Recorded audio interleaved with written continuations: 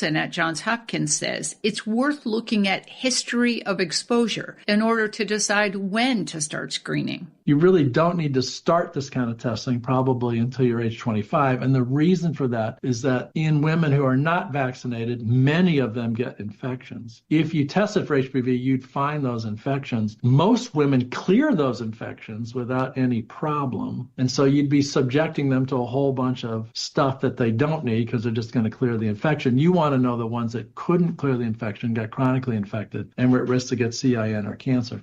Nelson says deciding when to stop cervical cancer screening is also important, as the disease does sometimes show up in older women. At Johns Hopkins, I'm Elizabeth Tracy. WICC is live and local in the afternoons. It's Connecticut Today with Paul Piselli. Weekdays from 2 to 6. Coming up, there's another new survey out there showing just how business-unfriendly Connecticut is. Megan Portfolio drops by from the Yankee Institute. And a startling revelation from Pennsylvania Governor Josh Shapiro about what the Kamala Harris campaign asked him. Connecticut Today with Paul Piselli. Every weekday starting at 2 on WICC 600 and 95.9. The voice of Connecticut. Just about every day we hear unsettling news about the economy and global events, things that affect our lives here at home. It's natural to feel uncertain, but when it comes to securing your family's future, there is something you can do. Here is attorney Christine Tenor. Do you ever feel like your medical or financial decisions are out of your hands? In times like these, most of us would answer yes. The good news? There are legal tools designed to protect you, ensuring that only the people you trust can manage your affairs, should you become unable to do so. Life can change quickly. It's never too early to put a plan in place that reflects your wishes, whether it's a power of attorney, medical advance directives, a last will and testament, or a trust tailored to your needs. Every person's situation is different. It's important to create an individualized plan before it's needed. We all deserve peace of mind. The Fairfield Law Offices of Eliofson and Tenor. On the internet, ConnecticutElderLaw.com. Call 203-336-2566. That's 203-336-2566. I'm Ed Evans, CEO of Consumer Cellular. You know, the big wireless companies say they have discounts for people over 55. But unless you're willing to sit on hold and ask, you're probably paying more than you should. At Consumer Cellular, there's nothing to hunt down. We're built for people 50 plus with plans starting at just $20. And our 100% US-based customer service actually answers the phone. Call 1-888-FREEDOM or visit consumercellular.com today and get your second month free for a limited time. Taxes, fees, and other third-party charges will apply. See website for additional details. Let's go!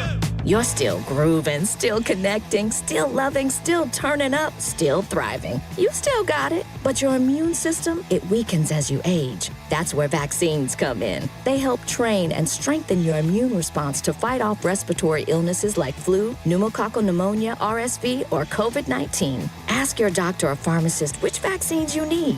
Book in minutes at vaxassist.com. Sponsored by Pfizer.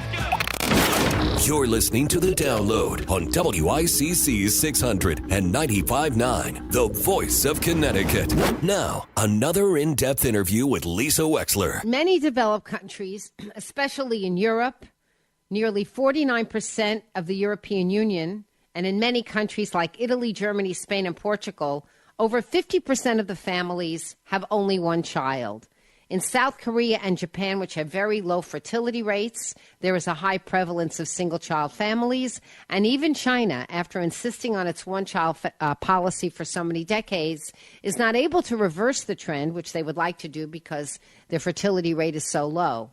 In North America, the United States and Canada have seen significant increases, with single-child families becoming very common, and nearly half of the families that are being created right now in the United States and some states are single-child families. Some attribute that to the rising cost of raising children, changing priorities, later marriages, and the increase in education among women. Joining us now to talk about this trend and why it's something we shouldn't worry about and maybe should even celebrate is Susan Newman, who herself is a PhD psychologist. She wrote a book called Just One, The New Science, Secrets, and Joy of Parenting an Only Child. She lives right here in Stamford, Connecticut. She joins us right now. Hello, Susan. Welcome to the Lisa Wexler Show. So nice to have you. Hello. Good to be here. So you wrote this book, I understand, partially as a result of research, but also you yourself had a one-child family as a second marriage. Is that correct? That is correct. Yes, I married a man with 4 children, now my stepchildren. He had full-time custody. I was quite young, and they taught me a lot. And they were the ones really who got me into the field of parenting and family relationships. So once I got divorced, I didn't have those kids anymore, and I had an only child. And that's when the barrage of attacks started. When you're having another, you can't do that. It's selfish to have one child. But we have to remember that was a time when the traditional family was mom at home, dad, and 2 kids, a boy for you and a girl for me. But all that has changed dramatically since then. The attitudes have changed. And I think because I raised those 4 children and then in a different environment and alone, I had an only child, I feel like I can be fairly objective about this topic. Except, you know what, Susan? I'm listening to you. It's an important topic. We're going to get into it. But your child had siblings. So even though your child was raised in a single-child home, your child knows that your child has 4 sisters and brothers. Actually, no, he doesn't. I mean, he does theoretically, but I moved out of state, and he really sees them so rarely. They're not the people he would rely on. And I talk about only children and building a solid support system for them in the book. So it's not as if he had children. I'm sorry, not as if he had siblings. On paper, yeah, I suppose you could say that, but in actuality, he was a typical only child. Okay, so let's talk about that, because I also grew up in the 1960s and 70s where there was a lot of prejudice against only children, and the prevailing wisdom, which may not have been wise at all, but the conventional wisdom was that if you were an only child, you were going to be spoiled because you were going to have all the love and attention of your parents, and you weren't going to have to learn how to share with your peers. So what is the science, what does the psychology tell us about that? The science, which started way back in 1896, and that's when the only child syndrome became talked about and didn't get challenged until the 1930s. But the science has refuted all the idea that your child will be lonely, spoiled, aggressive, have imaginary friends. The new science is rock solid, negating what people thought. But to me, it's a lot like ageism and sexism. Looking at only child, it's so deeply ingrained in our society that it's hard for people to not in some way be influenced by all these years of false information. So the studies, some of them, or many of them, had were large studies, unlike the very early studies, which we can point out a lot of flaws in them. These were studies with 20,000 people and 6,500 people and 10,000 people. And one of the more interesting things in terms of studies was a professor teaching in the U.S. who is Chinese. She took her toddler back to China for a year and enrolled her daughter in a toddler school. And she got the exact opposite of what she anticipated, because in China, an only child has 2 parents frequently grandparents hovering over him and giving him everything. And she found when the toddlers in school, she tracked them, they learned all by themselves how to cooperate, how to share. They weren't lonely. They got along with each other. And they seemed at that very young age to be able to work things out like adults when they were away from their parents. So to me, that study tells us a lot about very young only children. And the same thing when you look at these larger studies, there's one out of Germany, one out of American college students that says they don't have an exaggerated sense of their self-importance. But to me, the most interesting are the Chinese studies, which of course, because China was once called the only child capital of the world, that only children are or have social lives that are comparable to kids who have siblings.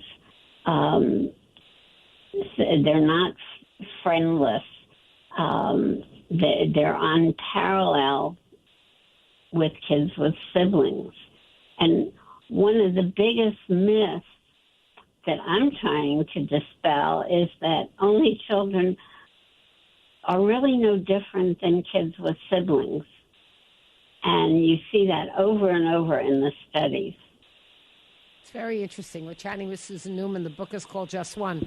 I'm thinking about how different cultures have different prejudices. When I go down to the Dominican Republic, I have a very dear friend there that I have made over the years. And the first question she always asks everyone is, how many brothers and sisters do you have? ¿Cuántas hermanas tienes? All the time. That is her most important, that is the thing that she always wants to know. How many brothers and sisters do you have? It's like her most important piece of information. And she's younger than I am. And I'm sure that that's from her culture in the Dominican Republic, that the extent of your family and having a lot of brothers and sisters is a barometer to some extent of your own identity in this world. And she looks at it as a barometer of how secure you are, of how happy you are, of how many people in the world that you have that you can count on. So I do think there are vast cultural differences and prejudices that will take a very long time, if ever, to really go away. It's really interesting. You know, we can't get rid of ageism and sexism. That's true.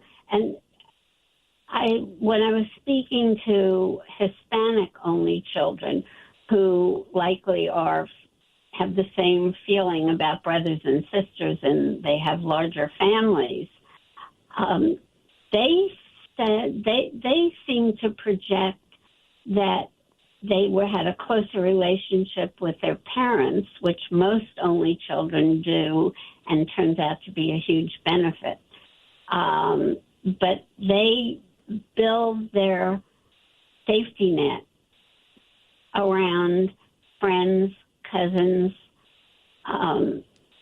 Only children in this day and age are not lonely, which is one of the big stereotypes. That's a big takeaway, that only children are not lonely. And what is and that's based on the self-analysis. In other words, their own self-assessment. When you look at their self-assessments versus the assessments of other people, statistically, you don't see a difference? There's almost no difference. And what? Okay. Yeah. I was going to talk about needing siblings. You know, one of the cries is, you need a sibling to teach you how to share, and which that study I mentioned refuted. But really, it turns out, according to the science, that children develop quite normally, whatever, in quotes, I'm putting normal in quotes, and they're more influenced by their parents' education, economic status, where they live, than they are by having siblings. And then we can talk about siblings. How valuable are siblings? Now, I have a brother whom I adore, and my stepkids enjoy each other. But siblings aren't always what we think. When we're when we're pregnant, we think in our heads, my children are going to rally around the bedpost when I'm older and infirmed in some way.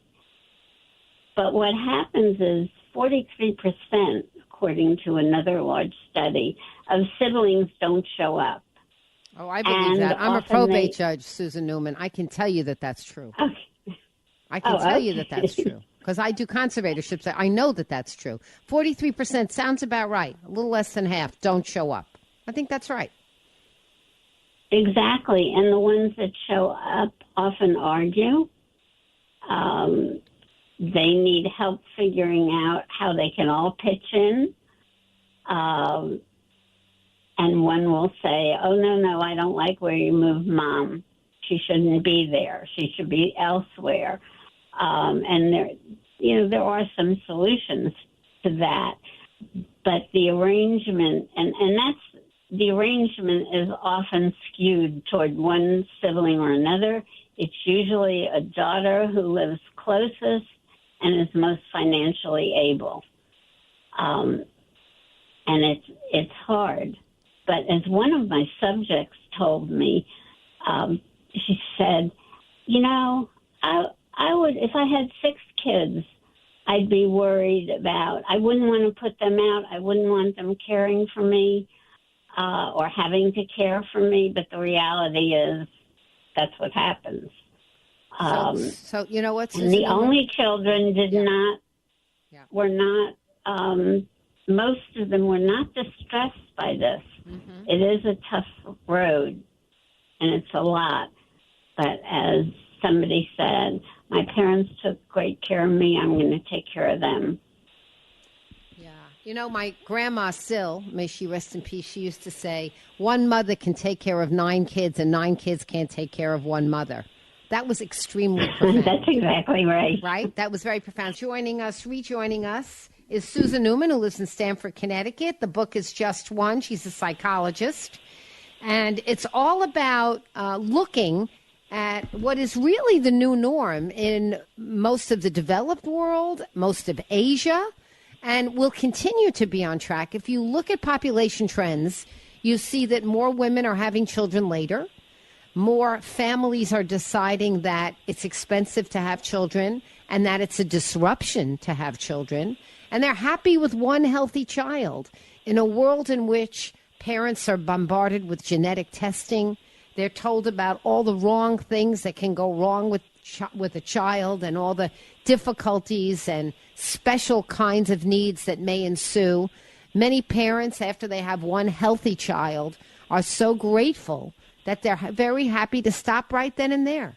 And this is, between the economy and the health issues, this is becoming more and more of a trend. Historically, it was something that was criticized, that was looked askance at. And Susan Newman, a psychologist, says that's not true, it's not fair, and it's another prejudice we need to conquer based on the research and the science. Welcome back, Susan. Hello. Hello. I want to tell you, absolute. I want to tell you my own prejudice, Susan. So I have a son, but I had a son a long time ago. He's now 38, Jonathan, and he was the prince. We adored him. We still do. But I was very concerned, and I was having a lot of fertility problems to have him and then to have a second one. So I wanted to have a second child, but it wasn't happening. And by the age of 4, I was concerned about how much time and attention Bill and I were giving to Jonathan and how much I felt that he was missing out in not having a sibling. But I couldn't make one, appear from thin air. So I did the next best thing. I got a dog. And I felt that a dog was a great solution to what I perceived to be the problem of not sharing and feeling a little bit like the little prince syndrome. And it worked because then we had this other animal, this other being, living being in the house to care for.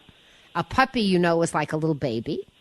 And it was a focus of love and attention and care and concern. And frankly, I thought it diffused a lot of the excess energy that Bill and I were spending on our child. What do you think about that? Absolutely. I think a pet is a great idea. One mother told me her daughter came up to her one day and said, "Oh, Mommy, you just got me the brother I always wanted." And she is petting her dog. Right. Right. So right. Animals, well, a dog, cat, whatever, it also has the benefit of teaching your only child responsibility. One of the trip-ups that parents of only children get into is they do way too much for their children. The Harvard study about that's been going on for 80 years, tracking students, one of them being John F. Kennedy, and people who turned out to be stellar, not all of them, but those are the examples they give. It's because of two things. They had chores and they had friends. Wait, John F. Kennedy wasn't an only child. He was one of 9. You're right.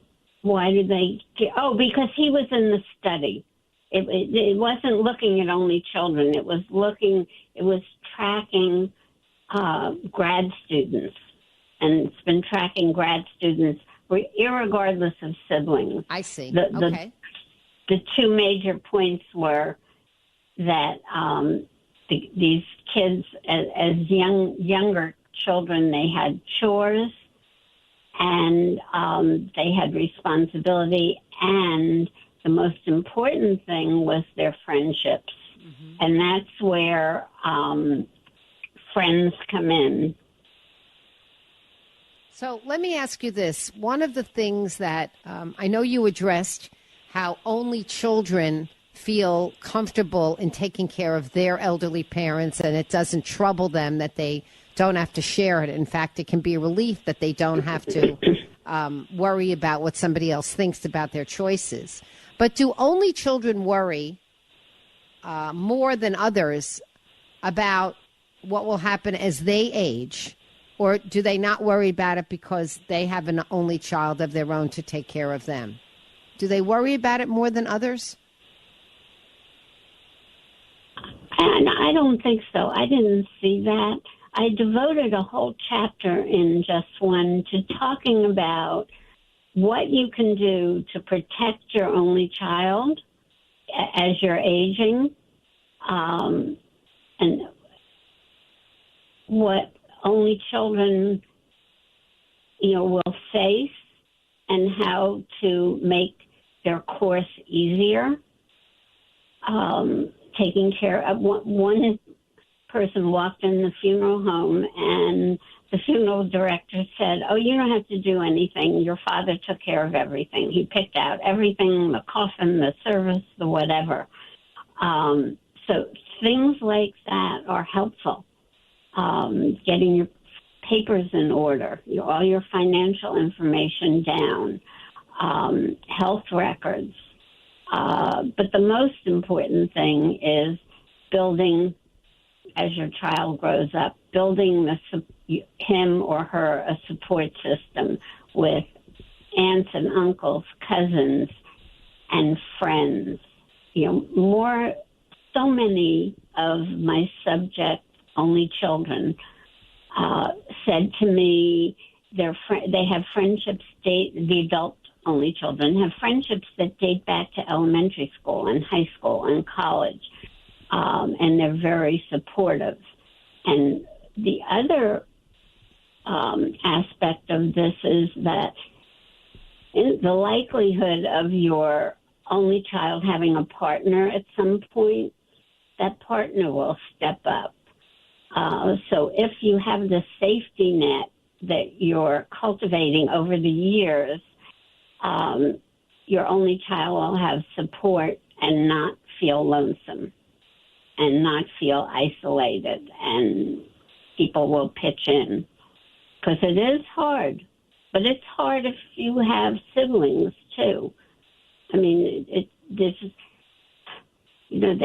think only children, or out in the world, that they're going to suffer more. They don't suffer any more than children who have brothers and sisters when there's an aging or issue or a death with a parent.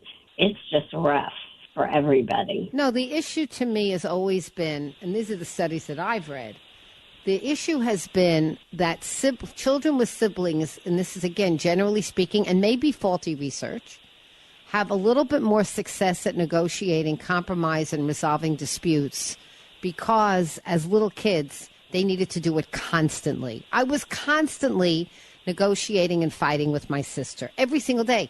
Every day we had rules about no biting, pinching, or pulling hair, and then we would wrestle. And then the next day it would change. But on the other hand, I was the older one, so I could set the rules. And I think birth order has a lot to do with a lot of who you become in this world and a lot of your sense of self. So it's all very complicated, right? It's no obvious panacea. And I know siblings where one sibling tortured another sibling. I mean, I don't mean went to jail but I mean constantly berated or bullied a sibling. And that sibling grew up in the shadow of a sibling that he or she hated.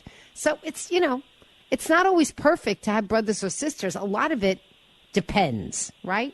It depends. It depends on the parents. It depends on the upbringing. But when you get to the only child, the only children today, it's not like the era where we lived on farms and kids were isolated. These kids are out socializing 6 or 8 hours a day in mommy care and play groups and preschool and pre-preschool. So they're with other children a lot. And Susan they Newman, learn. thank you. Thank you so much for we're being saved by the bell here. We're being cut off. It's called Just One. It's a wonderful book. And I want to thank you for coming on and approaching me to have this important conversation. WICC 695.9, the voice of Connecticut. Weather update. Sunny through this afternoon, cold, the high and low 20s. Clear and frigid this evening and overnight, below near 10. Partly sunny on Wednesday with a high in the mid-30s.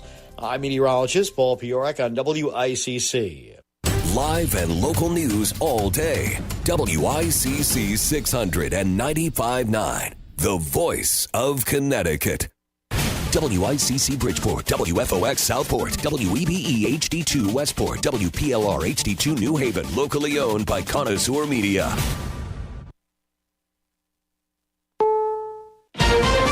This is CBS News on the Hour, your home for original reporting.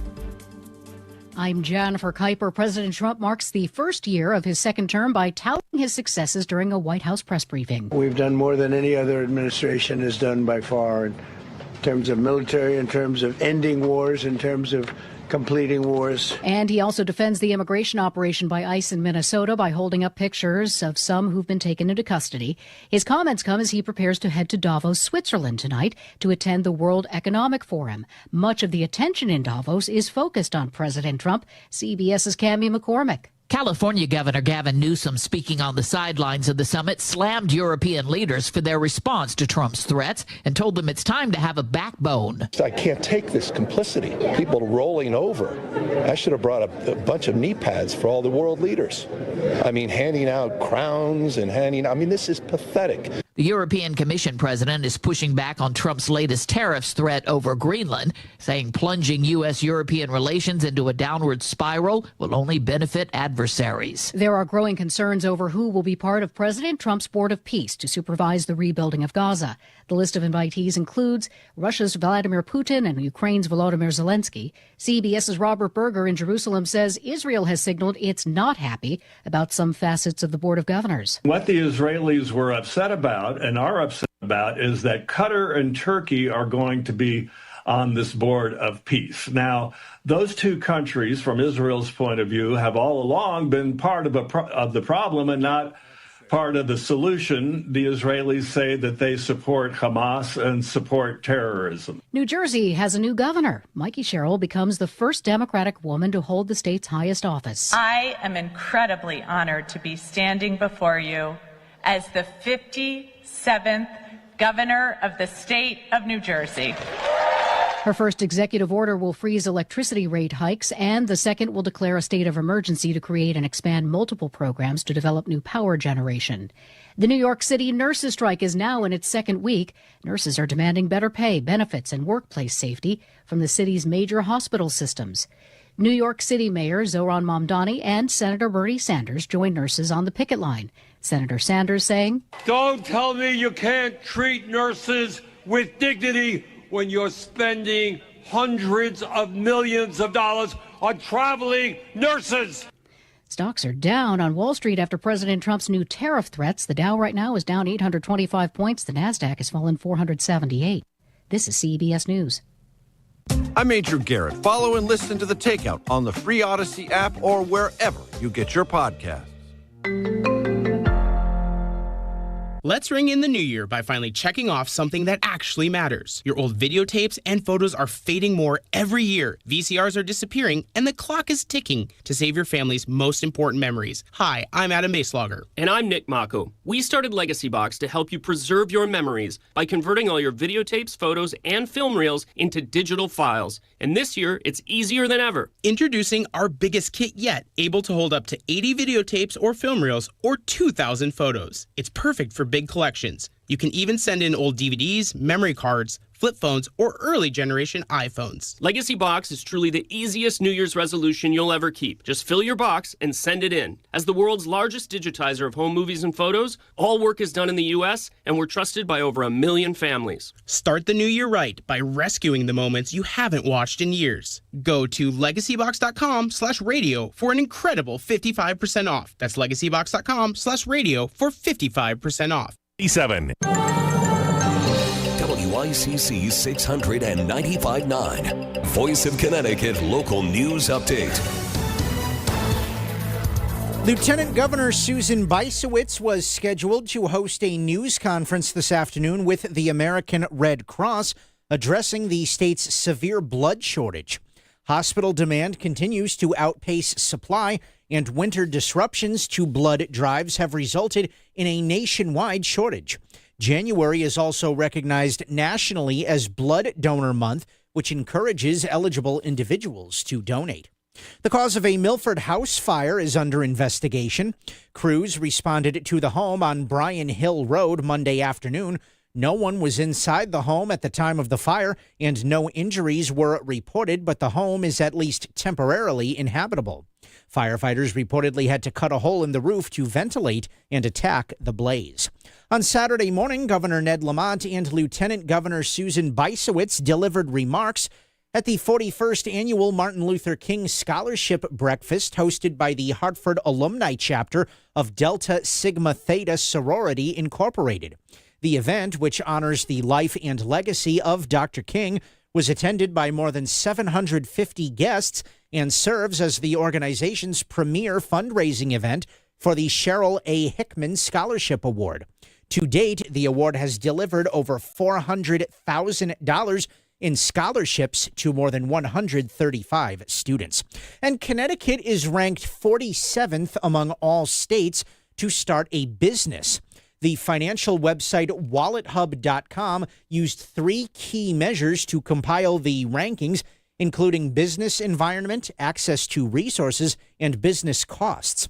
Massachusetts was ranked 34th and Rhode Island the worst at number 50. Florida ranked number 1 for starting a new business.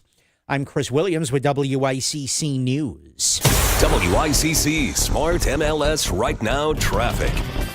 95 northbound construction, exits 2 and 3, stay to the left to get through.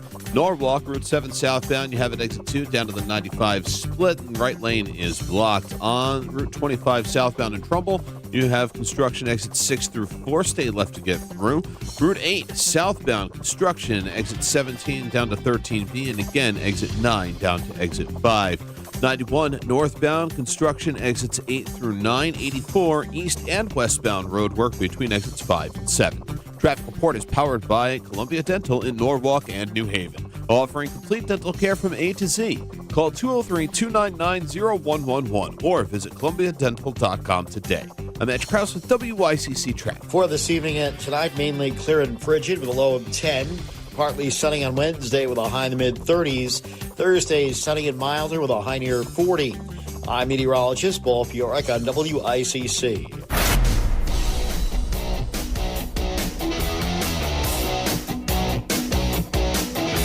You're listening to Connecticut Today with Paul Piselli on WICC 600 and 95.9, the voice of Connecticut. So I have a dear friend. We haven't seen each other in years. We text every so often. I have a good buddy of mine in the broadcast business. I met him in college. He's from suburban Boston, spent some time in Rhode Island, got into radio, then got into TV, was an on-air guy for a while, but soon found out that his calling, as we often do in our businesses, is not really what we thought it would be. I thought I'd want to be on TV all the time as a TV reporter. Couldn't get a gig there. I've segued nicely to radio. I do some sports on TV, but I'm basically a radio guy. He started to do stuff on radio. He was very good play-by-play guy. But the buddy I'm talking about found a better calling in sales. And he did radio sales for a bunch of years, and now he's making gobs of money, I believe, in Dallas, Texas, in TV sales. All right, so you know who I'm talking about here. Long-time guy. And he's one of those guys or gals that you met a long time ago that you remember he has a catchphrase or a phrase, and you laugh when you talk. You say, I remember the first time I heard you, deal that out. And this is not an original phrase, okay? You've heard this before. But he used to say, as my buddy X and X said, as we would be talking, he would say, my old buddy X, Y, and Z would say, do something even if it ends up being wrong. Do something. Don't sit there and go, oh, all right. So, and he made me laugh, and he goes, listen, I understand that's not a be-all, end-all, solve-all for certain situations, but sometimes if you try something, and even if you miss, you swing and miss, you're still trying, you can still be good at something. It's like the wonder of baseball. You can, for every 10 times you go up to the plate, you can swing and miss and not get a base hit 7 out of 10 times. If you do that in the major leagues for 20 years or 15 years, you're in the Hall of Fame. If you succeed as a hitter just 30% of the time and get a base hit, the other 70% of the time, you can look like an abject fool at home plate. But if you succeed 28 to 30% of the time, if you're a 300 hitter for 15 or 20 years, you're likely to be a first ballot Hall of Famer. You do that for 20 years, 300 hitter? Yeah. You're in the Wade Boggs, Rod Carew, Ted Williams, Ty Cobb genre. If you're an NBA player and you take 100 shots, if you make 45 to 50 of those, you're a star consistently. You're making 25, 30, 35, 40, $50 million a year. If you can shoot 50% in the NBA, what am I driving at? You understand what I'm saying here? Chris had this story in his news. I talked about it a little yesterday, coming off the weekend, filling in on Melissa's morning show, the Melissa in the Morning program, right here on WICC. Another new survey is out. Another one. This is not the only one we get. We get 7 or 8 of these a year, and all the financial houses do it. Fox Business, CNBC, the Wall Street Journal, CBS Market Watch, Forbes, and this one, Wallet Hub, the best and worst states to start a business in 2026. And you scroll down, and when these surveys come out, 2 words, keep scrolling, because you won't find Connecticut near the top. So your finger is going to scroll and scroll and scroll, and I'm scrolling past number 1. I'm at 13. I'm at 27, 44. Oh, and look at that. Connecticut is the 4th worst state in the country to start a business. And we get it from these surveys every year. This is the Wallet Hub one. In a few months, we'll get one from Forbes. In a few months, we'll get one from the Wall Street Journal. In a few months, we'll get one from CNBC. In a few months, we'll get one from Fox News, Fox Business. And they will all say the same thing. When it comes to starting a business and being business friendly, Connecticut sucks. We suck. We will suck for years to come, and we've sucked for years. So I go back to my buddy in college, my buddy Charlie in college, who used to say, he used to reference something that his old friend used to say. He would say, Jesus H., do something even if it's wrong. Or even if it's maybe not wrong but unsuccessful. Folks, this is incomprehensible, or maybe it is. Maybe I'm just being too rhetorical here. This is incomprehensible that every year 5 or 6 of these surveys come out, and it shows basically that the state of Connecticut's business environment, because of taxes, fees, regulations, onerous protections for workers, which are just to curry votes and nothing else. They are stupid, and we suck. And the sad part is the majority Democrats in Hartford don't care. They're not serious people. They don't care. Well, how do you know they don't care, Paul? Because they'll never talk about this. Or if I guarantee you, if I brought this up to a legislative leader in Hartford today, if I'm sitting there talking to Bob Duff or Martin Looney or Matt Ritter or Jason Rojas, I'm not saying this is easy stuff. Lord knows I'm no business whiz. I can hardly make change of $1 at my age. 25, 30, 40. Hold on, let me count the pennies. You know what I mean here. But folks, think about this. There is never, and when I mean never with a capital Nev. There is never any concerted effort from the majority party in Hartford that has had us in a vice grip in the General Assembly for 40-something years here to change this. Well, how do you know that, Paul? Because they don't even try.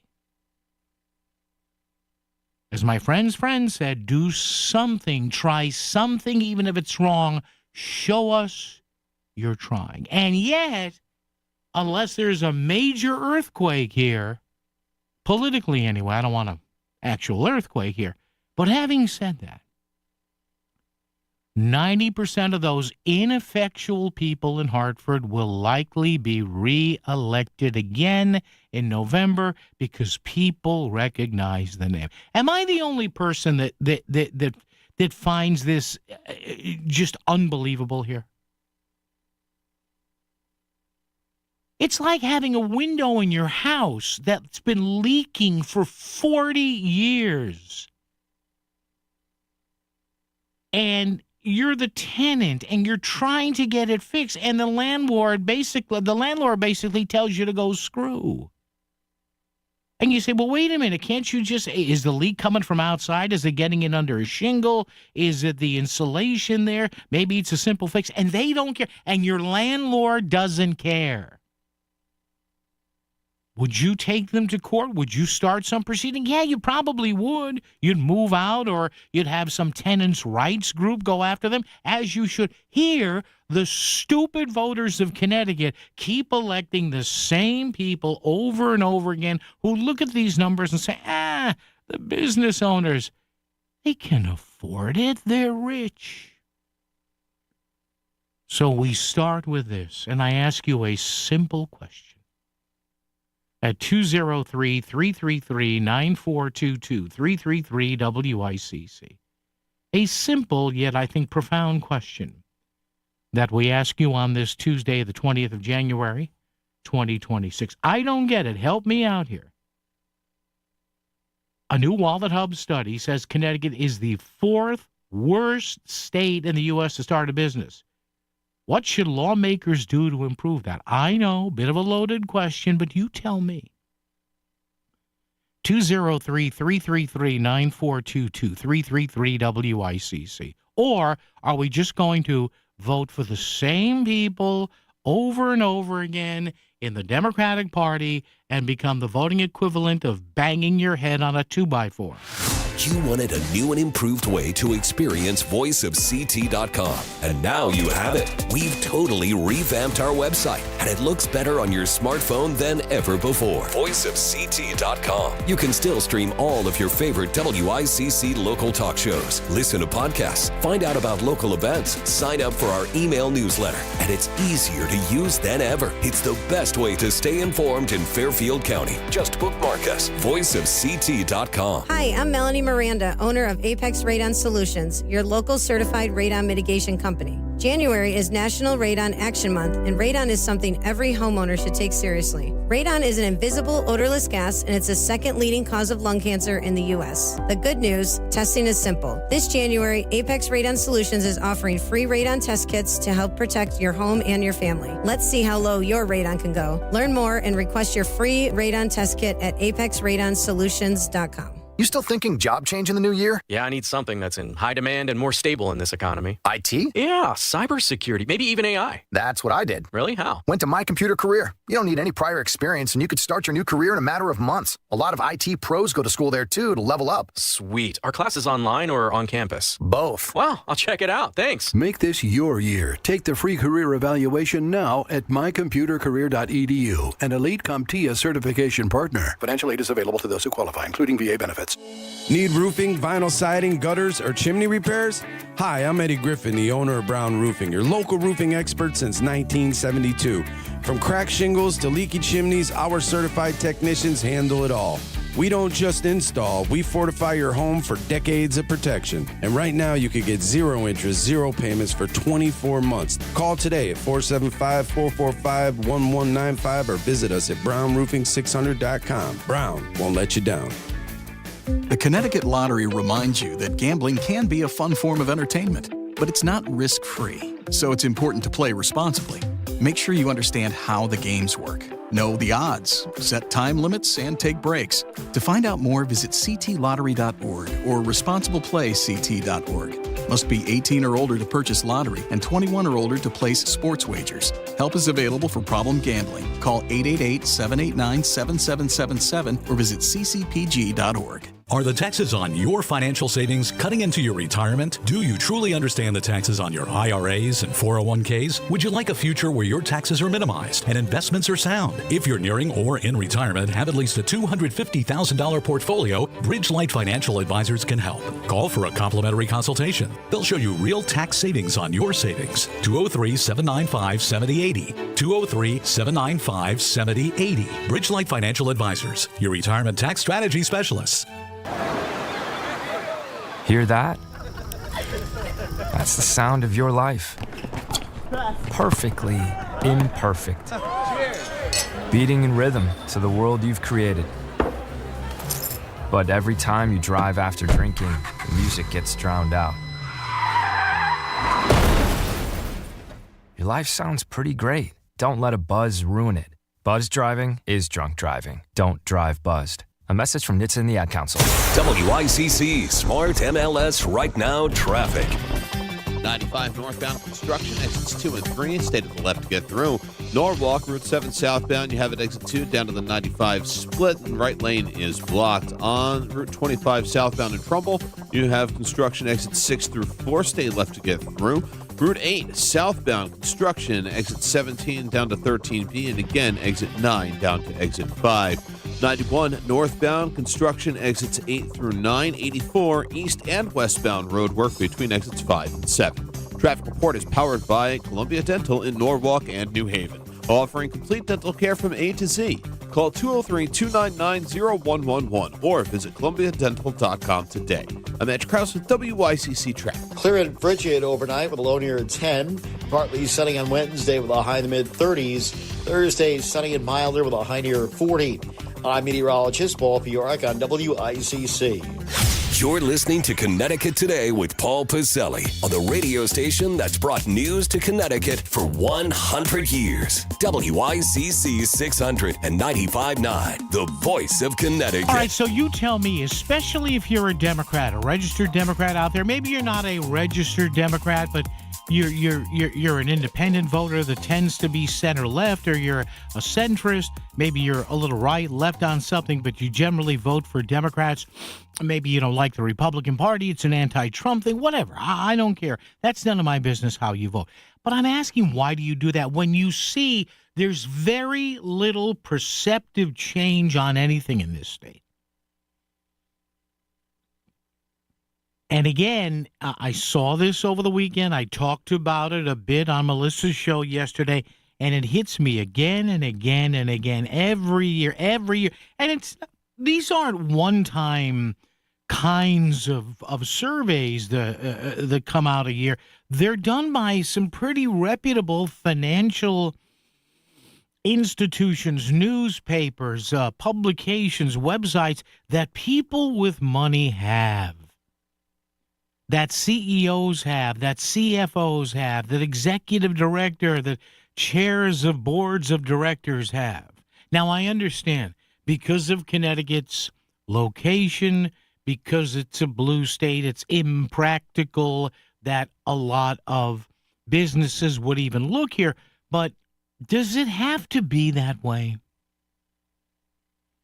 And is the Democratic majority in Hartford just too...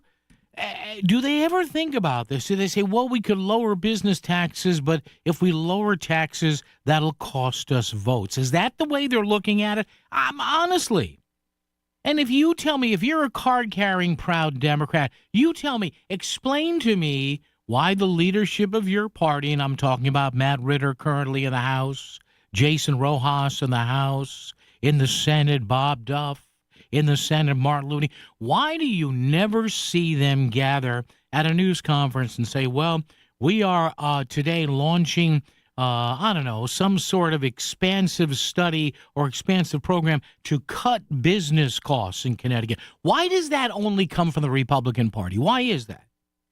Now, I know you're tempted to somewhere weave the word Trump in there and fascist. I'm asking you not to do that, at least for the next 4 hours till 6 o'clock or 6:30. So if you could back off, step away from the fascist buffet, step away from the Trump buffet. Hey, can we blame Trump on this one? I don't know, but that creamed corn looks damn good over there. Seriously. I don't understand it. Do they just not get? They must just not care. There is no effort from the ruling majority in Hartford to lower costs for business or masses of people. Now, once every couple of years, you'll see, well, they love to do the tax credit thing, and they love to do it with younger families, with kids, because that's who you see a lot in the cities. Bridgeport, Hartford, Danbury, New Haven, and they're mining for votes. I get that. But what about everybody else? What about the business owners and employees in this state?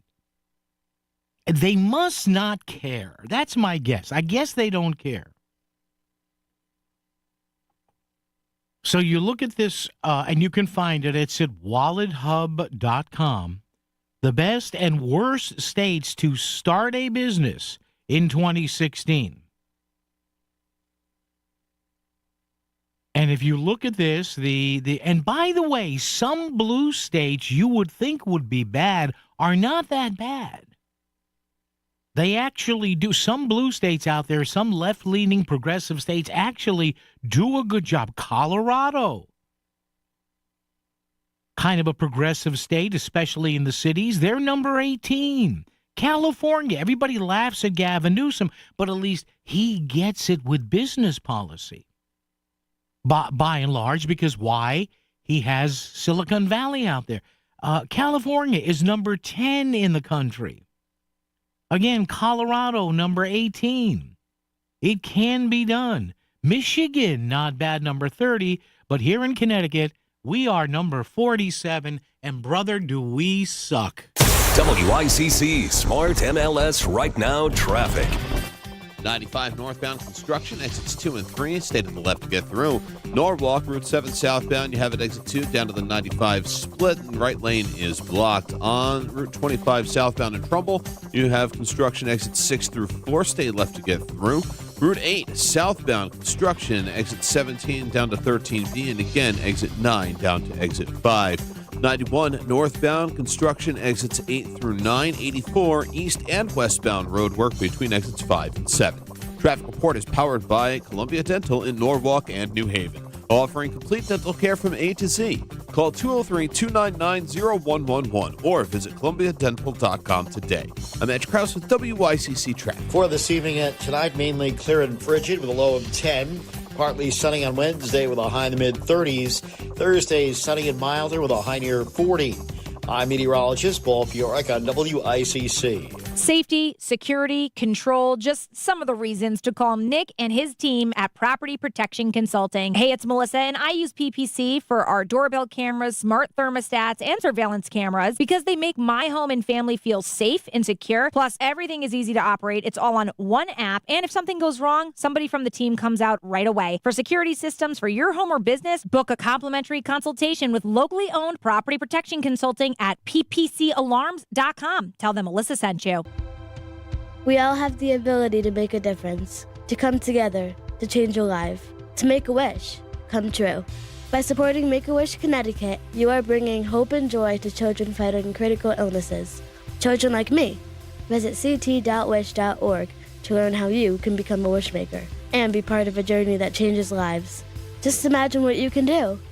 Visit ct.wish.org today to learn more. That's ct.wish.org. Billy, your gas light's on. We need to stop and fill up. No way, Jen. Gas around here is too expensive. We can make it a little further. Billy, listen to your big sister. You don't need to drive all over searching for the lowest gas prices. Do what I do and use Upside. Upside? Do you live under a rock, Billy? Upside is the hottest cash back app out there. It's free to download, and you get real cash back for every gallon of gas you buy. I use it all the time, and I've already made around $200. You can make that kind of cash back just for buying the gas you have to buy anyway? Yes, I'm looking at the Upside app now, and you can get up to a $5 cashback bonus on your first tank. Okay, I'm stopping to download Upside and fill up my tank. Download the free Upside app now to earn cash back every time you buy gas. Use promo code SUPPLY to get up to a $5 cashback bonus on your first tank. You can cash out anytime right to your bank, to PayPal, or a gift card for Amazon and other brands. Just download the free Upside app and use promo code SUPPLY to get up to a $5 cashback bonus on your first tank. That's code SUPPLY for up to a $5 cashback bonus. It's Duchess Restaurants. It's fresh, made to order, and it's what makes Duchess food so good. Duchess Restaurants has so many choices. Try the Big D Philly cheesesteak, or how about a combo meal like a Big D cheeseburger, long dog, or grilled chicken sandwich with fries and a drink, or a roasted turkey, bacon, and cheddar on wheatberry bread. You can't go wrong with one of Duchess Restaurants' many menu items: sandwiches, wraps, burgers, hot dogs, and more. All of Duchess's menu items are made to order, adding to their fresh flavor. You gotta eat at Duchess. Go to GoDuchess.com for the one nearest you. Duchess Restaurants. Fresh food served fast. This is WICC 695.9, the voice of Connecticut. CBS News brief. President Trump today blasted NATO allies. Many have expressed opposition to his Greenland plan. And at a global economic forum in Switzerland, California Governor Gavin Newsom urged allies to push back against threatened tariffs. It's time to buck up. It's time to get serious and stop being complicit. It's time to stand tall and firm, have a backbone. The European Union's top official described President Trump's new tariffs over Greenland as a mistake and called into question the president's trustworthiness. Supreme Court today examining a Hawaii law that prohibits people from carrying guns on private property that's open to the public unless the owner explicitly gives permission.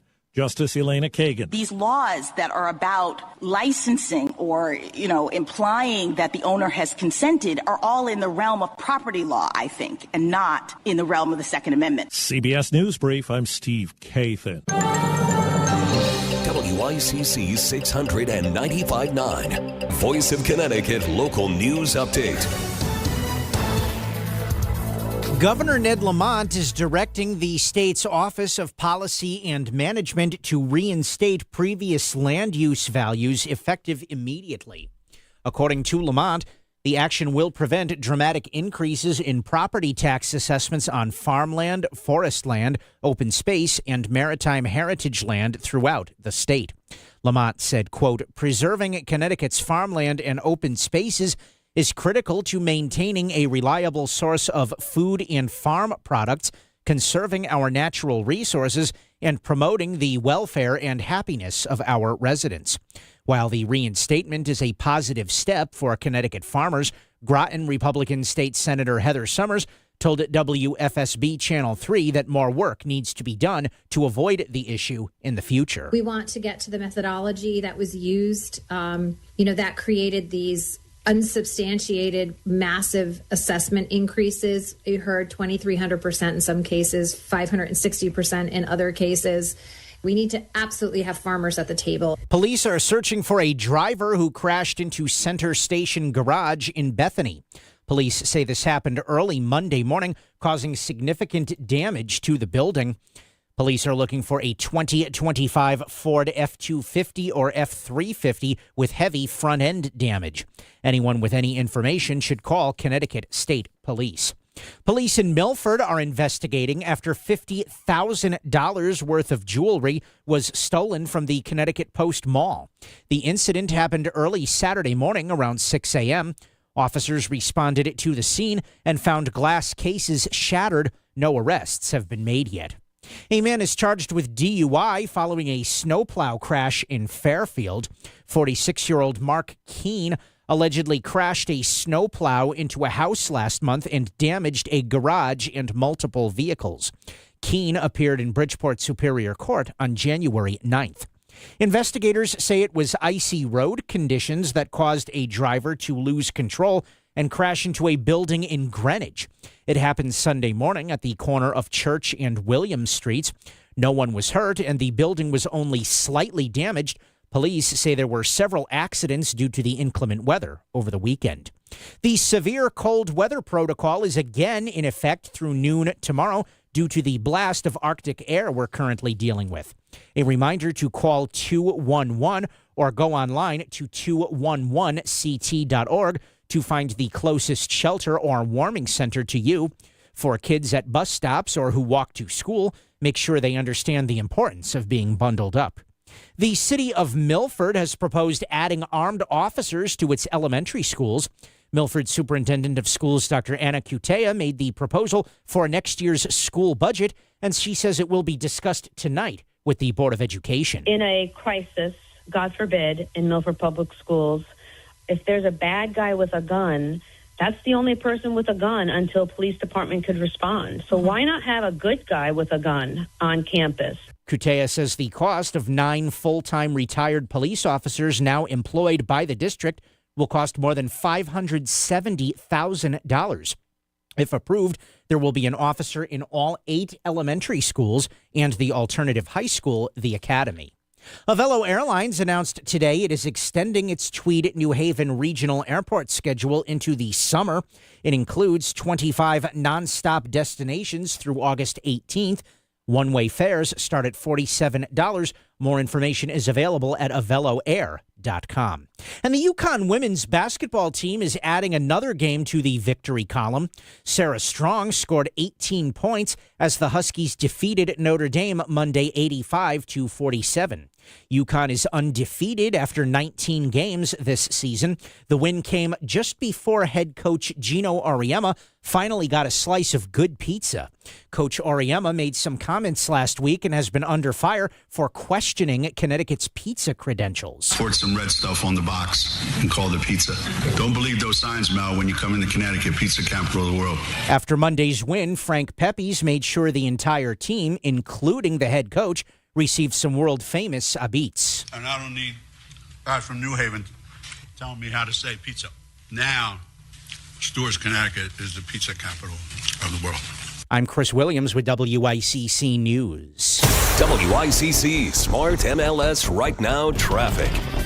95 northbound construction, exits 2 and 3, right lane is out. Norwalk, Route 7 southbound roadwork, exits 2 down to the 95 split, stay left to go through. On Route 25 southbound in Trumbull, you have it from Daniels Farm Road down to exit 4, stay left to get around that as well. Route 8 southbound construction, exit 17 down to 13B, and again, exit 9 through 5. And on 91 northbound construction, exits 8 and 9, right lane is blocked. 84 east and westbound sides, you have it between exits 5 and 7. Traffic report powered by Courtesy Carpet Flooring Design Center. Now's the time for a fresh new look for your home. Save on top flooring brands at Courtesy Carpet. No big box gimmicks, just fair, honest prices. Courtesy Carpet, Route 111 in Monroe. I'm Mitch Krause at WICC Traffic. Clear and frigid overnight with a low near 10. Partly sunny on Wednesday with a high in the mid-30s. Thursday, sunny and milder with a high near 40. I'm meteorologist Paul Fioric on WICC. If Norwalk is talking about it, so is Paul. Connecticut Today with Paul Piselli on WICC 600 and 95.9, the voice of Connecticut.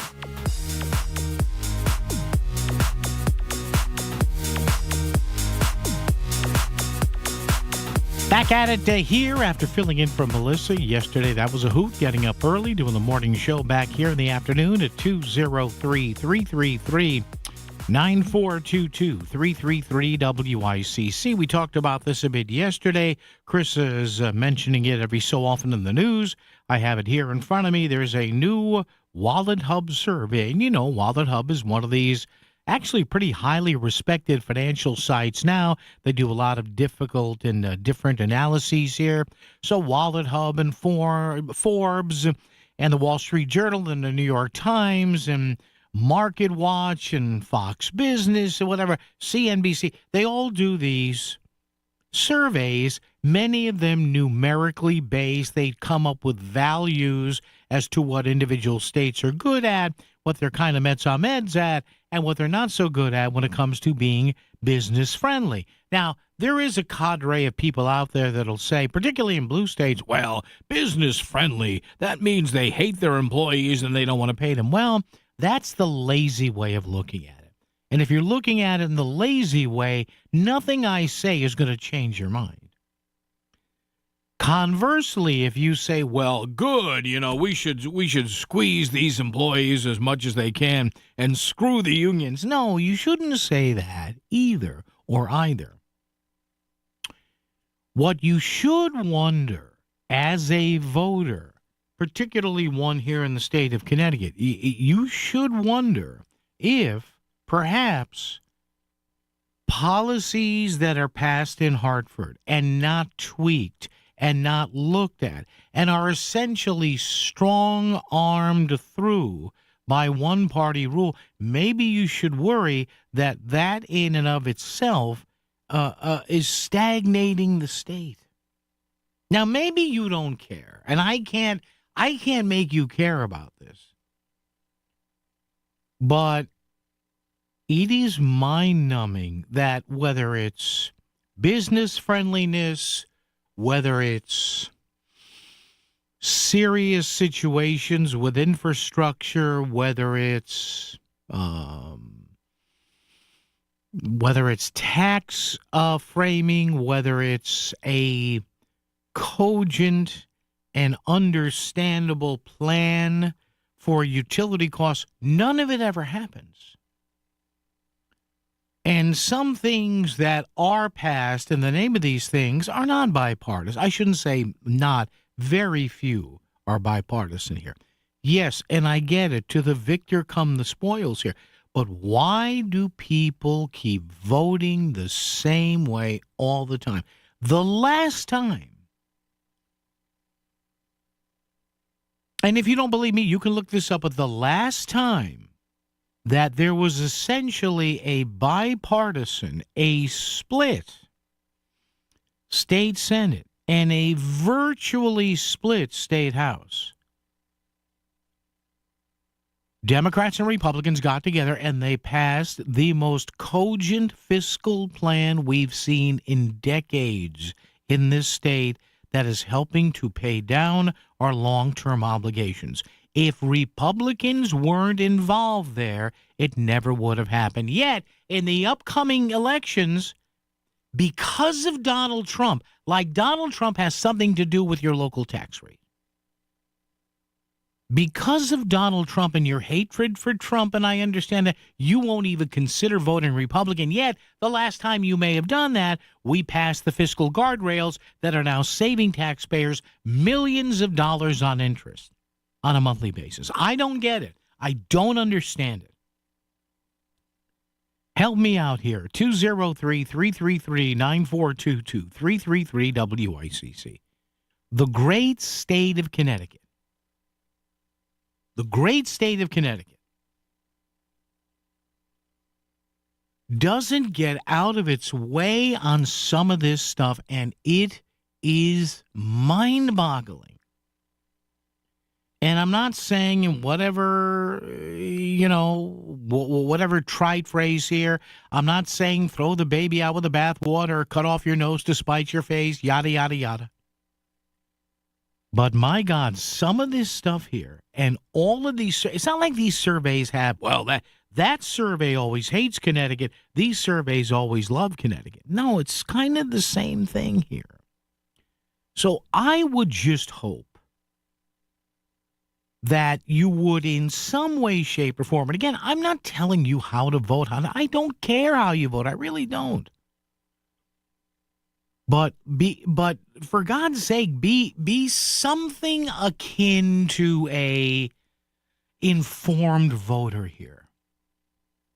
And even if you dislike Trump, that's fine, or you love Trump, that's not important. To me, on a state level, what you should be wondering about or hoping about is that you talk to the person you're going to vote for or against and say, hey, what's your philosophy on taxes? Like, for example, there's a bill pending in Hartford, for example, or I guess one that's being considered by the majority Democrats on the State Labor Committee that would remove the ability of a private company from negotiating how many self-checkout lanes are available at one time and make that a state law. That's lunacy. Why would you want that?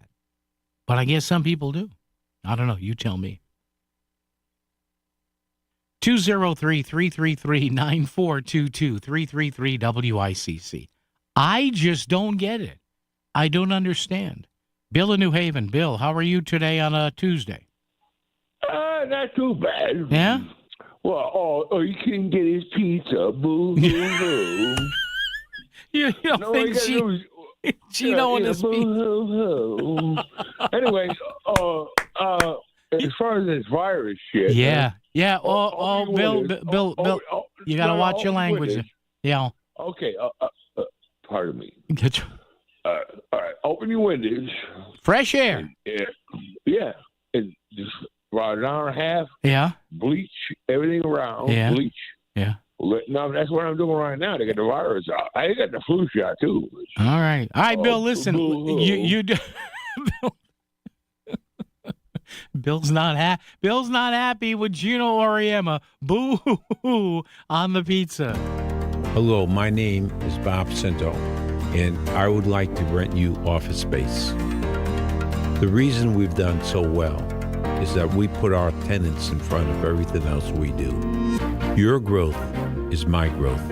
Your success is my success. And I would love to show you some beautiful properties if you should need space. Thank you. Start online, SCINTO.com. Metal Supermarket's not where you buy your eggs, but where you buy all the metal you need. The world's largest small quantity metal supplier with over 8,000 types, shapes, and grades is now in Danbury and Bridgeport. Fabricators, construction crews, manufacturers, auto shops, and hobbyists find the metal you need cut to size and ready fast with no minimum order. Or browse our drops and remnants. Fill your cart at Metal Supermarkets in Bridgeport at 1085 Connecticut Avenue or Danbury at 4 Lee Mack Avenue. I'm Ed Evans, CEO of Consumer Cellular. You know, the big wireless companies say they have discounts for people over 55, but unless you're willing to sit on hold and ask, you're probably paying more than you should. At Consumer Cellular, there's nothing to hunt down. We're built for people 50 plus with plans starting at just $20. And our 100% US-based customer service actually answers the phone. Call 1-888-FREEDOM or visit consumercellular.com today and get your second month free for a limited time. Taxes, fees, and other third-party charges will apply. See website for additional details. Are you 50 or older? This news is for you. The CDC recommends you get vaccinated against pneumococcal pneumonia. Even if you're healthy, your age puts you at risk. People 50 or older are over 6 times more likely to be hospitalized with pneumococcal pneumonia compared to adults 18 to 49. Just one shot can help protect you. Learn more and schedule at vaxassist.com. That's VAXassist.com. Sponsored by Pfizer. WICC Smart MLS Right Now Traffic. 95 northbound construction, exits 2 and 3, right lane is out. Norwalk, Route 7 southbound roadwork, exits 2 down to the 95 split, stay left to get through. On Route 25 southbound in Trumbull, you have it from Daniels Farm Road down to exit 4. Stay left to get around that as well. Route 8 southbound construction, exit 17 down to 13B, and again, exit 9 through 5. And on 91 northbound construction, exits 8 and 9, right lane is blocked. 84 east and westbound sides, you have it between exits 5 and 7. Traffic report powered by Courtesy Carpet Flooring Design Center. Now's the time for a fresh new look for your home. Save on top flooring brands at Courtesy Carpet. No big box gimmicks, just fair, honest prices. Courtesy Carpet, Route 111 in Monroe. I'm Edge Krause at WICC Traffic. For this evening and tonight, mainly clear and frigid with a low of 10. Partly sunny on Wednesday with a high in the mid-30s. Thursday, sunny and milder with a high near 40. I'm meteorologist Paul Fioric on WICC. Listen on Alexa. And you'll never miss a moment. Back to Connecticut Today with Paul Piselli on WICC 695.9, the voice of Connecticut. All right, you and I together again to 203-333-9422, 333-WICC. Talk or text. You want to text something on this subject, don't want to have your voice on the air, that's fine. We'd love to have you on the air here, but if not, 333-9422, a brand new Wallet Hub survey came out, says that out of all the 50 states, Connecticut is the 4th worst state, number 47 in the U.S., to start a business. What do you think of that? What should lawmakers be doing? I know, obviously, it's taxes. But is it beyond that? In fact, Connecticut came out number 47 here. The only more pain in the arse, as my father used to say, states on this: Hawaii, Maryland, and Rhode Island. So they rank these on 3 different scales here. 3 different, what's the word I'm looking for? 3 different measurements here. Business environment overall rank. Connecticut comes in at 41 out of 50. Also, the cost of doing business, your costs here in Connecticut, Connecticut comes up at number 45 out of 50. And there is one segment here, one measurement that Connecticut does pretty well in: access to resources.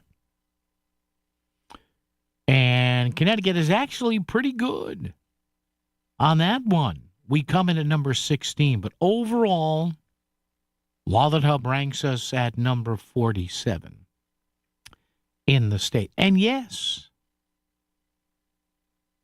a lot of the top states are red states. There are a few blue states in there. The top state, again, hey, listen, you people can sit there, and I have progressive friends of mine that sit there and laugh at Florida. Oh, ha, ha, ha, ha, Florida. And I get it. It's not for everybody with the heat and everything. Florida's number 1. So you can laugh at Ron DeSantis and everybody back in Florida. And I know some people move there, and they stay there, and they think it's great. And other people stay there for a year, and they say, no, I got to come back to Connecticut. No, it's fine. There's a lot of stuff as to where people go and retire and set up businesses. But consistently on some of these rankings, you see red states: Florida number 1, Utah number 2 in this one, Texas number 3. Oh, there are all those MAGA types in Texas. Well, you know, a lot of people, a lot of businesses move there. There's got to be something right there. Well, their labor costs, they don't pay people what they pay in the Northeast. Well, yeah, exactly. And how many businesses do you see breaking down the walls and the curtains and the windows to come to Connecticut? Yes, there are some, but would a car manufacturer even look at a Connecticut pamphlet about this? Would a car manufacturer even make a phone call to the governor's office? Heck, we can't even settle. Do you think, with the costs of our electricity in this state, that anybody who wants to run one of those artificial intelligence data centers here would even sniff Connecticut? But we have people in the General Assembly now on the Democratic side. They're more concerned. We have to make sure that AI is not discriminatory. Oh, my God. Oh. You don't have to worry. No big AI company is coming here. And even if they wanted to come here with the power costs and the variances they need to build a data center, it would never get built. The same people here in Connecticut that are twitching at the sound of, natural gas or an increased electric grid, they will go nuts. They will hire every lawyer they can to stop this stuff. Because we're more about social justice in this state than we are about getting people a job. I remember, probably about 10 or 15 years ago. Where was I working? Yeah, I think, all right. Early 2000s. I remember interviewing a representative for a group that you hear about a lot on the radio, a lot in the media. I think it was somebody, you've heard about the group Connecticut Voices for Children, I think that's what it's one of those groups that generally advocates for more spending for kids, for higher taxes. Okay, and we had a nice conversation. And I never forget, because this is one of these things that sticks with me here regarding this sort of stuff.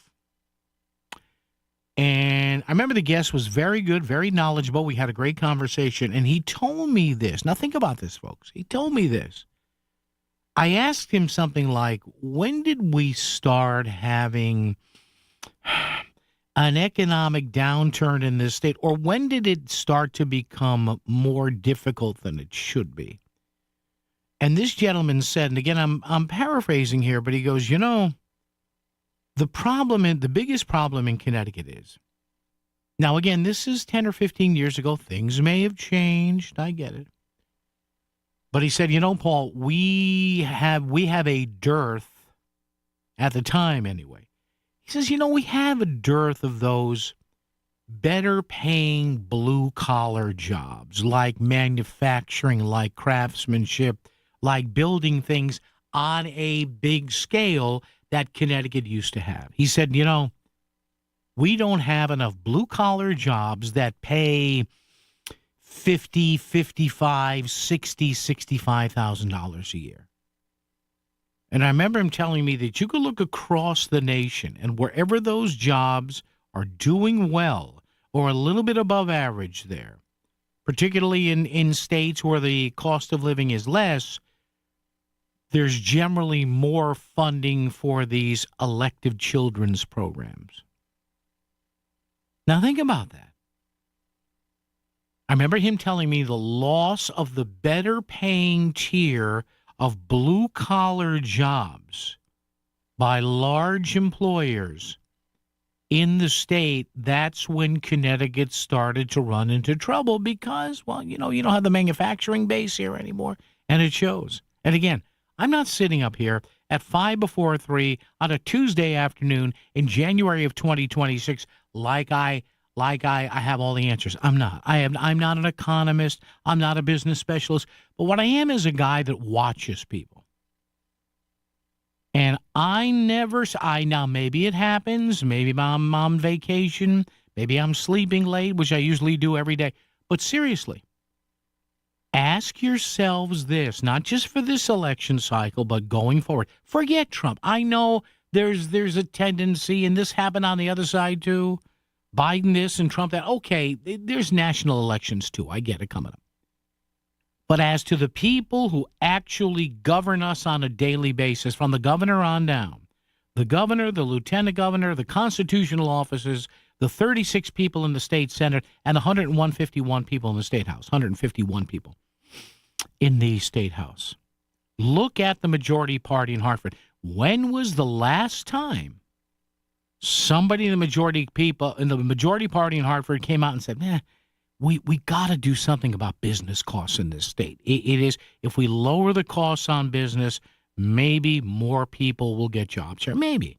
It's the exact opposite. Adversarial now. Now Bob Duff's new, dog walk of the week is to ban stores from using artificial intelligence and from using facial recognition in Connecticut. Now, I could see something like making people aware that it's being used. But again, now they want to just ban it. Why? Because it kowtows to the left in their party.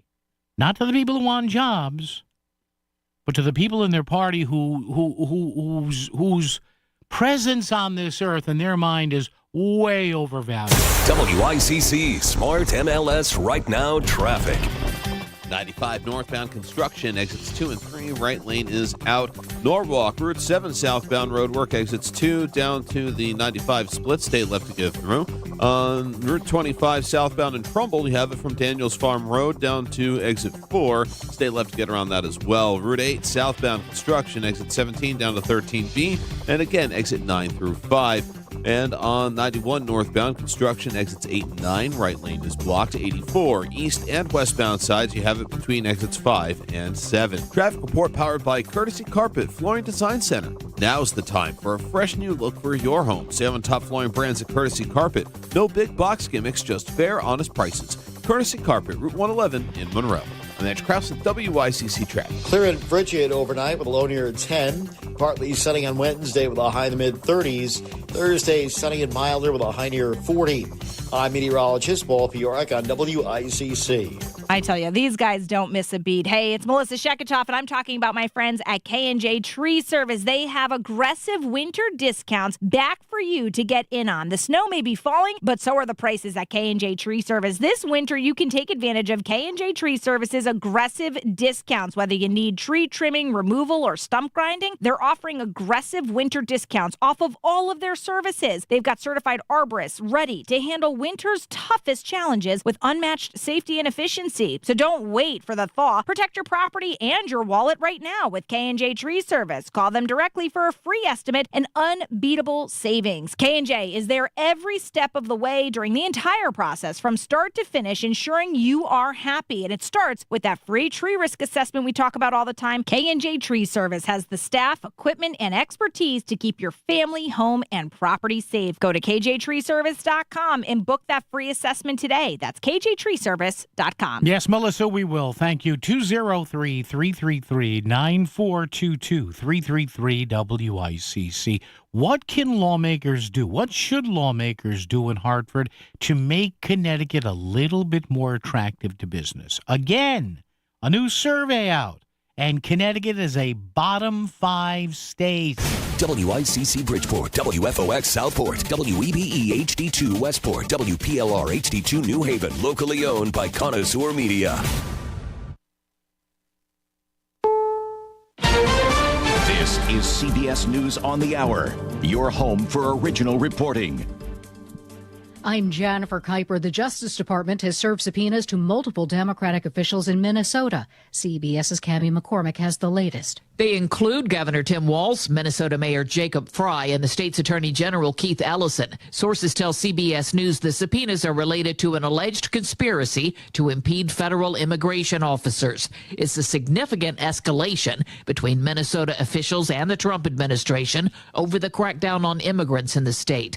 Confrontations between residents and federal agents have become a near daily occurrence. President Trump in a lengthy White House press briefing to mark the first year of his second term firm touts lower gas prices and voices frustration that his economic message is not getting across. On illegal border crossings, illegal crossings have plummeted to the lowest level ever recorded, down 99.999%. CBS's Weijia Zhang at the White House. I think he is trying to deliver the message as he marks this 1 year into his second term that he is working for the American people, that he has made accomplishments, which is exactly why he started off with one of his cornerstone campaign promises about migration, illegal crossings, and apprehending criminal migrants. The president leaves D.C. for Davos, Switzerland tonight, where many European officials and others have already gathered for the World Economic Forum.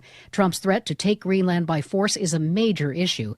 California Governor Gavin Newsom, seen as a likely presidential candidate in 2028, is at the conference pushing leaders there to stand up to President Trump's threats. It's time to buck up. It's time to get serious and stop being complicit. It's time to stand tall and firm, have a backbone.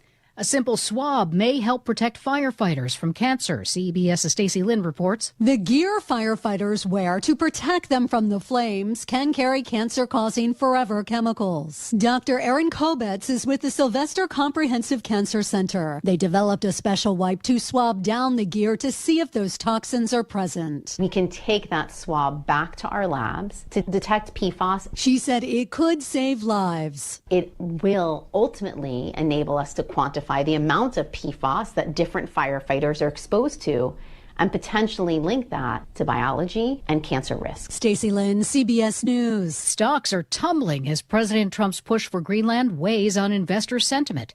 The Dow right now is down 927 points and the Nasdaq is down 531. The S&P 500 is down 141. This is CBS. Real crimes, real justice. Follow and listen to 48 Hours on the free Odyssey app or wherever you get your podcasts. Okay, I have to tell you, I was just looking on eBay where I go for all kinds of things I love, and there it was. That hologram trading card. One of the rarest, the last one I needed for my set. Shiny like the designer handbag of my dreams. One of a kind. eBay had it, and now everyone's asking, ooh, where'd you get your windshield wipers? eBay has all the parts that fit my car. No more annoying.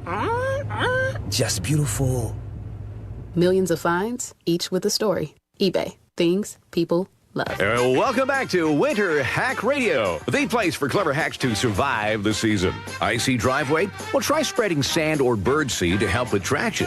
Snowy puppy paws? Well, grab a whisk, brush it off, done. Catch COVID-19? Well, just get...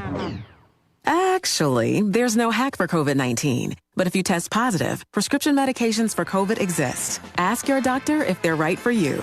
Visit PfizerForAll.com to learn more. Sponsored by Pfizer. WICC 695.9, Voice of Connecticut Local News Update.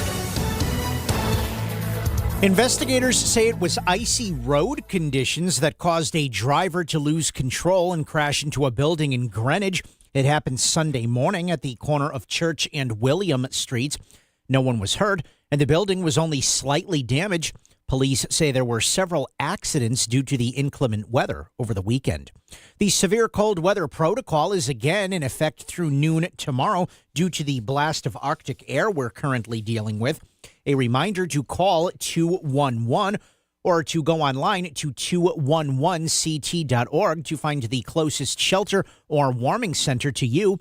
For kids at bus stops or who walk to school, make sure they understand the importance of being bundled up.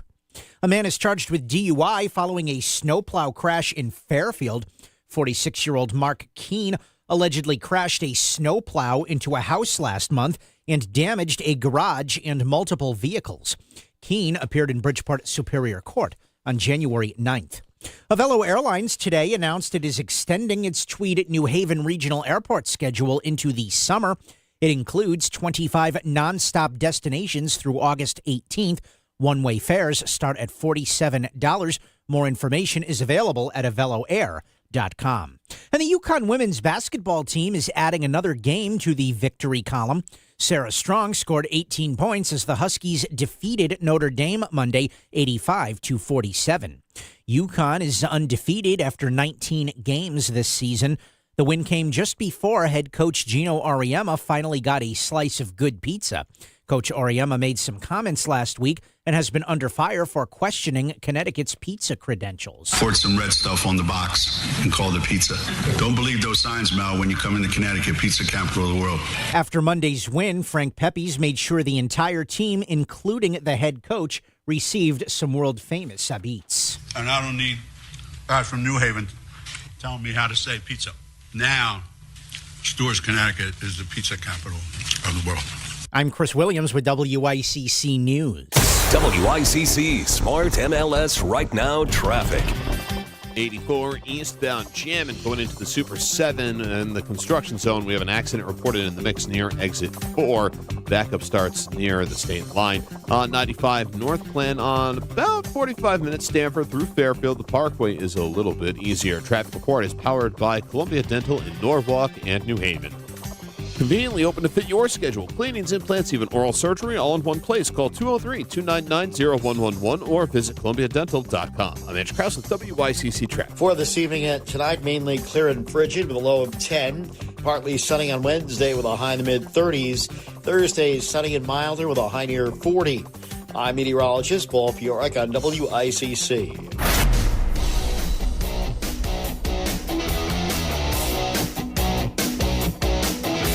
You're listening to Connecticut Today with Paul Piselli on WICC 600 and 95.9, the voice of Connecticut. Talking taxes, talking fees, talking about the stuff that you don't mind paying, and talking about the stuff that you wish would change.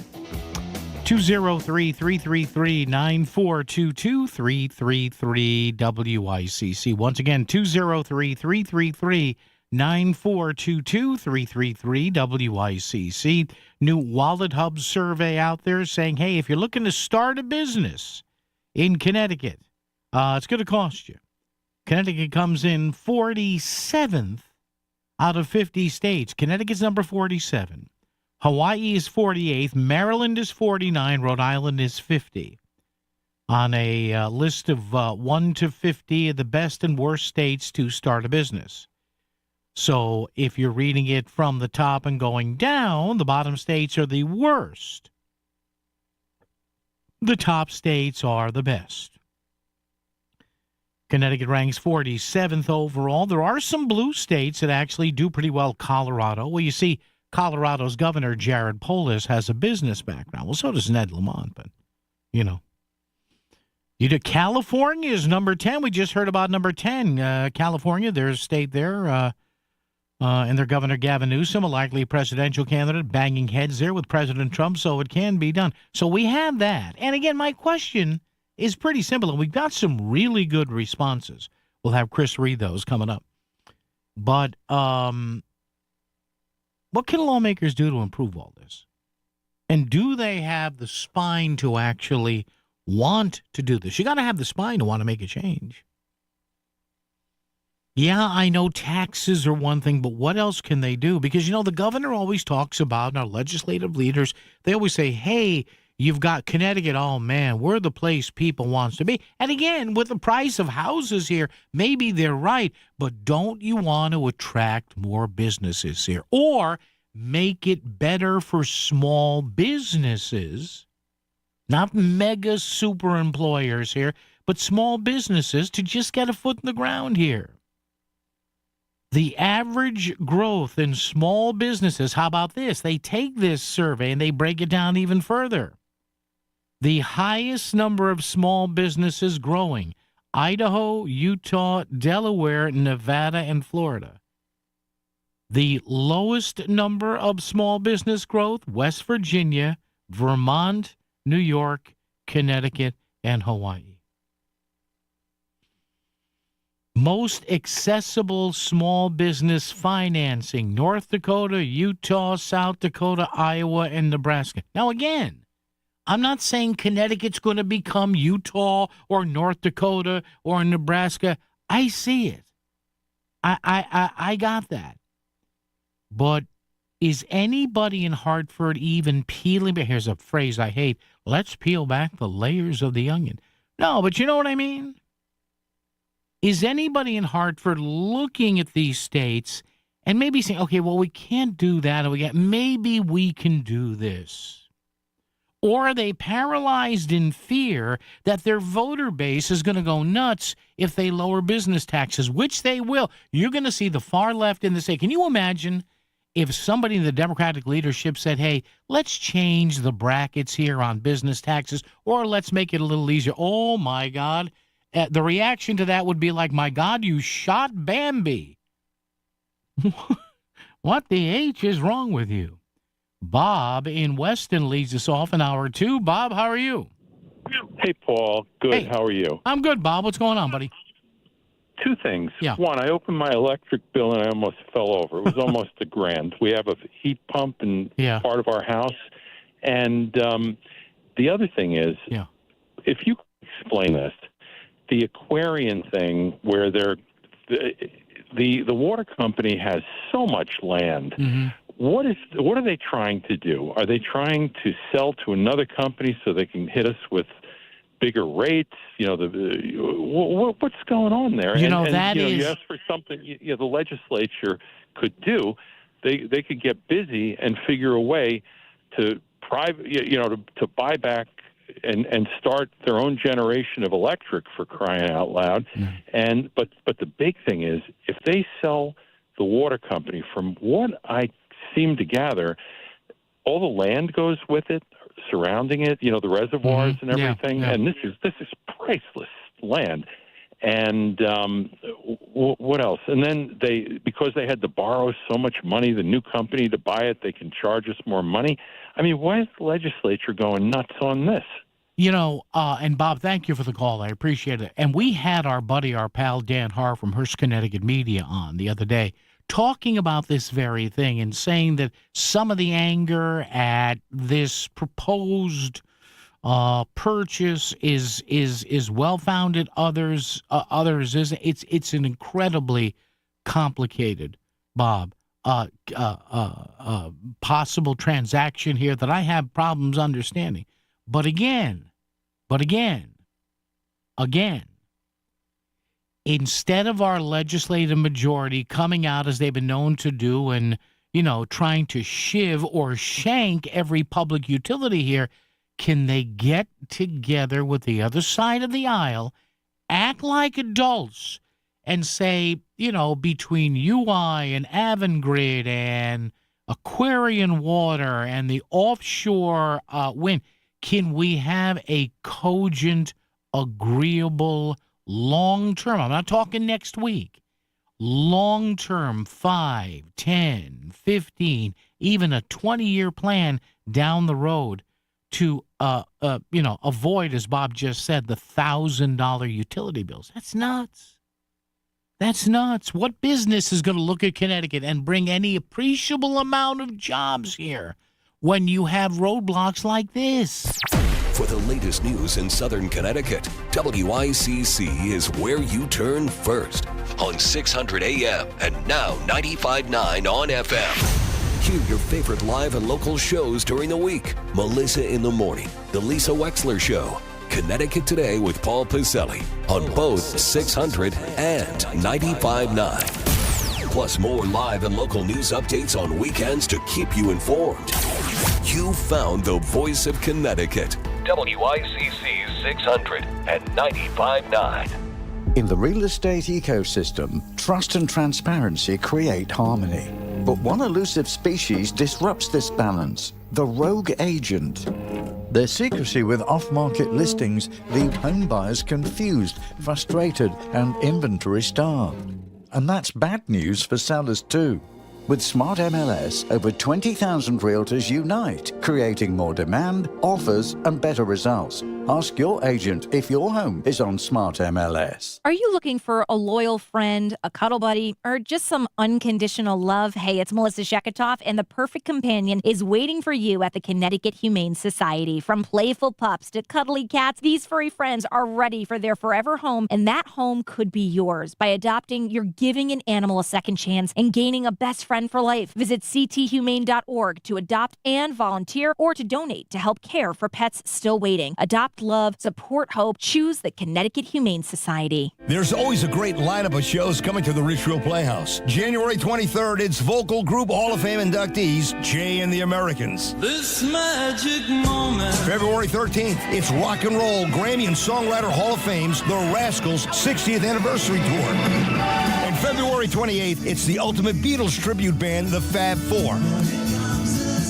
Jay and the Americans, the Rascals, and the Fab Four. 3 great shows, 1 great venue. Tickets at richfieldplayhouse.org. Just about every day, we hear unsettling news about the economy and global events, things that affect our lives here at home. It's natural to feel uncertain, but when it comes to securing your family's future, there is something you can do. Here is attorney Christine Tenor. Do you ever feel like your medical or financial decisions are out of your hands? In times like these, most of us would answer yes. The good news? There are legal tools designed to protect you, ensuring that only the people you trust can manage your affairs, should you become unable to do so. Life can change quickly. It's never too early to put a plan in place that reflects your wishes, whether it's a power of attorney, medical advance directives, a last will and testament, or a trust tailored to your needs. Every person's situation is different. It's important to create an individualized plan before it's needed. We all deserve peace of mind. The Fairfield Law Offices of Eliofson and Tenor. On the internet, ConnecticutElderLaw.com. Call 203-336-2566. That's 203-336-2566. Stream WICC anywhere. Wherever you go, we go. Go to voiceofct.com and click on Listen Live. Brought to you by the Connecticut Lottery. Visit ctlottery.org. WICC Smart MLS Right Now Traffic. Route 8 southbound closed between exit 17 and 15 for a multi-car crash. 95 southbound accident between exit 32 and exit 31. And on 84 eastbound, heavy residual delays through Danbury from an earlier issue. Traffic report powered by Columbia Dental in Norwalk and New Haven, conveniently open to fit your schedule. Cleanings, implants, even oral surgery, all in one place. Call 203-299-0111 or visit columbiadental.com. And that's across the WICC track. Clear and frigid overnight with a low near 10. Partly sunny on Wednesday with a high in the mid-30s. Thursday, sunny and milder with a high near 40. I'm meteorologist Paul Fioric on WICC. We don't make it to 100 without you. Thank you for listening to the Voice of Connecticut, WICC 695.9. Yeah, hey, how are you? 203-333-9422. 333 WICC. So you have this new Wallet Hub survey out there, and now this. And again, we see these all year. What is Connecticut's most unpopular tax? Now, this is interesting. Now, this is a poll done by, and again, the reason these polls are done is largely to get the name of a company out there. And the trade-off is, hey, we paid for the polls, so maybe some dopey talk show host in the afternoon will talk about it and get the name out there. All right, I confess, you hooked me. There's a new survey out there done by a company called Infographic. And there's a company out there committed to the poll called 5starloans.com. Let me see what their business is. Well, it's a loan company. There you go. What a shock. 5starloans.com. Get a fast loan with 5-star car title loan. No. I'm not telling you to do that. But apparently they paid for this poll. So they asked people. Now, this is not exactly rocket science, although for the top two taxes that are hated here, I tend to differ with these on positioning. Number 3. Now, there's they ranked 3 top. They ranked 3 top taxes that people hate. Number 3 in Connecticut, surcharges on utility and service taxes. You know, nickel and diming things like the electric bill and your cable bill and your internet bill. Okay, now, the number 2 most hated tax in Connecticut. And for me, it's number 1. I would put this at number 1. But that's just me. is the vehicle tax, the vehicle registration tax, the property tax on vehicles. Few taxes feel as redundant as the annual vehicle registration fee or property tax. Nutmeggers dislike paying for something they already own. Well, thanks, Einstein. The ritual of renewal can feel more like a rent than responsibility. And they're right. Now, I hate that fee. Number one here in this survey is the property tax. In Connecticut, it says here property taxes are practically, and they're right, a second mortgage.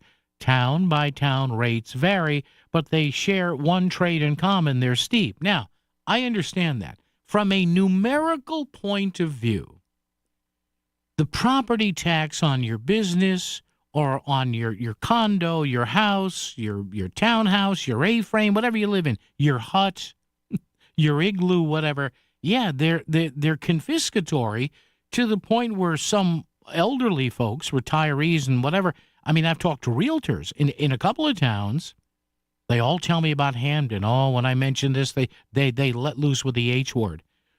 They have clients that are dying to sell. They want to use the money as part of their retirement nest egg, and they have to come down $10,000, $20,000, $30,000, because of the property taxes. I get that. But here's why, to me, the motor vehicle tax upsets me more. At least with a property tax, and I know it doesn't make people any more happy about this, location has a lot to do with the value of your property. It does, and your home. Take the same house to whatever level of upkeep you have, put that house, that home, that condo, put it in Greenwich, put it in Bridgeport, put it in Shelton, put it in Derby, put it in North Haven, and the location, that's got a big difference as to the value of that home. Set aside the taxes. You take the same nice home in Shelton, move it 30, 40 miles down the road to Greenwich. What's it going to sell for in Greenwich? 3-4 times what it would sell for in Shelton. But the car tax upsets me more. Because a Toyota's a Toyota. It shouldn't, or a Chevy's a Chevy, or a Jaguar's a Jaguar. Or if you're a real snooty Brit, Jaguar. The new Jaguar XJ. Make your statement. Sorry. It shouldn't matter where you park your car. We need to go to and I know they made changes and they did adjust it, but, the towns get supposedly reimbursed for the first how many meals. It's a cluster. You know what I mean? I despise the vehicle taxes far more than property taxes. Property tax is too high, you can move. But the fact that your car is valued differently where it's parked, it's asinine. It makes no sense. None. Phil in Derby. Phil, good afternoon. You're on WICC. How are you? Hi, Paul. How are you? Good, Phil. What do you got? Well, I'll tell you what. First, I got to disagree with you. Property tax is too high, you can move. I'm 80 plus. I'm a Vietnam veteran. I've been in Derby for all my life. And I'm sorry, you go across the river to Shelton, their property taxes are so low you can dig a hole to bury them because they have the businesses. We have nothing. Yeah. We have Lowe's and Home Depot. God forbid if they move out. So what they're doing is they did a reevaluation this fall. Yeah. I don't even want to look at the envelope in July when I. And like I said, Phil, I have a couple of friends who were realtors, right? And they who said a couple of them told me the same thing, Phil. They said, listen, they have elderly, retired folks who are getting crushed by the property taxes, right? I understand. This is what I read. Yeah. On the internet. I don't know how you probably know more than I do. I understand roughly 70% of not just Derby, all the towns. Yeah. It's the Board of Education that eats that budget. Yep. Okay, so look, I got a daughter in her 50s. She's 25 years in Port St. Lucie. I paid for her. I don't want to pay for a 30-something-year-old family that's got 3 kids. Why? Look, I'm still healthy. And when I go down to town hall, they tell me, well, look, they do have a exemption, but you have to be poverty. You have to be Paul, you have to be poverty level. Jeez. That's not fair. Now, No, listen, it's not. They said there's over 17 states that right now have exemptions other than poverty level. And I understand there's about 10 states that are proposing doing away with the property taxes completely for seniors over 65. Not all seniors. Yeah. Not like Lamont. If you make $200,000, $300,000 or $500,000 a year, you will still pay your tax. Sure. But Paul, I'm not in that category. No. I don't make $200,000 or $300,000 even with my retirement. So what I'm saying is, they've got to do something now. This Betsy McCall will not win. Yeah. We know it, but she wants to eliminate that tax right off the bat for seniors. Most seniors, she says. Yeah. Lamont won't do it. Let me ask you something, Paul. These guys that cry about the electric rates. Yeah. Let me ask them when they call if they pay $8,000 or $10,000 a year for electricity. I don't think they do unless they're running some kind of. No, you're right. No, you're right, Phil. I got to run my. There. And Phil, thank you for the call, Phil. I love you. Thank you. No, you're right, Phil. You're right. I have a friend of mine used to be in radio. She does some PR work. She moved down to the Carolinas years ago. She still tells me, we message each other on social media. She goes, I still can't get over not paying thousands of dollars a year in property tax. Phil, you're right. And she was getting killed. She had a big house in Glastonbury. She was getting killed with property taxes. She said on property taxes alone, her and her husband, now her kids are grown. They both of her daughters have great jobs. One's married. But they said, my God, this is the best thing we ever did. WICC Smart MLS Right Now Traffic.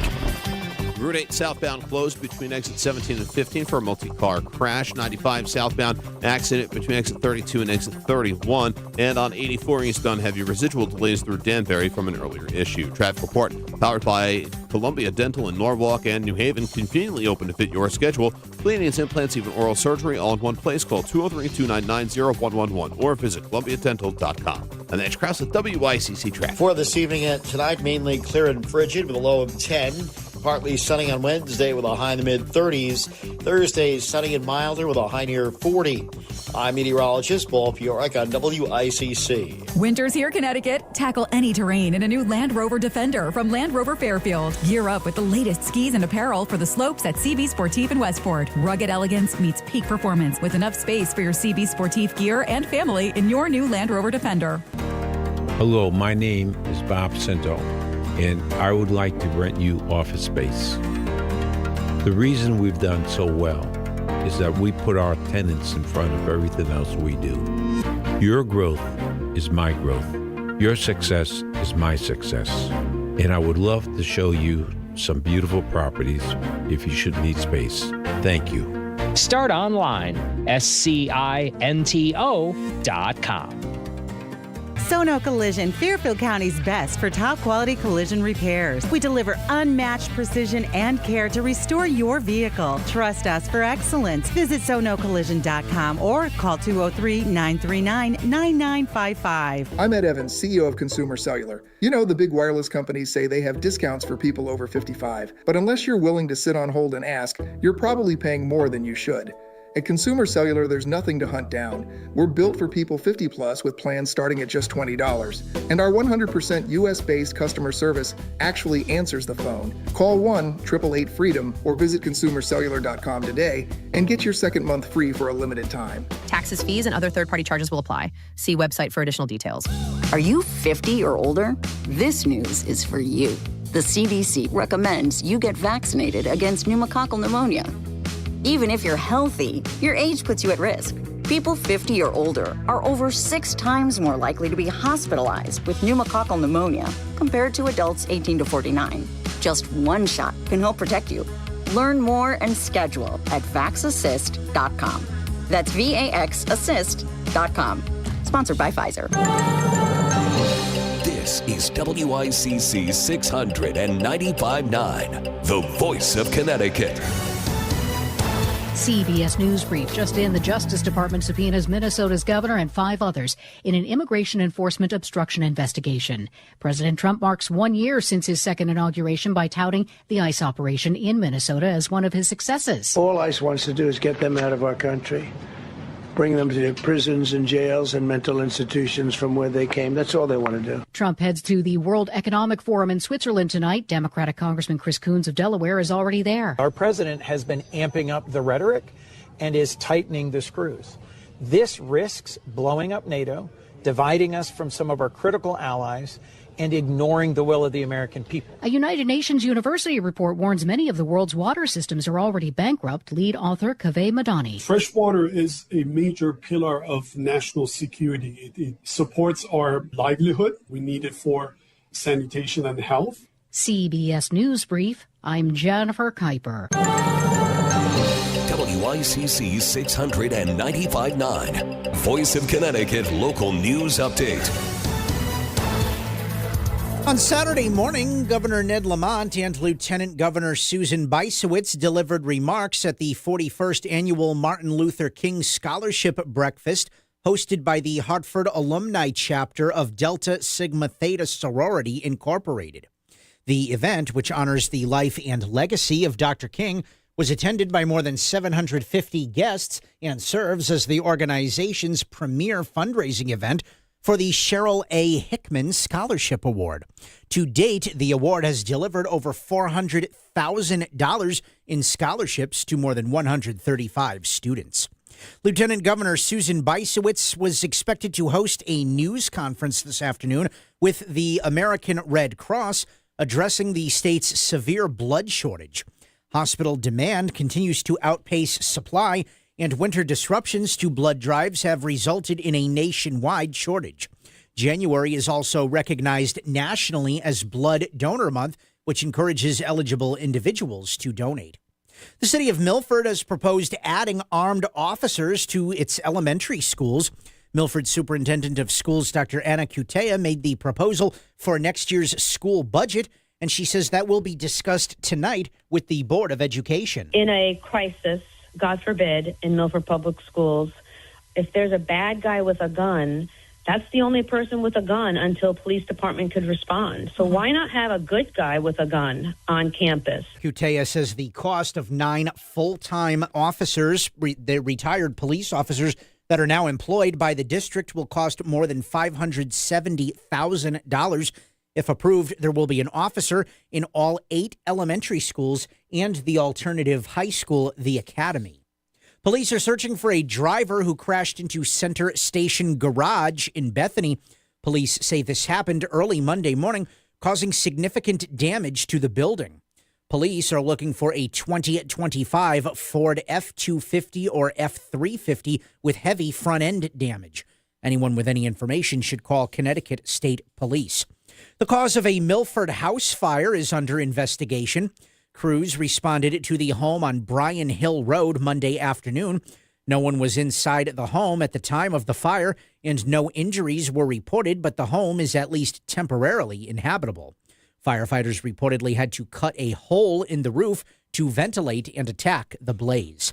Police in Milford are investigating after $50,000 worth of jewelry was stolen from the Connecticut Post Mall. The incident happened early Saturday morning around 6 a.m. Officers responded to the scene and found glass cases shattered. No arrests have been made yet. Governor Ned Lamont is directing the state's Office of Policy and Management to reinstate previous land use values effective immediately. According to Lamont, the action will prevent dramatic increases in property tax assessments on farmland, forest land, open space, and maritime heritage land throughout the state. Lamont said, quote, preserving Connecticut's farmland and open spaces is critical to maintaining a reliable source of food and farm products, conserving our natural resources, and promoting the welfare and happiness of our residents. While the reinstatement is a positive step for Connecticut farmers, Groton Republican State Senator Heather Summers told WFSB Channel 3 that more work needs to be done to avoid the issue in the future. We want to get to the methodology that was used, that created these unsubstantiated massive assessment increases. You heard 2,300% in some cases, 560% in other cases. We need to absolutely have farmers at the table. And Connecticut is ranked 47th among all states to start a business. The financial website WalletHub.com used 3 key measures to compile the rankings, including business environment, access to resources, and business costs. Massachusetts was ranked 34th, and Rhode Island the worst at number 50. Florida ranked number 1 for starting a new business. I'm Chris Williams with WICC News. WICC Smart MLS Right Now Traffic. Route 8 southbound closed between exit 17 and 15 for a multi-car crash, and on the northbound side you have plenty of onlooking delays as well.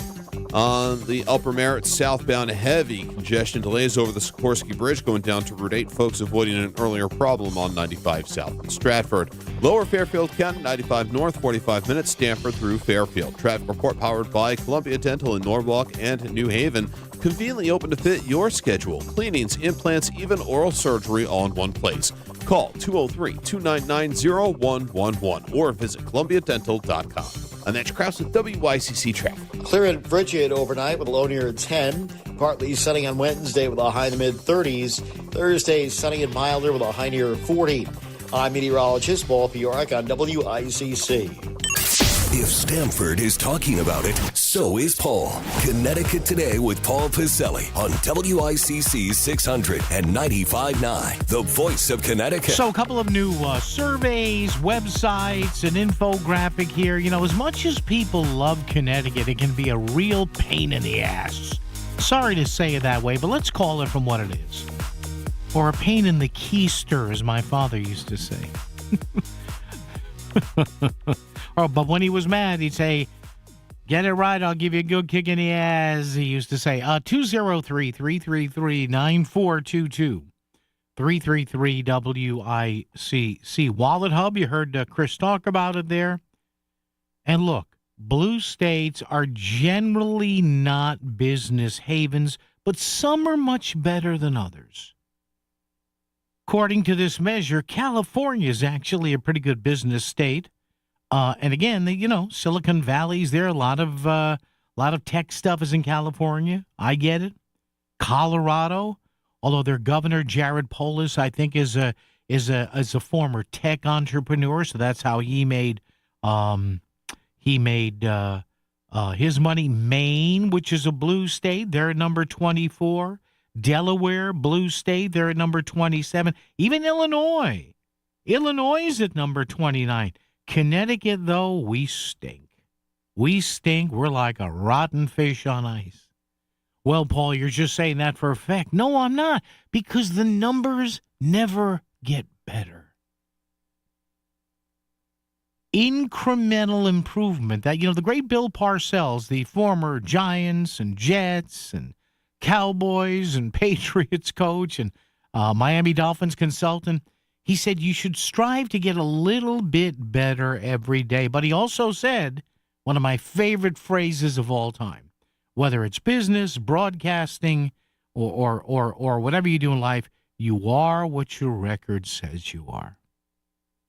And I got to tell you, if it wasn't for Fairfield County in this state, the other 7 counties would be up you-know-what Memorial Creek. Without a paddle here. And I know you don't turn battleships on a dime. I understand this, but pay attention. The short session of the General Assembly starts in about 2 weeks. Are we going to hear anything about, look, I know you can't snap your finger there and lower electric rates. It doesn't work that way. Can we, though, have a cogent plan put in place? Or can both sides come together and do this? But no, you know what we're going to hear about? Banning grocery stores from using facial recognition technology. Oh, my God.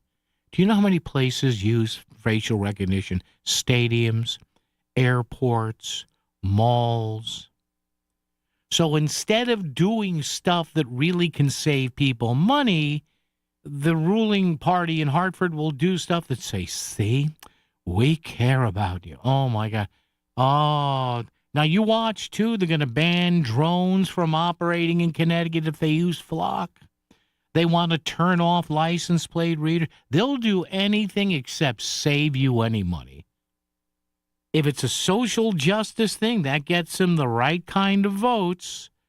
But actually saving money, saving Connecticut people money, there isn't even an attempt by the majority Democrats in Harvard. You know why? Why is that, Paul? Because they get elected anyway.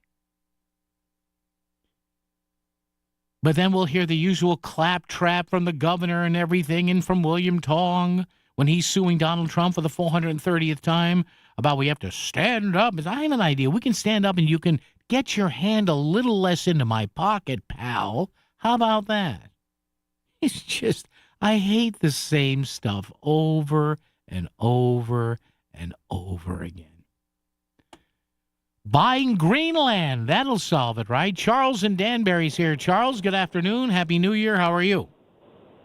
Happy New Year, Paul. You read my mind. I wanted to talk about Greenland. Yes. So, as I've told you many a times, you know, I'm an independent. Yep. I voted Democrat. I voted Republican. And I'm at my wit's end right now. I think myself and many others who have kind of just spoken or thought that, you know, this is crazy, what's going on with Trump. And now I'm just at the point where I feel like I've never been to a No Kings rally. But now I feel like I have to, okay. You know, because the two things that have really kind of gotten me in that position. There was a poor old man, I don't know if you saw, who got dragged out of his house in Minnesota with, you know, in his underwear, no shirt, socks, no warrant. I mean, this is, it would be one thing if ICE had warrants, had papers, but instead of going by hunches, whether people have an accent, it's just wrong. It's plain out wrong. And the cherry on top is that ridiculous letter that he sent to the Danish president or prime minister, I'm not sure who, which, you know, filled with grammatical errors, looks like a completely certain, I mean, like, you know, you want to talk about his morals and his character, you know, that's one side. But, I mean, just the lack of grammar. I mean, it's crazy. It's really crazy. It's like, it's a bad look. It's a horrible look. And acquiring Greenland or trying and just doubling down on that, we're risking losing NATO affiliation. God forbid it gets really bad and NATO wants, you know, if there's troops, oh my God, that would be terrible. That'd be devastating, but, you know. I think, and Charles, thank you. No, thanks, I appreciate it. Here's what you know what? Charles, thank you. And I did want to talk a little bit about Greenland today. And Charles, thanks for teeing me up there. I did have a few things I wanted to talk about that. So we'll talk about that coming up. Charles, hang in. Be right back with you on WICC. Most people want to spend their retirement years at home, but most seniors are not equipped to do it. In fact, according to AARP, 82% of adults ages 50 and up want to remain in their current homes as they age, but only about 10% of U.S. homes are considered aging ready. Hey, Melissa Sheketoff here, and I'm so grateful my grandmother lived with us for more than 20 years. And as she got older, my parents equipped their home in Fairfield to accommodate her needs, and they got in-home care, like Connecticut In-Home Assistance. I believe in-home care made my grandmother's final years comfortable, joyful, and actually made her feel more independent. It also helped my parents to have peace of mind that someone could get her to her appointments, make sure she didn't fall, and allow them to have a loving relationship with her instead of one filled with tension and resentment. Don't wait until it's too late to make your home ready for an aging parent. Get the help you need to keep your loved one at home safe and sound. Check out Connecticut In-Home Assistance at cthomecare.com. And right now, you can even download their free ebook online. Again, cthomecare.com.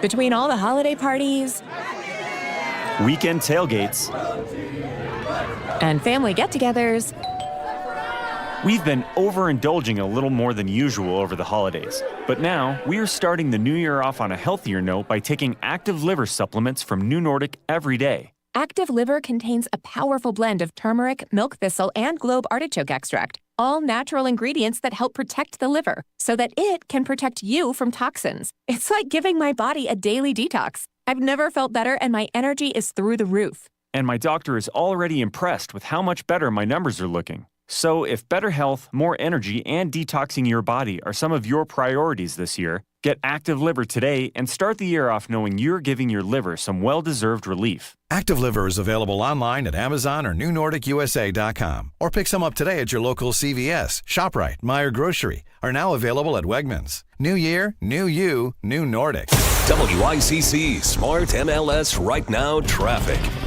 Route 8 southbound closed between exits 17 and 15 for a multi-car crash, and on the northbound side you have plenty of onlooking delays as well. On the Upper Merritt southbound, heavy congestion delays over the Sikorsky Bridge going down to Route 8. Folks avoiding an earlier problem on 95 south in Stratford. Lower Fairfield County, 95 north, 45 minutes, Stanford through Fairfield. Traffic report powered by Columbia Dental in Norwalk and New Haven. Conveniently open to fit your schedule. Cleanings, implants, even oral surgery all in one place. Call 203-299-0111 or visit columbiadental.com. I'm Mitch Krause with WICC Traffic. For this evening and tonight, mainly clear and frigid with a low of 10. Partly sunny on Wednesday with a high in the mid-30s. Thursday, sunny and milder with a high near 40. I'm meteorologist Paul Fioric on WICC. He might not agree with you, but he promises to listen. Join Connecticut Today with Paul Pacelli. 203-333-9422. WICC 600 and 95.9. The voice of Connecticut. All right, let me explain to you what's going on here. And if you didn't hear about the case that our friend Charles was talking about, let me give you a couple of paragraphs here. And this certainly sounds like ICE screwing up here. But again, I wasn't there. I don't know. This is an Associated Press story. Federal immigration agents forced open a door and detained a U.S. citizen in his Minnesota home at gunpoint without a warrant, then led him out onto the streets in his underwear in sub-freezing conditions. That is according to his family in videos reviewed by the AP. Chong Lee Scotty Tao told the AP that his daughter-in-law woke him up from a nap Sunday afternoon and said that U.S. Immigrations and Customs Enforcement agents were banging at the door of his residence in St. Paul.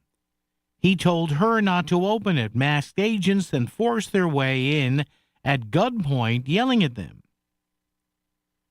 Tao said, quote, "I was shaking," unquote. He said, quote, "They didn't show any warrant. They just broke down the door."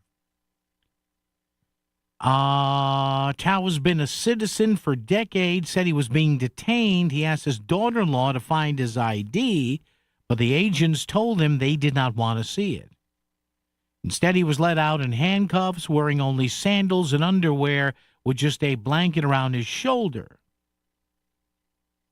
Videos captured at the scene included people blowing whistles and horns and neighbors screaming at the more than a dozen gun-toting agents to leave the family's home.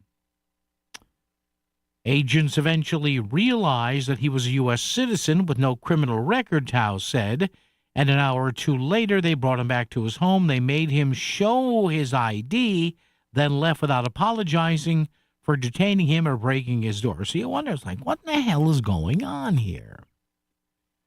So Homeland Security said that the operation in which Tao was detained was targeted because they were seeking two convicted sex offenders.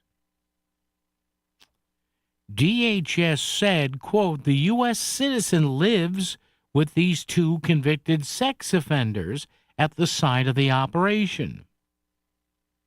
The individual refused to be fingerprinted or facially ID'd. He matched the description of the targets."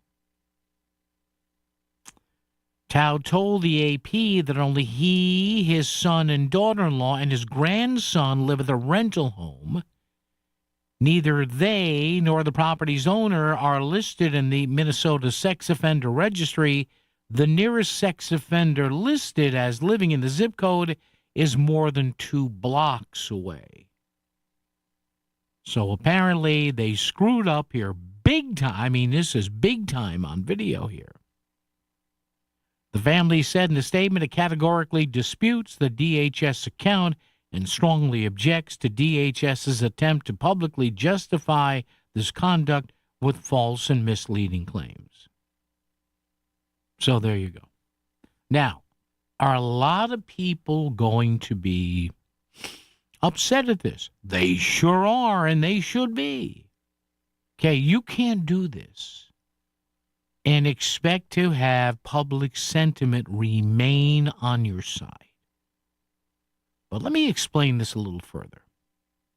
Human nature being what it is, and I'm not saying this is right. In fact, if it happened to me, I'd go down in a quivering pile of mush.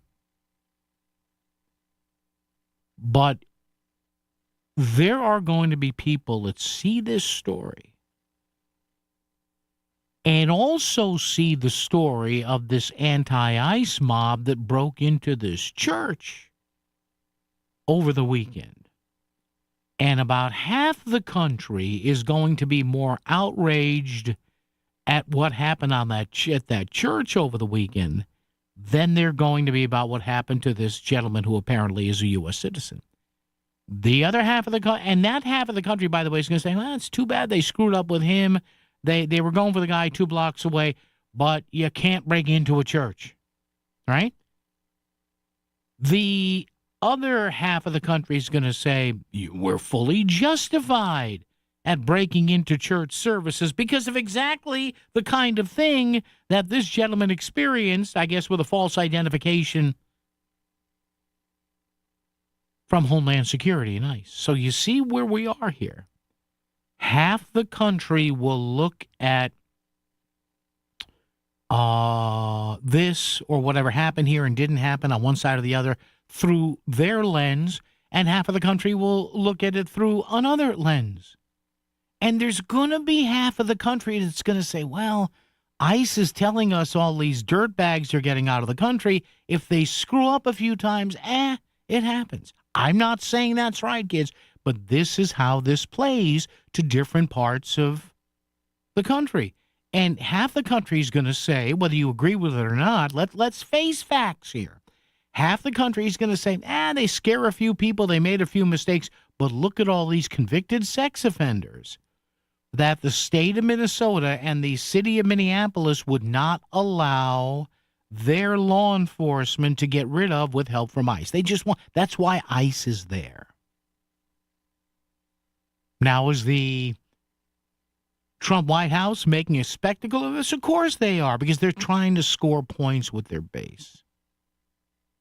And they know, even as hellacious as some of these videos look, and even with the shooting of this woman, who, if she had simply, as the ICE agents were yelling around the video, get out of the car, and didn't obey her wife when she said, drive, baby, drive, she'd still be here.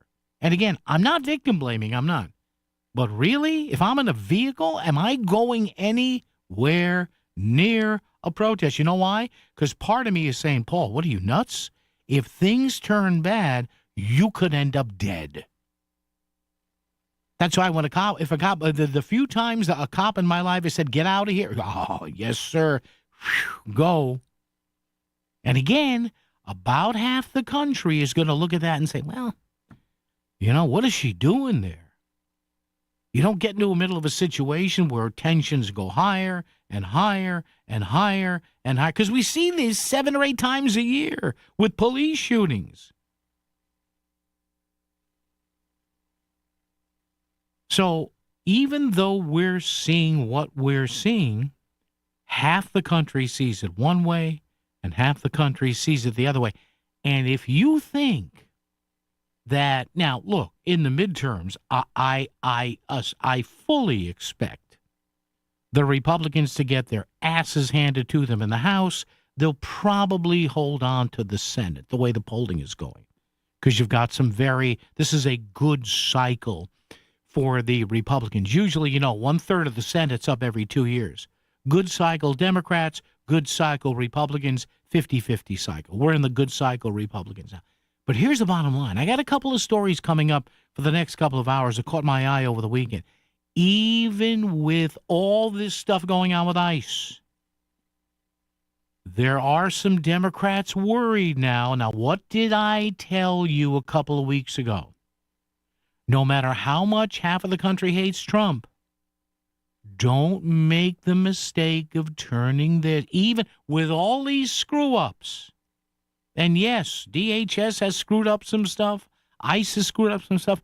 With all these screw-ups, you can't let this turn into defund the police again.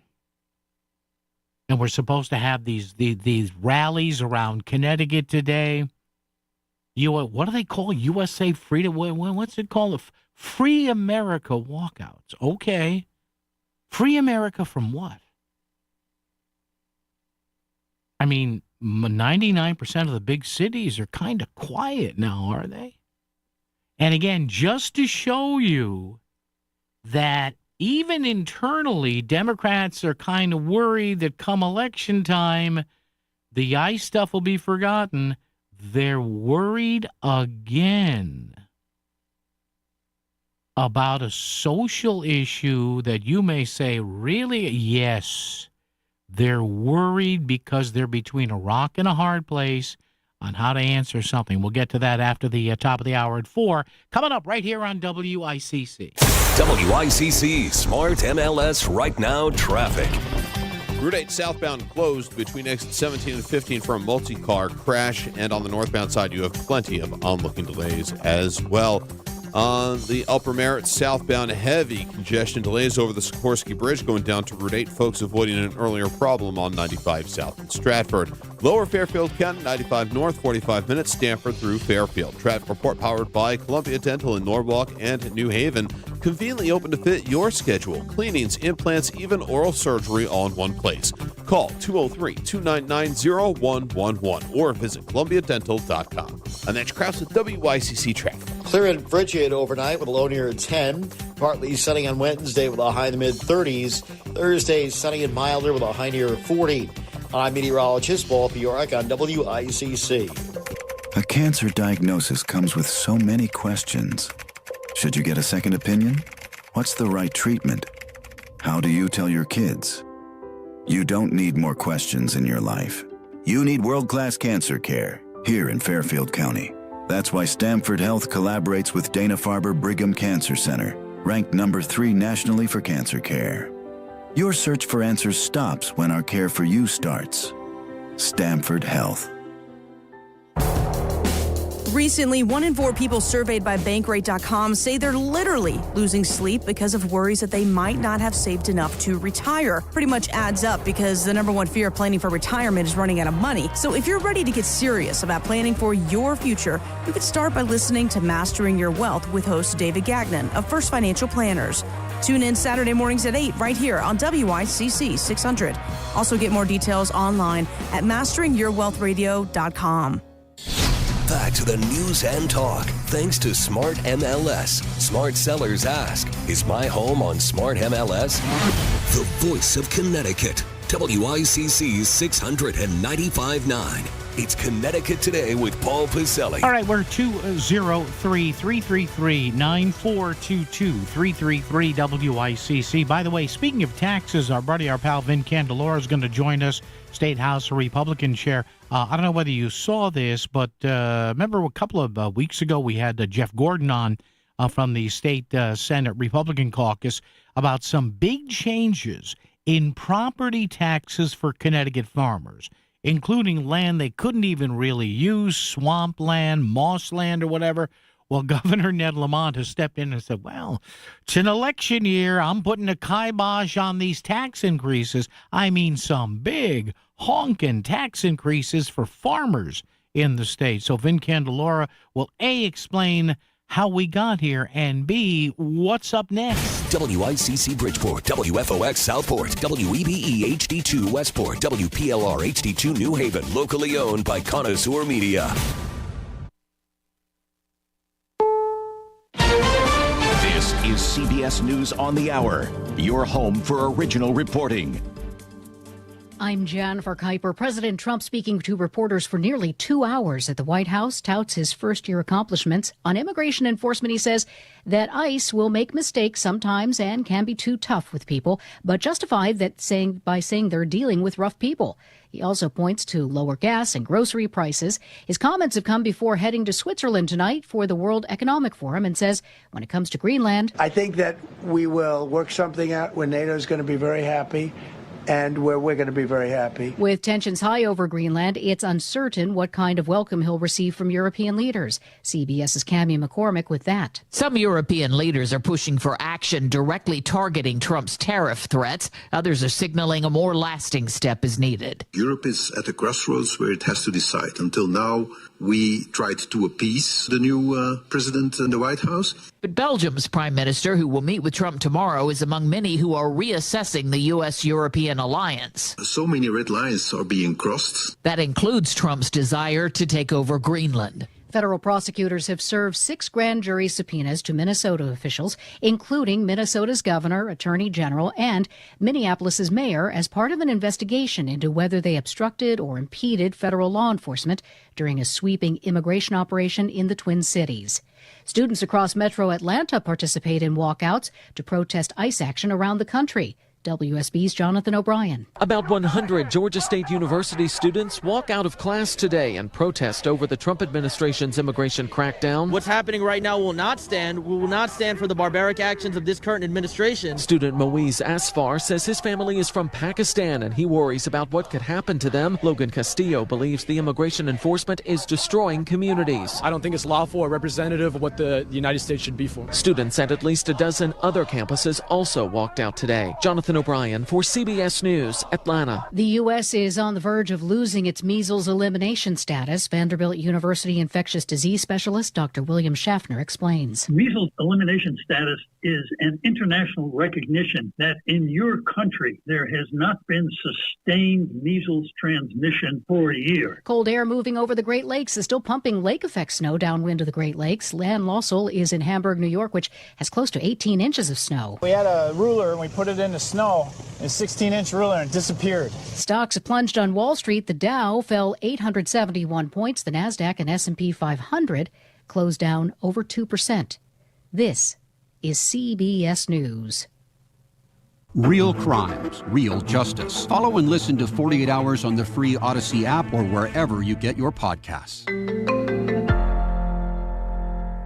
Okay, I have to tell you, I was just looking on eBay where I go for all kinds of things I love, and there it was. That hologram trading card. One of the rarest, the last one I needed for my set. Shiny like the designer handbag of my dreams. One of a kind. eBay had it, and now everyone's asking, ooh, where'd you get your windshield wipers? eBay has all the parts that fit my car. No more annoying, just beautiful. Millions of finds, each with a story. eBay. Things people love. Welcome back to Winter Hack Radio, the place for clever hacks to survive the season. Icy driveway? Well, try spreading sand or birdseed to help with traction.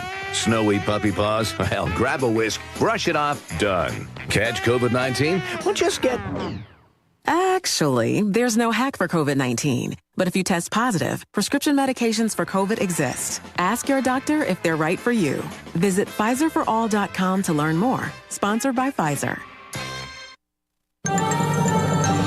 WICC 695.9, Voice of Connecticut Local News Update.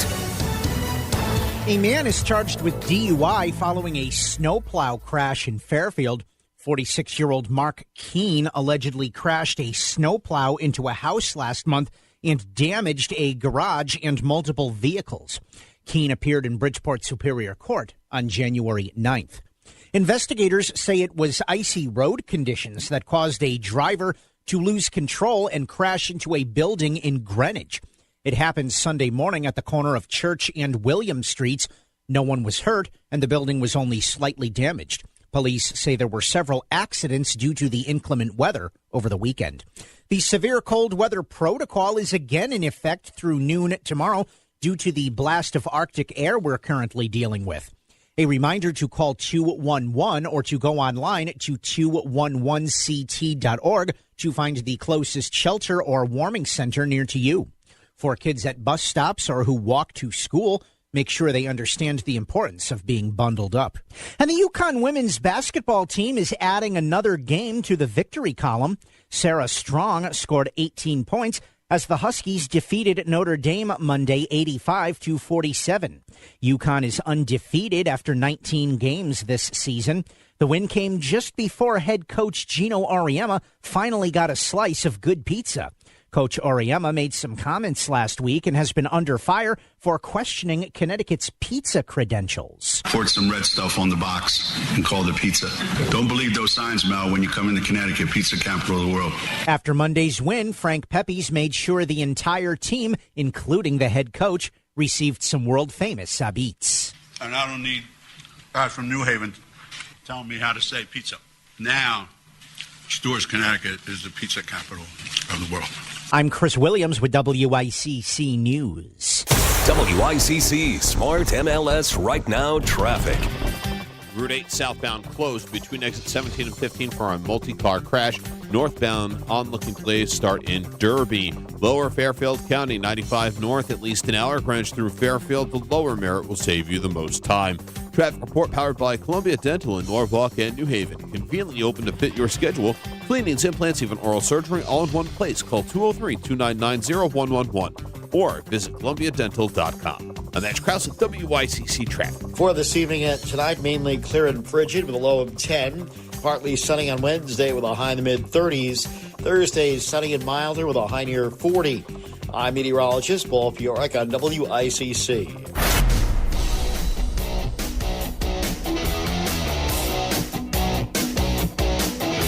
You're listening to Connecticut Today with Paul Piselli on WICC 695.9, the voice of Connecticut. Hey there, how are you? 2 hours down, 2 to go, 203-333-9422-333 WICC, where we give it to you straight right here on Connecticut Today. And once again, if you look at these numbers, the numbers don't lie.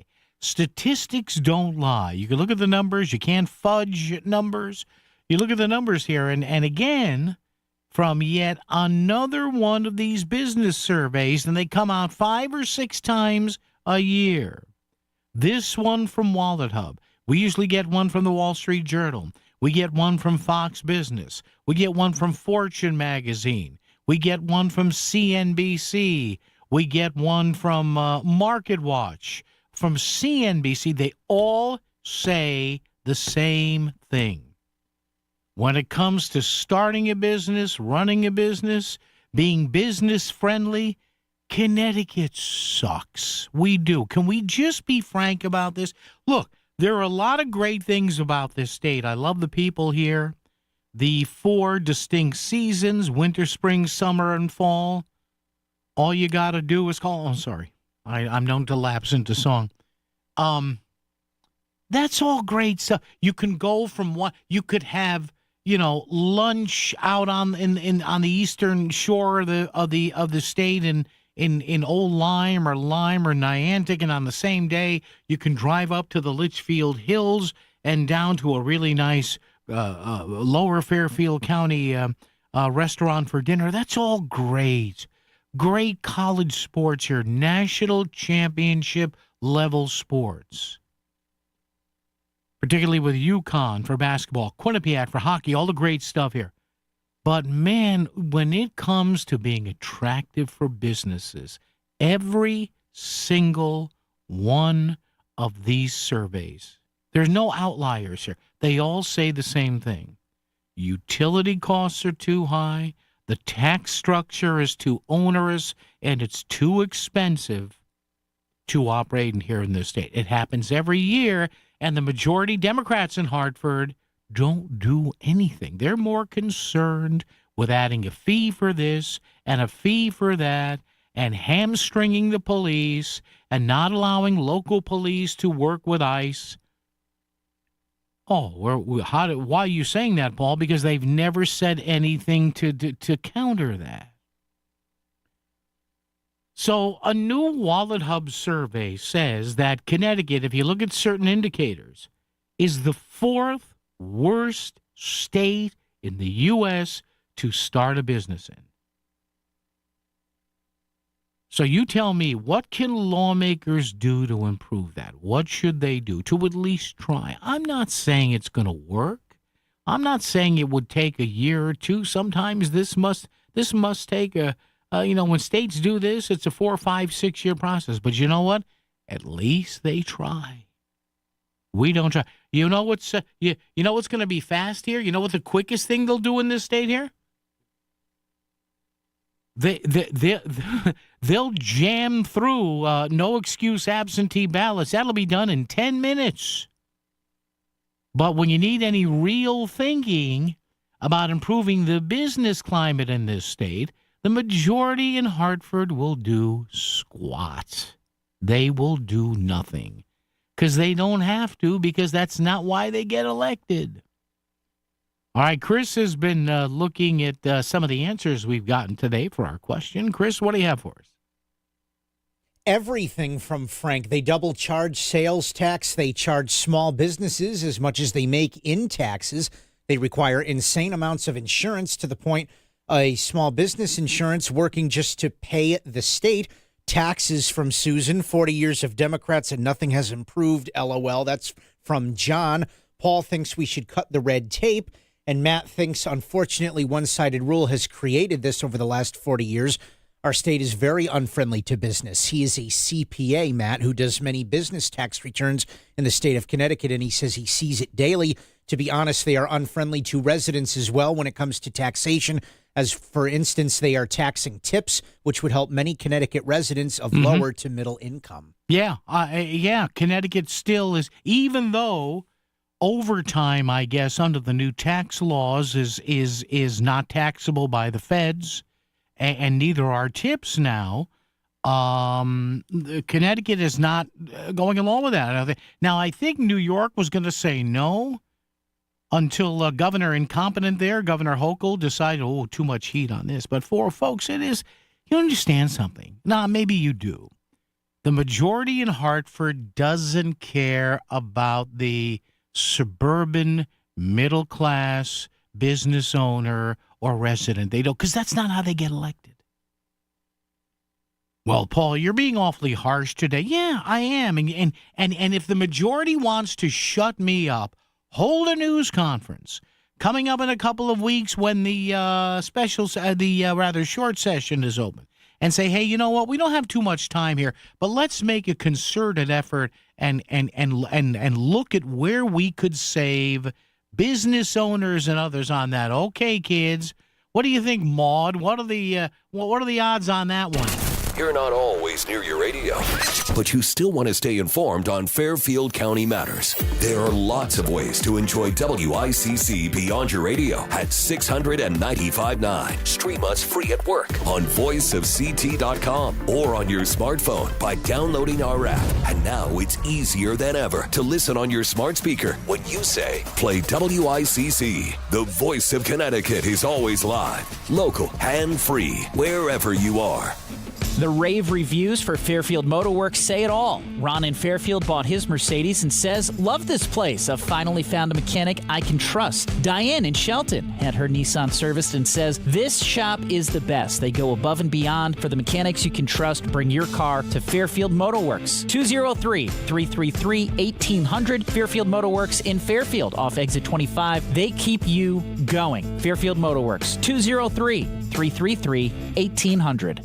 Hi, I'm Peter from Donut Delight. Donut Delight has used Steve Basso Plumbing, Heating, and Air Conditioning since 1994. From installing plumbing in our new stores to maintaining our existing stores and our personal homes. Their guys have always been very professional and great to work with. Donut Delight has been very happy with Steve Basso Plumbing, Heating, and Air Conditioning. Looking for a reliable plumbing or HVAC company? Steve Basso Plumbing, Heating, and AC has proven customer satisfaction since 1974. Go to BassoPHAC.com. That's BassoPHAC.com. Discover the finest flooring in Southern Connecticut at Courtesy Carpet. With over 50 years experience, from intricate area rugs and durable vinyl to elegant stair runners, they have it all. Shop anywhere, but see them before you buy. Visit L&J and their team on Route 111 in Monroe or at courtesycarpet.com. Financing is available, so you can get the floors you love today. Trust the experts in quality flooring, because at Courtesy Carpet, your satisfaction is their courtesy. Sometimes the most important personal breakthroughs are made possible by medical ones. And that's why Yale New Haven Health's Heart and Vascular Center delivers the pioneering science of Yale School of Medicine, like groundbreaking research that helped redefine the international guidelines for treating heart failure, and a new procedure to detect coronary microvascular disease, often misdiagnosed in women. Yale New Haven Health and Yale School of Medicine. Together, we're powering breakthroughs with the greatest of care. I'm Ed Evans, CEO of Consumer Cellular. You know, the big wireless companies say they have discounts for people over 55, but unless you're willing to sit on hold and ask, you're probably paying more than you should. At Consumer Cellular, there's nothing to hunt down. We're built for people 50 plus with plans starting at just $20. And our 100% US-based customer service actually answers the phone. Call 1-888-FREEDOM or visit consumercellular.com today and get your second month free for a limited time. Taxes, fees, and other third-party charges will apply. See website for additional details. Your new customers are listening to the Voice of Connecticut. Become an advertiser and grow your business. You'll reach thousands of Connecticut consumers. Email sales@voiceofct.com.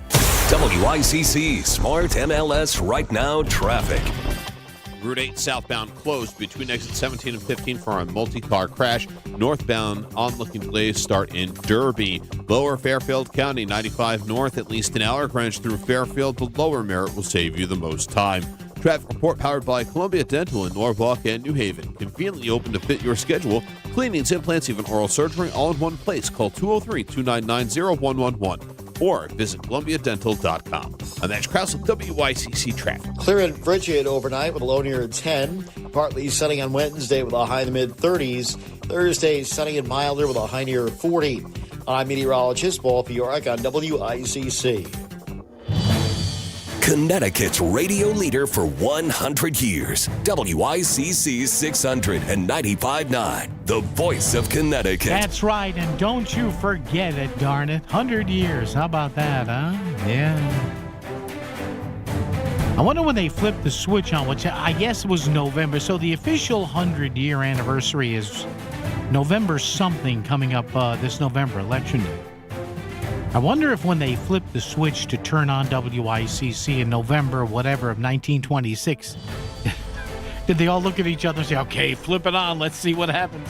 All right, 203-333-9422, 333-WICC. So you may have heard on this radio program and on Melissa's shows and all over the media in the state, there were going to be, much the way you and I have revaluations, I guess, in our cities or towns, and sometimes there's an adjustment of the mill rate and then the property value. Apparently, this was going to happen to some state farmers. And a lot of, yes, and there are a lot of farms in Connecticut, not as many as there used to be, obviously. And the farmers went, hey, wait a minute, whoa, what are we doing here? This started to bubble out, to gurgle out, and now the governor, shockingly in an election year, says, maybe this is not a good idea. Thank you, Governor. I'm stunned. State House Republican leader Vin Candelora drops by to explain all of this, where this came from, why it's been stopped, and what's going to happen now if you have a farmland assessment. Vin, it's Paul. Good afternoon, sir. How are you? Good afternoon. I'm doing well. How are you? I'm good, Vin. Vin, explain this to me, please, because this kind of came. Sure. I mean, I know this was planned for, but a couple of weeks ago, you started to see the stories about outraged farmers. They claim they didn't know about this. Was there enough public information in this? So, explain about these now, I guess, paused property tax increases on farmers. Yeah, so basically every 5 years, the state of Connecticut evaluates property values for farmland, for forestry, swampland, but anything where the land is sort of cultivated for crops and other types of activity.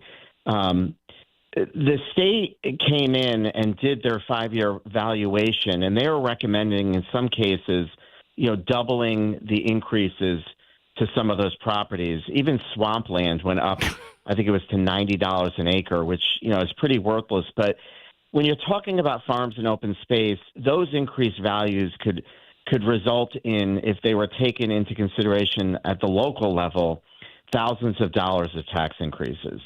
And so what we saw happen really was unforced error by the Lamont administration. And I think it points to a bigger problem that who is actually leading the state of Connecticut. It was probably the most reckless, sloppy document that you could put out there because you knew you were going to get a black eye if you're proposing raising taxes on farmers.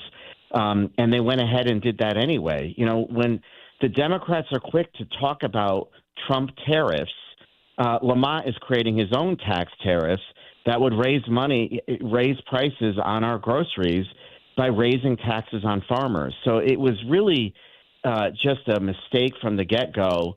He has quickly rescinded it and said we need a do-over. So he has suspended the valuation. Mm-hmm. He's telling towns, hold off, continue and look at the 2020 valuations, and then we're going to come back and fix this maybe sometime this year.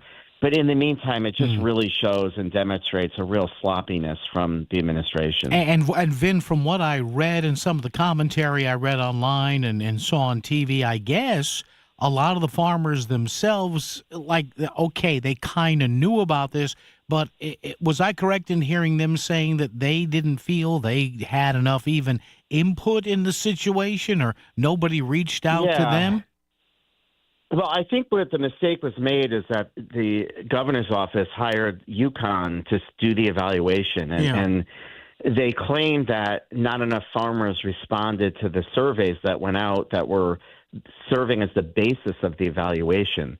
To me, it's just you should make a better effort to reach out to these individuals who are so busy in their lives trying to put food on our tables that they really should make sure they get it right. So that's why I say the whole thing was sloppy.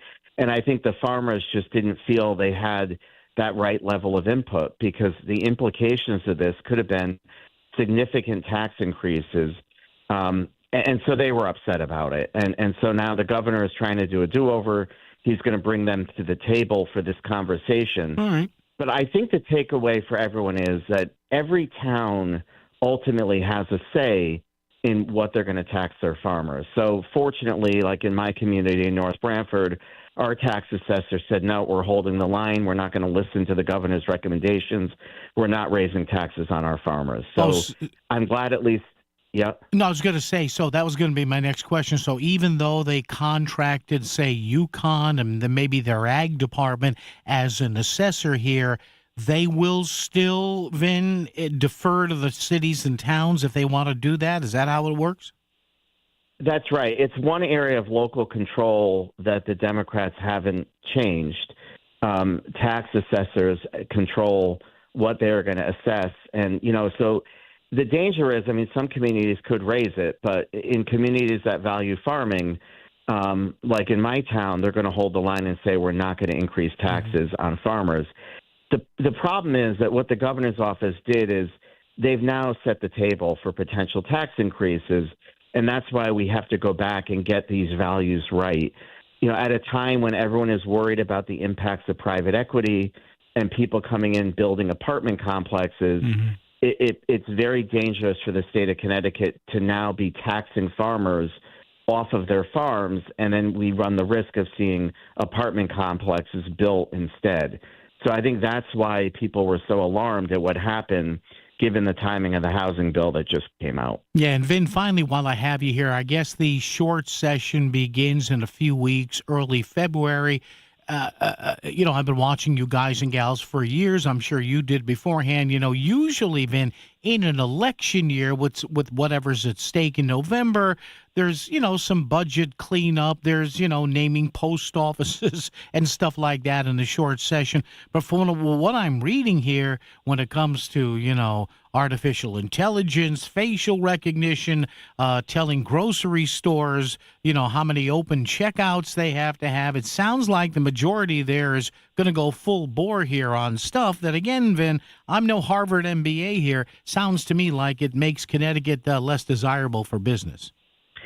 Yeah, they may, and that's what we have to reconcile hopefully this year is understanding the Democrats, rather than blaming Trump, how are you making Connecticut more affordable for the residents in this state? And why is retail looking at automating? Could it be that we have the highest minimum wage in the country, and we have the highest insurance costs and the highest electric costs. So what can we do as a legislature to lower these costs? And that's the conversation I want to have. I want to stop blaming the president, stop blaming things that are out of our control, and let's focus on things that we actually can control in the state of Connecticut.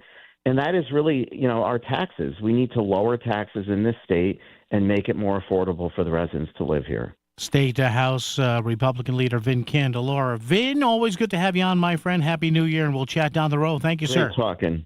Sounds good. Thanks. All right, thanks, Vin Candelora. There you go. Just ease off on some business taxes. And Vin mentioned there insurance costs, but yet the powers that be in Hartford won't even entertain the idea of what they call association healthcare plans. So like-minded businesses, nail salons, body shops, machine shops, electrical contractors, photographers, the state of Connecticut won't let them band together and then take their membership list to Aetna, Travelers, St. Paul, or all these other insurers and say, hey, what can you give us on a rate? Believe that? You know why? And they've said why. The Democrats in Hartford say, well, if we do that, then it might hurt the Obamacare exchange. WICC Smart MLS Right Now Traffic. Route 8 southbound closed between exit 17 and 15 for a multi-car crash. Northbound onlooking delays start in Derby. Lower Fairfield County, 95 north, at least an hour. Greenwich through Fairfield, the lower Merritt will save you the most time. Traffic report powered by Columbia Dental in Norwalk and New Haven. Conveniently open to fit your schedule. Cleanings, implants, even oral surgery, all in one place. Call 203-299-0111 or visit columbiadental.com. I'm Matt Krause with WICC Traffic. For this evening and tonight, mainly clear and frigid with a low of 10. Partly sunny on Wednesday with a high in the mid-30s. Thursday, sunny and milder with a high near 40. I'm meteorologist Paul Fiorek on WICC. Are the taxes on your financial savings cutting into your retirement? Do you truly understand the taxes on your IRAs and 401ks? Would you like a future where your taxes are minimized and investments are sound? If you're nearing or in retirement, have at least a $250,000 portfolio, Bridgelight Financial Advisors can help. Call for a complimentary consultation. They'll show you real tax savings on your savings. 203-795-7080. 203-795-7080. Bridgelight Financial Advisors, your retirement tax strategy specialists. Hi, I'm Lori Molnar, Director of Development at Bridgeport Rescue Mission. Bridgeport Rescue Mission is a faith-based nonprofit fighting poverty, hunger, homelessness, and addiction across coastal Connecticut. We have some wonderful career opportunities currently available. Donor Relations Manager full-time, Case Manager for the Women's Program, bilingual required, Administrative Assistant part-time, 2 non-paid internships, Social Media Storyteller, and Administrative Assistant. Please reach out to Human Resources at brmct.org today. Are you 50 or older? This news is for you. The CDC recommends you get vaccinated against pneumococcal pneumonia. Even if you're healthy, your age puts you at risk. People 50 or older are over 6 times more likely to be hospitalized with pneumococcal pneumonia compared to adults 18 to 49. Just one shot can help protect you. Learn more and schedule at vaxassist.com. That's VAXassist.com. Sponsored by Pfizer. There's danger out there. It lurks on highways and quiet neighborhood streets. It's more likely to kill you than a shark and more terrifying than the biggest snake. Distracted driving claims lives every day. Every notification, swipe, social post, video, or selfie while driving risks your life. So while you might think public speaking or the zombie apocalypse is scary, what's really terrifying and even deadly is distracted driving. Eyes forward. Don't drive distracted. Brought to you by NHTSA and the Ad Council. Need metal? Metal Supermarkets, the world's largest small quantity metal supplier, is open in Bridgeport. The metal you need, cut to size and ready fast. Call or visit at 1085 Connecticut Avenue and ask about the other metal services we provide. Discover the finest flooring in Southern Connecticut at Courtesy Carpet. With over 50 years experience, from intricate area rugs and durable vinyl to elegant stair runners, they have it all. Shop anywhere, but see them before you buy. Visit Ellen J and their team on Route 111 in Monroe or at courtesycarpet.com.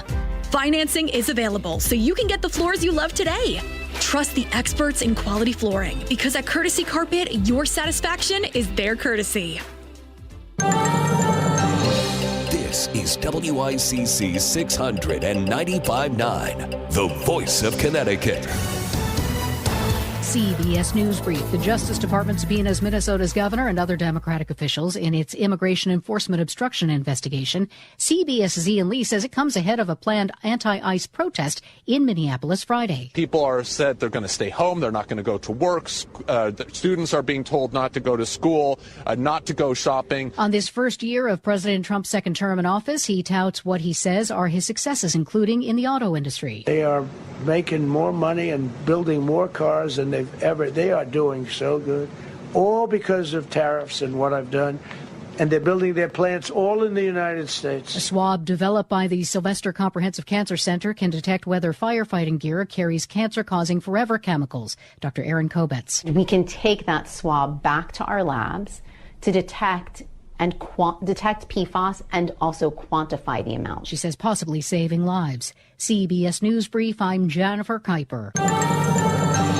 WICC 695.9, Voice of Connecticut Local News Update.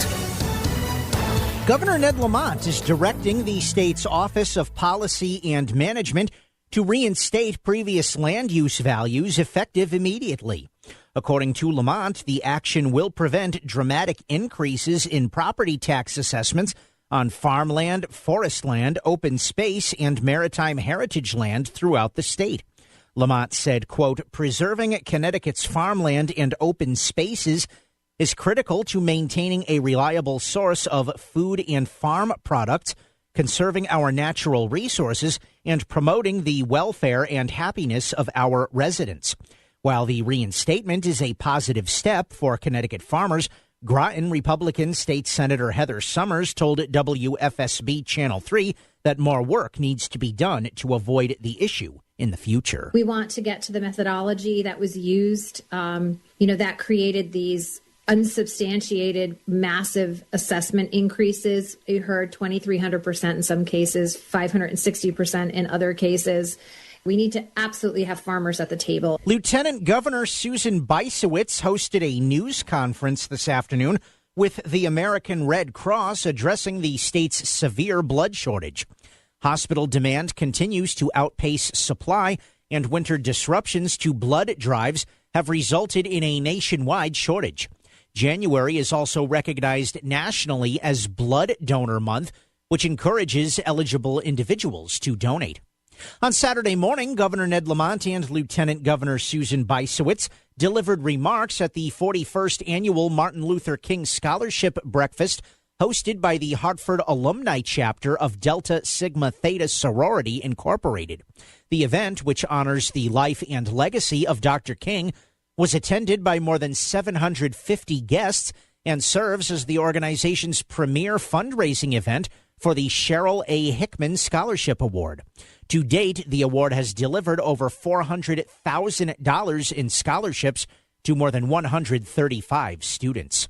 Police are searching for a driver who crashed into Center Station Garage in Bethany. Police say this happened early Monday morning, causing significant damage to the building. Police are looking for a 2025 Ford F-250 or F-350 with heavy front-end damage. Anyone with information should call Connecticut State Police. The cause of a Milford house fire is under investigation. Crews responded to the home on Bryan Hill Road Monday afternoon. No one was inside the home at the time of the fire, and no injuries were reported, but the home is at least temporarily uninhabitable. Firefighters reportedly had to cut a hole in the roof to ventilate and attack the blaze. Police in Milford are investigating after $50,000 worth of jewelry was stolen from the Connecticut Post Mall. The incident happened early Saturday morning around 6 a.m. Officers responded to the scene and found glass cases shattered. No arrests have been made yet. The city of Milford has proposed adding armed officers to its elementary schools. Milford Superintendent Dr. Anna Kutea made the proposal for next year's school budget and says it will be discussed tonight with the Board of Education. In a crisis, God forbid, in Milford Public Schools, if there's a bad guy with a gun, that's the only person with a gun until police department could respond. So why not have a good guy with a gun on campus? Cutea says the cost of 9 full-time retired police officers now employed by the district will cost more than $570,000. If approved, there will be an officer in all 8 elementary schools and the alternative high school, the Academy. Connecticut is ranked 47th among all states to start a business. The financial website WalletHub.com used 3 key measures to compile the rankings, including business environment, access to resources, and business costs. Massachusetts was ranked 34th, and Rhode Island the worst at number 50. Florida ranked number 1 for starting a new business. And Avelo Airlines announced today it is extending its Tweed New Haven Regional Airport schedule into the summer. It includes 25 nonstop destinations through August 18th. One-way fares start at $47. More information is available at aveloair.com. I'm Chris Williams with WICC News. WICC Smart MLS Right Now Traffic. Route 8 southbound is closed between exits 17 and 15 from a multi-vehicle crash. Northbound, plenty of onlooking delays. On 95 north, over an hour from Greenwich through Fairfield. Out of New Haven on 95 south, you are jamming from Long Wharf into West Haven. Traffic report is powered by MJ Thomas Jewelers. Looking to buy or sell gold? Visit MJ Thomas Jewelers in Stratford for expert service and great deals. Their knowledgeable staff is there to assist with all your gold needs. For more information, visit mjthomas.com. I'm Edge Krause with WICC Traffic. Clear and frigid overnight with a low near 10. Partly sunny on Wednesday with a high in the mid-30s. Thursday, sunny and milder with a high near 40. I'm meteorologist Paul Fioric on WICC. Say what's on your mind and say it live. 203-333-WICC. Connecticut Today with Paul Piselli on WICC 600 and 95.9. The voice of Connecticut. Yeah, tell your friends about us. 600 AM, like Mr. Big Voice there said. 600 AM, 95.9 FM. Stream it, too, if you like to stream stuff out of your computer or your smartwatch or your phone or whatever. voiceofct.com, voiceofct.com. And if you want to watch me do the show, which can be exceedingly boring, but go ahead, go to YouTube and then click on our logo at youtube.com, search out WICC 600, or you can go to twitch.tv. Twitch, as in I have a muscle twitch, twitch.tv and / WICC 600. There you go. All right, there you go. I'm waving at the camera right now. Hey, how are you doing? I apologize earlier, people watching me. I think I would have qualified that as wolf down some ice cream cake, because we had a little thing this morning for the morning cruise here at all our stations. And the thing this afternoon, it's National DJ Day. Yes, just about all of us in this business, no matter how old we are, like me in my mid-60s or somebody even out of college today, you start out being a quote-unquote disc jockey. They let you spin music to make sure that you don't, quiver in fear and pass out in front of the microphone. Then you get to actually do news, usually on a weekend morning. Then you can do other stuff, sports play-by-play talk, but the opening salvo to a career in radio or audio, as they put it now, is usually being some manner of a disc jockey. Yes, I've been doing this so long that I used to play records off of vinyl, on felt-covered turntables, and my music director saying, here's the new Blondie record, as he hands me a vinyl 45. And I'm looking down around the studio going, where's the spindle? Remember that when you had to put the spindle in the 45? Oh, man. Gotta love it. Dave in Brantford is here. Hello, Dave. How are you, buddy? Yeah, how you doing, Paul? Good. Good interview that you got Vinny Candelora in, but he has always been a collegial, pleasant, quality fighter, and he kind of understated it. I would like to suggest a very dark, conspiracy-oriented thing about the farmers and the wildly increased assessments. Go ahead. And that is the top legislative priority last year was that 5002 vetoed affordability bill that came back in special session as the 8002 bill to specifically bypass the zoning in the suburbs to increase the supply of affordable housing. Mm-hmm. And it was pushed by all the big urban blue Democrats. Yep. That would be Looney and Rojas and Elliott and labor agitator Osteen. Their top concerns are definitely not that of the forest and woodland interests, the farming interests, the wetland interests. That is an interest of the Democrats, but not the top interest. Mm-hmm. So what the Democrats could not do is to increase the supply of land to build out their wet dreams of new affordable housing. So the one way to do that is to boost the taxes on the unimproved land. I'll use that term. Don't limit it to just farmers. We're talking about conservation easements, wood lots, forest lands of all kinds, inland and coastal wetlands, upland review areas. All of these, they'd like to increase the taxes so high on land that doesn't generate much income. That's the nature of it, is to make it be vomited up onto the market because people can't afford to hold it anymore. Yeah.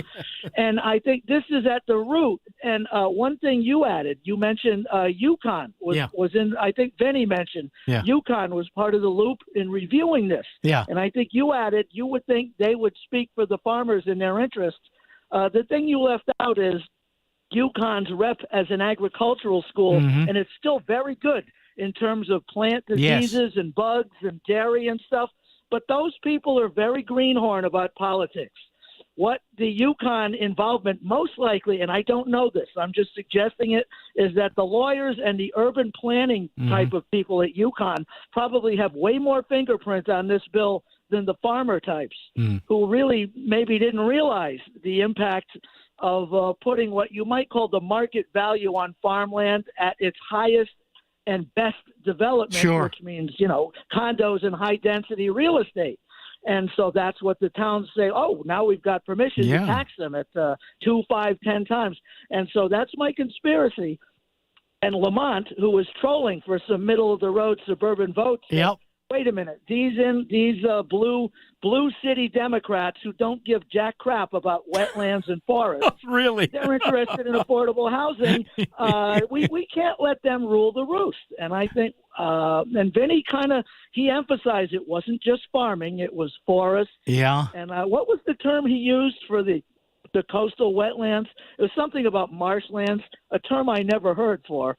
But make no mistake about it, it is the land that doesn't generate income that the blue city Democrats want thrown onto the developable market because they can't force people to sell their land and increase the supply of land. As the real estate agent tells you, God ain't making any more of it. Well, so they figure, how can we get more of it onto the market for the developers to buy and develop? Just make the taxes go up 10 times. Just make the taxes untenable. Yeah, just make the taxes untenable. Unbelievable. You let me work out my Jones on what happened with this bill. Thanks. Bye. Appreciate it. And the fact that Dave actually used the word vomited in that too. That's some artistic phraseology right there. Yeah. It's time to protect your business with PPC Alarms commercial security systems. PPC Alarms designs and installs customized security systems, including surveillance cameras, motion detectors, fire and water detection systems, license plate recognition cameras, and fleet management systems. PPC's customizable systems provide unmatched protection tailored to your company's needs, ensuring your business is always secure. Protect your business. Go to ppcalarms.com and get a complimentary evaluation. Looking for complete dental care in one convenient location? Visit Columbia Dental in Norwalk and New Haven. Their expert team includes a general dentist, periodontist, and oral surgeon. So whether you need a routine checkup and cleaning, dental implants, or wisdom teeth extraction, they've got you covered. Quality care all under one roof. Call Columbia Dental in Norwalk and New Haven today at 203-299-0111 or visit columbiadental.com.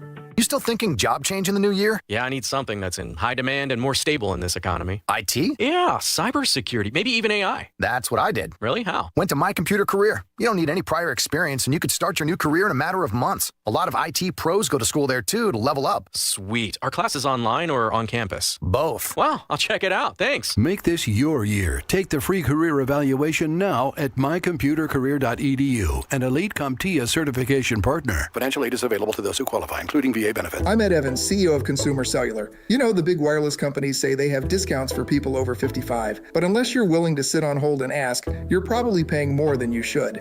At Consumer Cellular, there's nothing to hunt down. We're built for people 50 plus with plans starting at just $20. And our 100% US-based customer service actually answers the phone. Call 1-888-FREEDOM or visit consumercellular.com today and get your second month free for a limited time. Taxes, fees, and other third-party charges will apply. See website for additional details. WICC Smart MLS Right Now Traffic. Route 8 southbound is closed between exits 17 and 15 from a multi-vehicle crash. Northbound, plenty of onlooking delays. On 95 north, over an hour from Greenwich through Fairfield. Out of New Haven on 95 south, you are jamming through Long Wharf into West Haven. Traffic report is powered by MJ Thomas Jewelers. Looking to buy or sell gold? Visit MJ Thomas Jewelers in Stratford for expert service and great deals. Their knowledgeable staff is there to assist with all your gold needs. For more information, visit mjthomas.com. I'm Edge Krause with WICC Traffic. For this evening tonight, mainly clear and frigid with a low of 10. Partly sunny on Wednesday with a high in the mid-30s. Thursday, sunny and milder with a high near 40. I'm meteorologist Paul Fioric on WICC. Speak your mind, because Paul certainly speaks his. 203-333-9422. Connecticut Today with Paul Pacelli on WICC 695.9. The voice of Connecticut. So, back to our discussion a little while ago about people and, a lot of people being revolted about what ICE is doing. Not to mention that they're getting the people they're going for 99.9% of the time. But, you see a lot of people in the media now saying, these images of ICE taking innocent people, you're right. You may be right. But again, for you folks who might despise Trump, you may be part of that cadre of people saying, oh my God, how in the hell did he get reelected? Maybe you were part of my thinking heading into 2024 when I said, man, there's no way that this guy should be the nomination again. He's going to get slaughtered on election night. How wrong was I? Not only did he win, he won the popular vote, he won the Electoral College, and he won all 7 swing states. Well, Paul, yes, I'm so disappointed at America for doing that. All right. Or maybe America, as I always say, elections are binary choices. Yeah, there may be a third-party person here, but they're a binary choice. Now, let me ask you something.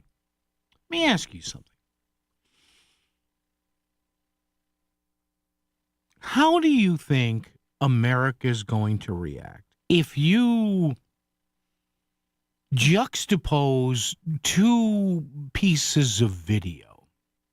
Let's say you juxtapose the piece of the video of this woman, Renee Good, being shot tragically if she didn't listen to her wife or simply opened the doors, got out of the car when you could hear the officer saying, out of the car, out of the car, out of the car.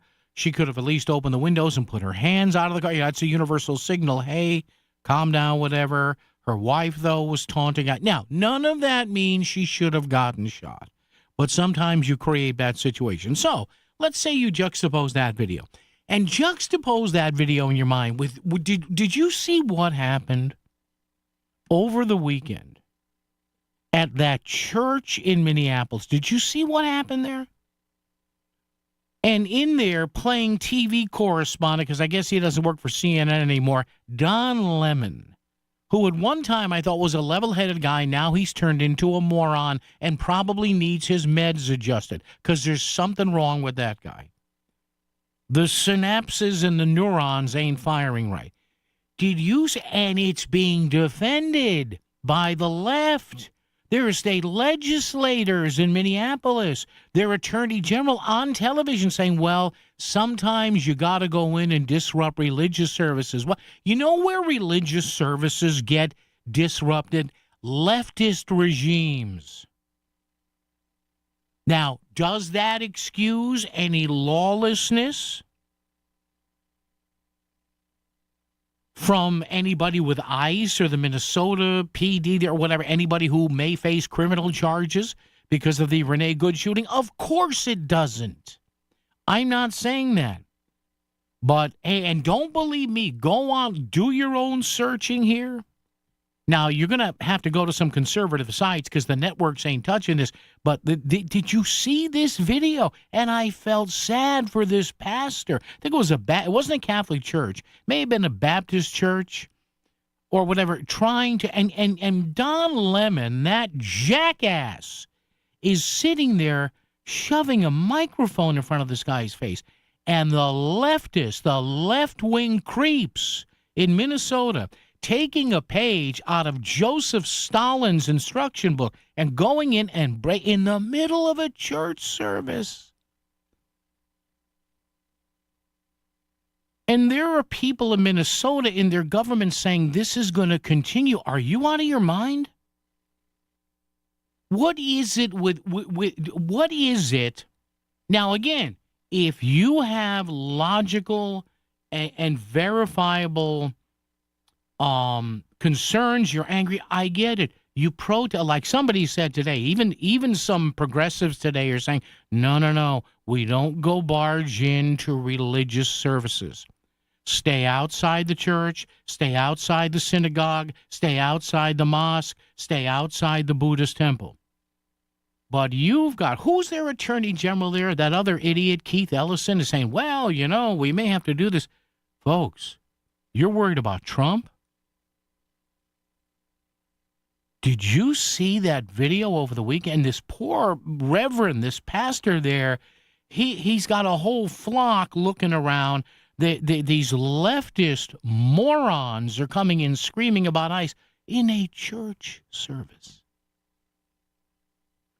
So listen, again, juxtapose the video of what happened or what's been happening in Minnesota, and a lot of people say, well, that's just awful. That shouldn't happen.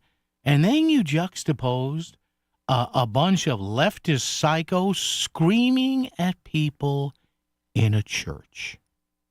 And you know what most of America's going to say? Well, I don't like what happened with ICE, but you would never, if you think I'm going to let you come in my church or my mosque or my temple or my synagogue, no. But see, they don't get it. They don't get it. I don't know whether they ate paint chips when they were growing up or they got dropped on their head. Are you serious? And you have people in Minnesota in positions of power say, well, this may continue. Go ahead. Keep doing it. You know what you're doing? You're starring in a Republican campaign commercial. I hate to tell you. It's lunacy. And folks, if you don't believe me, if you say, oh, Paul, this didn't happen, go online. Look up protesters in church in Minnesota. Even if you despise Trump, even if you despise ICE, you're going to look at that and say, well, what are you doing? What in the name of holy God are you doing? Matt in Derby's with us. Matt, good afternoon. How are you, sir? I'm okay, Paul. Yeah. Number one, I agree. Don Lemon is a jackass. Number I mean, two, did you see that, Matt? That he's talking to this, yeah. and this poor pastor is like, what is going on here? It's insanity. Insanity. Number two, yeah. Where were all these protesters when the illegals raped and murdered a few women in the country? I didn't see them outraged those times. No, about that. they're here because they want a better life, Matt. That's why they're here. Yeah. Yeah. And number three, these protesters, do any of them work?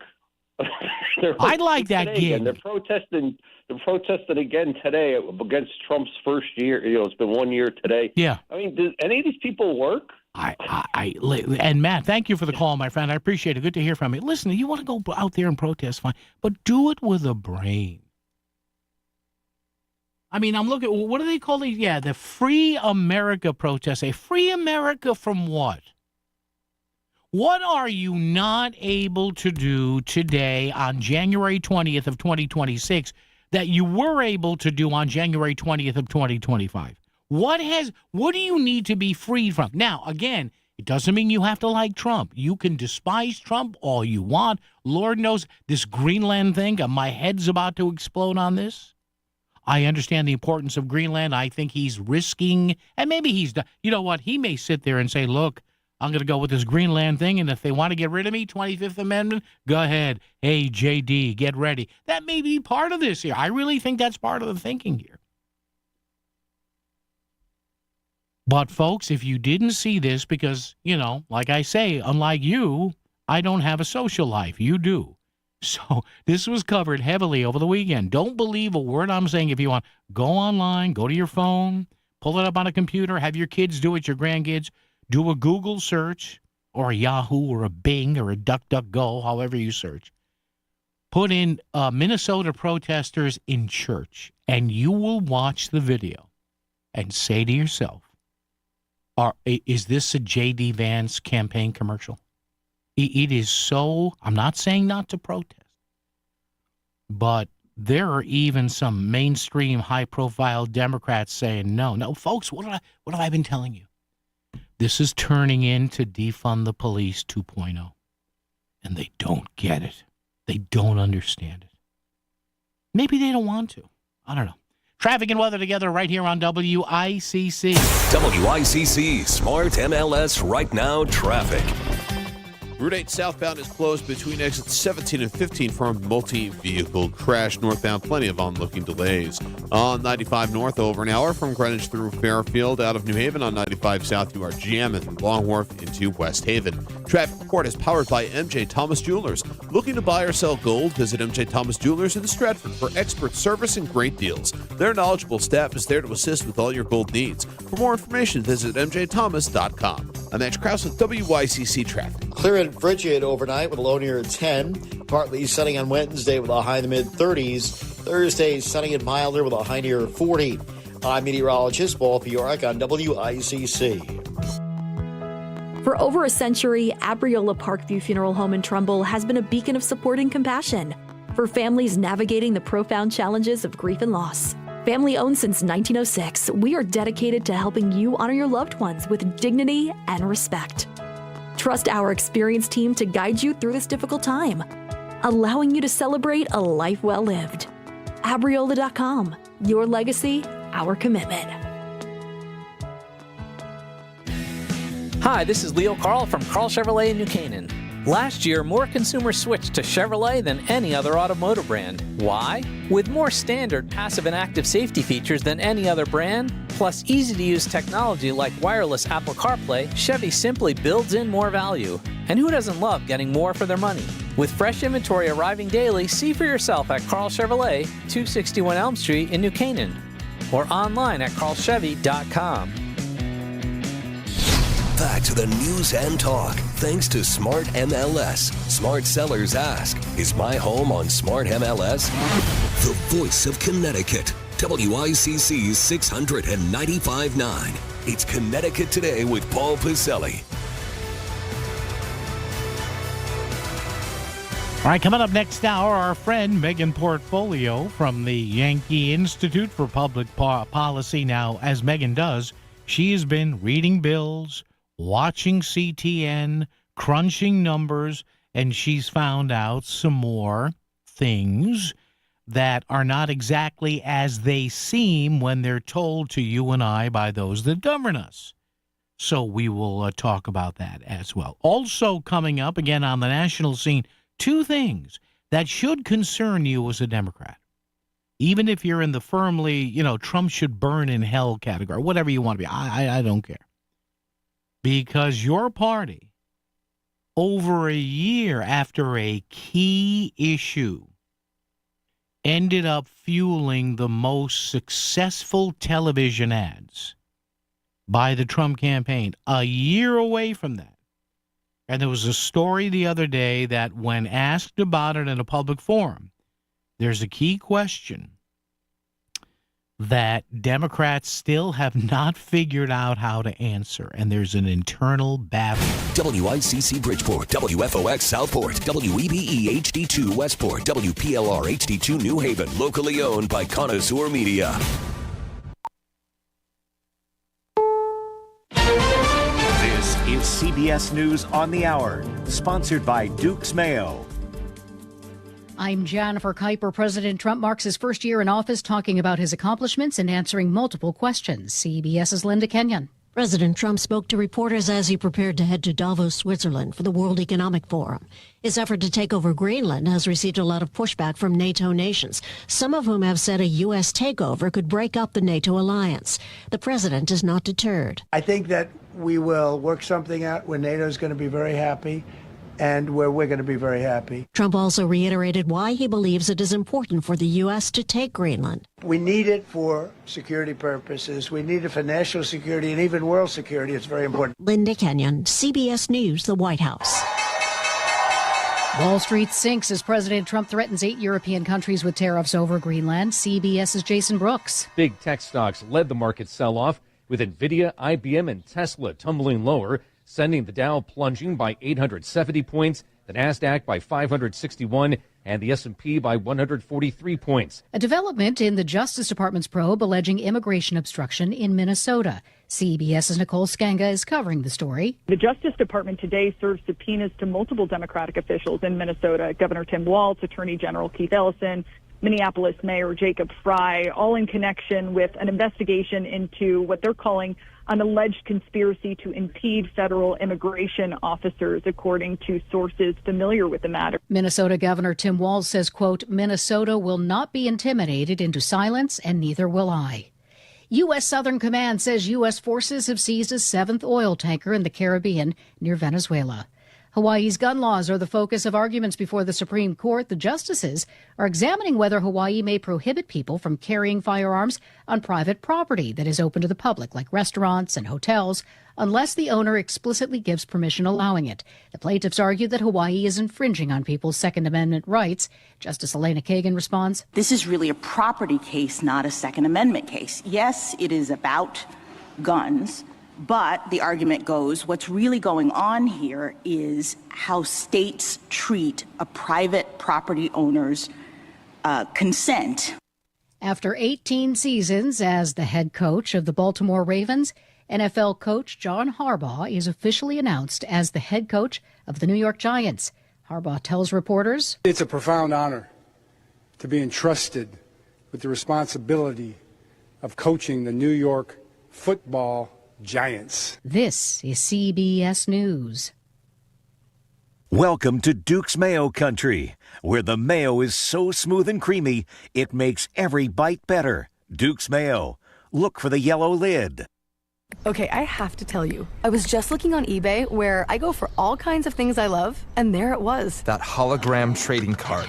One of the rarest, the last one I needed for my set. Shiny like the designer handbag of my dreams. One of a kind. eBay had it, and now everyone's asking, ooh, where'd you get your windshield wipers? eBay has all the parts that fit my car. No more annoying, just beautiful. Millions of finds, each with a story. eBay. Things people love. Welcome back to Winter Hack Radio, the place for clever hacks to survive the season. Icy driveway? Well, try spreading sand or birdseed to help with traction. Snowy puppy paws? Well, grab a whisk, brush it off, done. Catch COVID-19? Well, just get... Actually, there's no hack for COVID-19. But if you test positive, prescription medications for COVID exist. Ask your doctor if they're right for you. Visit PfizerForAll.com to learn more. Sponsored by Pfizer. WICC 695.9, Voice of Connecticut Local News Update. On Saturday morning, Governor Ned Lamont and Lieutenant Governor Susan Bysowitz delivered remarks at the 41st Annual Martin Luther King Scholarship Breakfast hosted by the Hartford Alumni Chapter of Delta Sigma Theta Sorority Incorporated. The event, which honors the life and legacy of Dr. King, was attended by more than 750 guests and serves as the organization's premier fundraising event for the Cheryl A. Hickman Scholarship Award. To date, the award has delivered over $400,000 in scholarships to more than 135 students. Police in Milford are investigating after $50,000 worth of jewelry was stolen from the Connecticut Post Mall. The incident happened early Saturday morning around 6 a.m. Officers responded to the scene and found glass cases shattered. No arrests have been made yet. The cause of a Milford house fire is under investigation. Crews responded to the home on Bryan Hill Road Monday afternoon. No one was inside the home at the time of the fire and no injuries were reported, but the home is at least temporarily inhabitable. Firefighters reportedly had to cut a hole in the roof to ventilate and attack the blaze. And Connecticut is ranked 47th among all states to start a business. The financial website WalletHub.com used 3 key measures to compile the rankings, including business environment, access to resources, and business costs. Massachusetts was ranked 34th, and Rhode Island the worst at number 50. Florida ranked number 1 for starting a new business. I'm Chris Williams with WICC News. WICC Smart MLS Right Now Traffic. Route 8 southbound is closed between exits 17 and 15 for a multi-vehicle crash. Northbound, plenty of onlooking delays. On 95 north, over an hour from Greenwich through Fairfield. Out of New Haven on 95 south, you are jamming through Long Wharf into West Haven. Traffic report is powered by M.J. Thomas Jewelers. Looking to buy or sell gold? Visit M.J. Thomas Jewelers in Stratford for expert service and great deals. Their knowledgeable staff is there to assist with all your gold needs. For more information, visit mjthomas.com. I'm Edge Krause with WICC Traffic. For this evening and tonight, mainly clear and frigid with a low of 10. Partly sunny on Wednesday with a high in the mid-30s. Thursday, sunny and milder with a high near 40. I'm meteorologist Paul Piorek on WICC.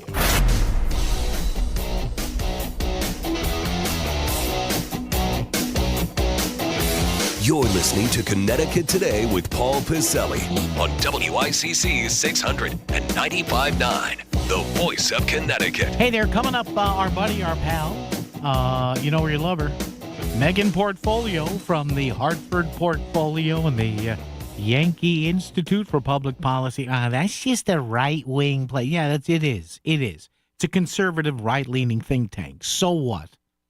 You don't like it, turn it off. What do you want me to tell you?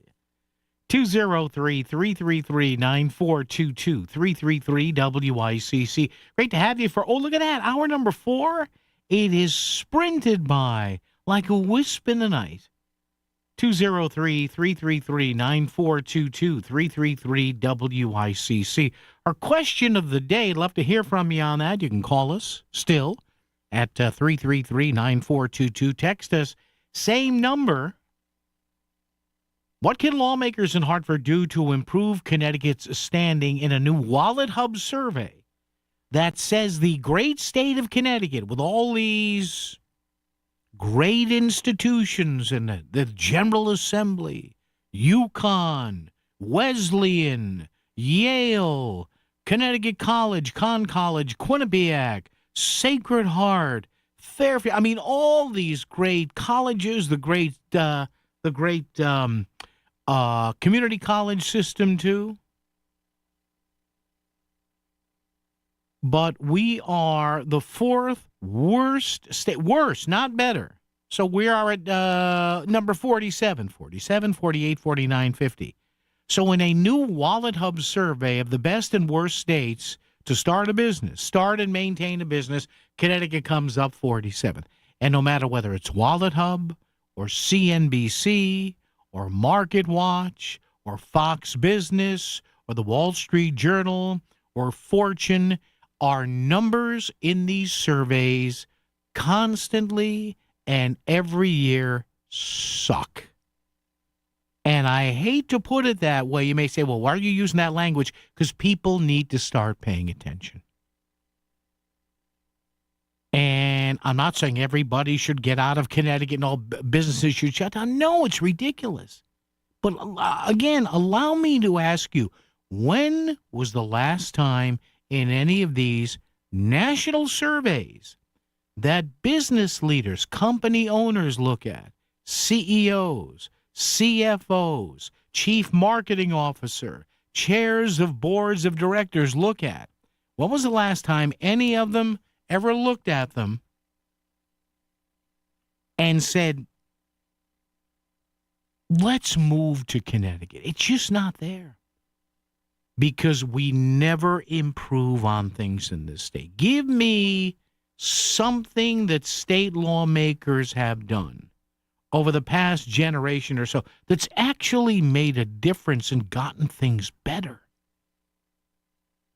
Now, sometimes there are local initiatives, and when I say state lawmakers, I'm not just saying cutting a check. Anybody can write a check. That takes no talent whatsoever. But this notion that every stinking year that I've done this, I've done these shows for 30 years, and you never do you look at these surveys and say, wow, look at that. Look how great we did in this survey. Never. And it's mind-numbing that people will just, like a bunch of dopey robots, vote for the same people over and over and over and over again. It is beyond my capacity to understand it. It really is. 203-333-9422, 333-WICC. You wanted a new and improved way to experience voiceofct.com, and now you have it. We've totally revamped our website, and it looks better on your smartphone than ever before. Voiceofct.com. You can still stream all of your favorite WICC local talk shows, listen to podcasts, find out about local events, sign up for our email newsletter, and it's easier to use than ever. It's the best way to stay informed in Fairfield County. Just bookmark us. Voiceofct.com. Hi, I'm Peter from Donut Delight. Donut Delight has used Steve Basso Plumbing, Heating, and Air Conditioning since 1994. From installing plumbing in our new stores to maintaining our existing stores and our personal homes. Their guys have always been very professional and great to work with. Donut Delight has been very happy with Steve Basso Plumbing, Heating, and Air Conditioning. Looking for a reliable plumbing or HVAC company? Steve Basso Plumbing, Heating, and AC has proven customer satisfaction since 1974. Go to BassoPHAC.com. That's BassoPHAC.com. Walk when they say you can't stand. Laugh when they say you won't speak. When you're recovering from a severe illness or injury, even the smallest tasks can be the greatest mountains to climb. But at Gaylord Specialty Healthcare, we're not just doctors and nurses and therapists. We're experts and specialists and leaders. And we do whatever it takes to make your recovery possible. Gaylord Specialty Healthcare. Think possible. Outpatient therapy services now available in Fairfield and Guilford. Gaylord.org. There's always a great lineup of shows coming to the Richfield Playhouse. January 23rd, it's Vocal Group Hall of Fame inductees, Jay and the Americans. This magic moment. February 13th, it's Rock and Roll Grammy and Songwriter Hall of Fame's The Rascals' 60th Anniversary Tour. And February 28th, it's the Ultimate Beatles Tribute Band, the Fab Four. Jay and the Americans, the Rascals, and the Fab Four. 3 great shows, 1 great venue. Tickets at richfieldplayhouse.org. In the real estate ecosystem, trust and transparency create harmony. But one elusive species disrupts this balance, the rogue agent. Their secrecy with off-market listings leave home buyers confused, frustrated, and inventory-starved. And that's bad news for sellers too. With Smart MLS, over 20,000 realtors unite, creating more demand, offers, and better results. Ask your agent if your home is on Smart MLS. All January long, kids eat free at family-owned AB's Falafel in Trumbull. Come enjoy and save on a great meal everyone will love. From fresh and delicious shawarma, falafel, kebabs, and hummus. AB's Falafel is consistently voted best Middle Eastern food in Connecticut. And for January, with every adult meal, one child 10 and under eats free. It's a meal deal parents will love and kids will cheer for. AB's Falafel, 10 Broadway Road, Trumbull. Free child meal for dine-in only. Don't miss the Fairfield University School of Graduate Studies around the region every weekday with Melissa in the morning. Melissa brings you the biggest news from Connecticut and around the region. WICC Smart MLS Right Now Traffic. Route 8 southbound closed between exit 17 and 15 for a multi-car crash as things backed up well into Seymour. And in lower Fairfield County, 95 north over an hour from Greenwich through Fairfield. Parkway northbound is only marginally better. And out of New Haven on 95 south, you're jamming through Longwharf into West Haven. Traffic report powered by Bridgelight Financial Advisors. You can reduce taxes you pay on your retirement income and keep the money you've saved with Bridgelight Financial Advisors tax saving strategies. Learn more at bridgelightadvisors.com. I'm Andrew Krause with WICC Traffic. Clear and frigid overnight with a low near 10. Partly sunny on Wednesday with a high in the mid-30s. Thursday, sunny and milder with a high near 40. I'm meteorologist Paul Fioric on WICC. The broadcast leader for Connecticut for 100 years. WICC 600 and 95.9, the voice of Connecticut. Damn right. Don't you forget it. Nah, yes. Ooh, this sounds like Godzilla music right here. All right, 203-333-9422, 333-WICC. Yes, our exact anniversary date's coming up in November, so how about that? 100 years, 100 years. That's all good stuff, yes. Absolutely. All right, we invite Megan Portfolio to chat with us every Tuesday at this time. She of the Hartford Portfolio Authorship at the Yankee Institute for Public Policy. Ms. Portfolio, good afternoon. How are you on this Tuesday? Good afternoon, sir. I'm doing well. Well, that's good. That's good. Getting all set for the special session, the short session, whatever it is. I'm not ready yet, but I will be. Yeah. I'll be ready. Yeah, so you got your... Now, when you watch it, do you have, like, CTN on multiple screens? What are you doing here with that? This isn't helping my street cred, but yeah, so I have an extra monitor at home. Yeah. So if like House is in and the Senate's in, I'll have them both on. Yeah, different screens. Do you so ever now? Do you ever go to the like up in the galleries and watch them live, or is that too nauseating? I have, but it's easier for me to like really be able to listen. Yeah. When I watch it on TV. Plus, I can be in my sweatpants. Well, that's it. You're like me. It's like you know. Occasionally, like I'll do this show from home. What because of weather or a car problem or something, I can do it from home. And I have a friend that always says, "Oh, you're home today. Do you have pants on?" I said, "Now, I don't know if we have to go there, but it's fine. I can get that." Jeez. Business on top, party on the bottom. Yeah. Well, yes, thank you. Very good. All right, so I guess we're talking in your column this week, Megan, about contract savings, sort of, kind of, with CBAC. What do we have here? Yeah, so the state comptroller's office just released this 2017 CBAC savings report, which I know sounds like a big snooze fest. And, Megan, why is this important? Well, back in 2017, we were having an issue closing our budget. They literally had to, I think, what was it, November? They finally were able to close out the year and actually get a budget passed. Well, one of the problems, they just didn't have the money to close the budget. So what they did was they made a deal with CBAC, that's the State Employees Bargaining Agent Coalition. They made a deal with them and said, "Hey, guys, we need to freeze your pay for a little bit because we need this money to close the budget." And CBAC was like, "Sure, we'll do that," because in return for not getting a raise was raises later on in the contract, plus cash payments, and what the golden ticket was, they had job security, so they couldn't be laid off. So every year, state employees are asking for their raises, and every year they point to 2017 and how they had made these concessions, and we saved the taxpayers billions and billions of dollars.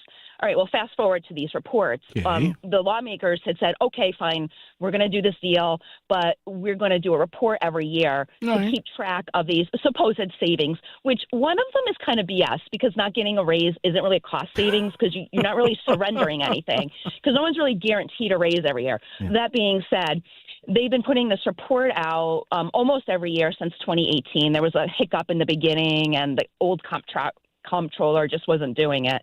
Sean Scanlon's been really, really good in getting them out and actually on time. All but 2018, every single year, we've fallen short of promises that were made to the taxpayer. Yeah. And year to date, we're over $500 million short of what we were promised. It's a lot of money. Wait, so $500 million? Almost $540 million. We're short of what was promised.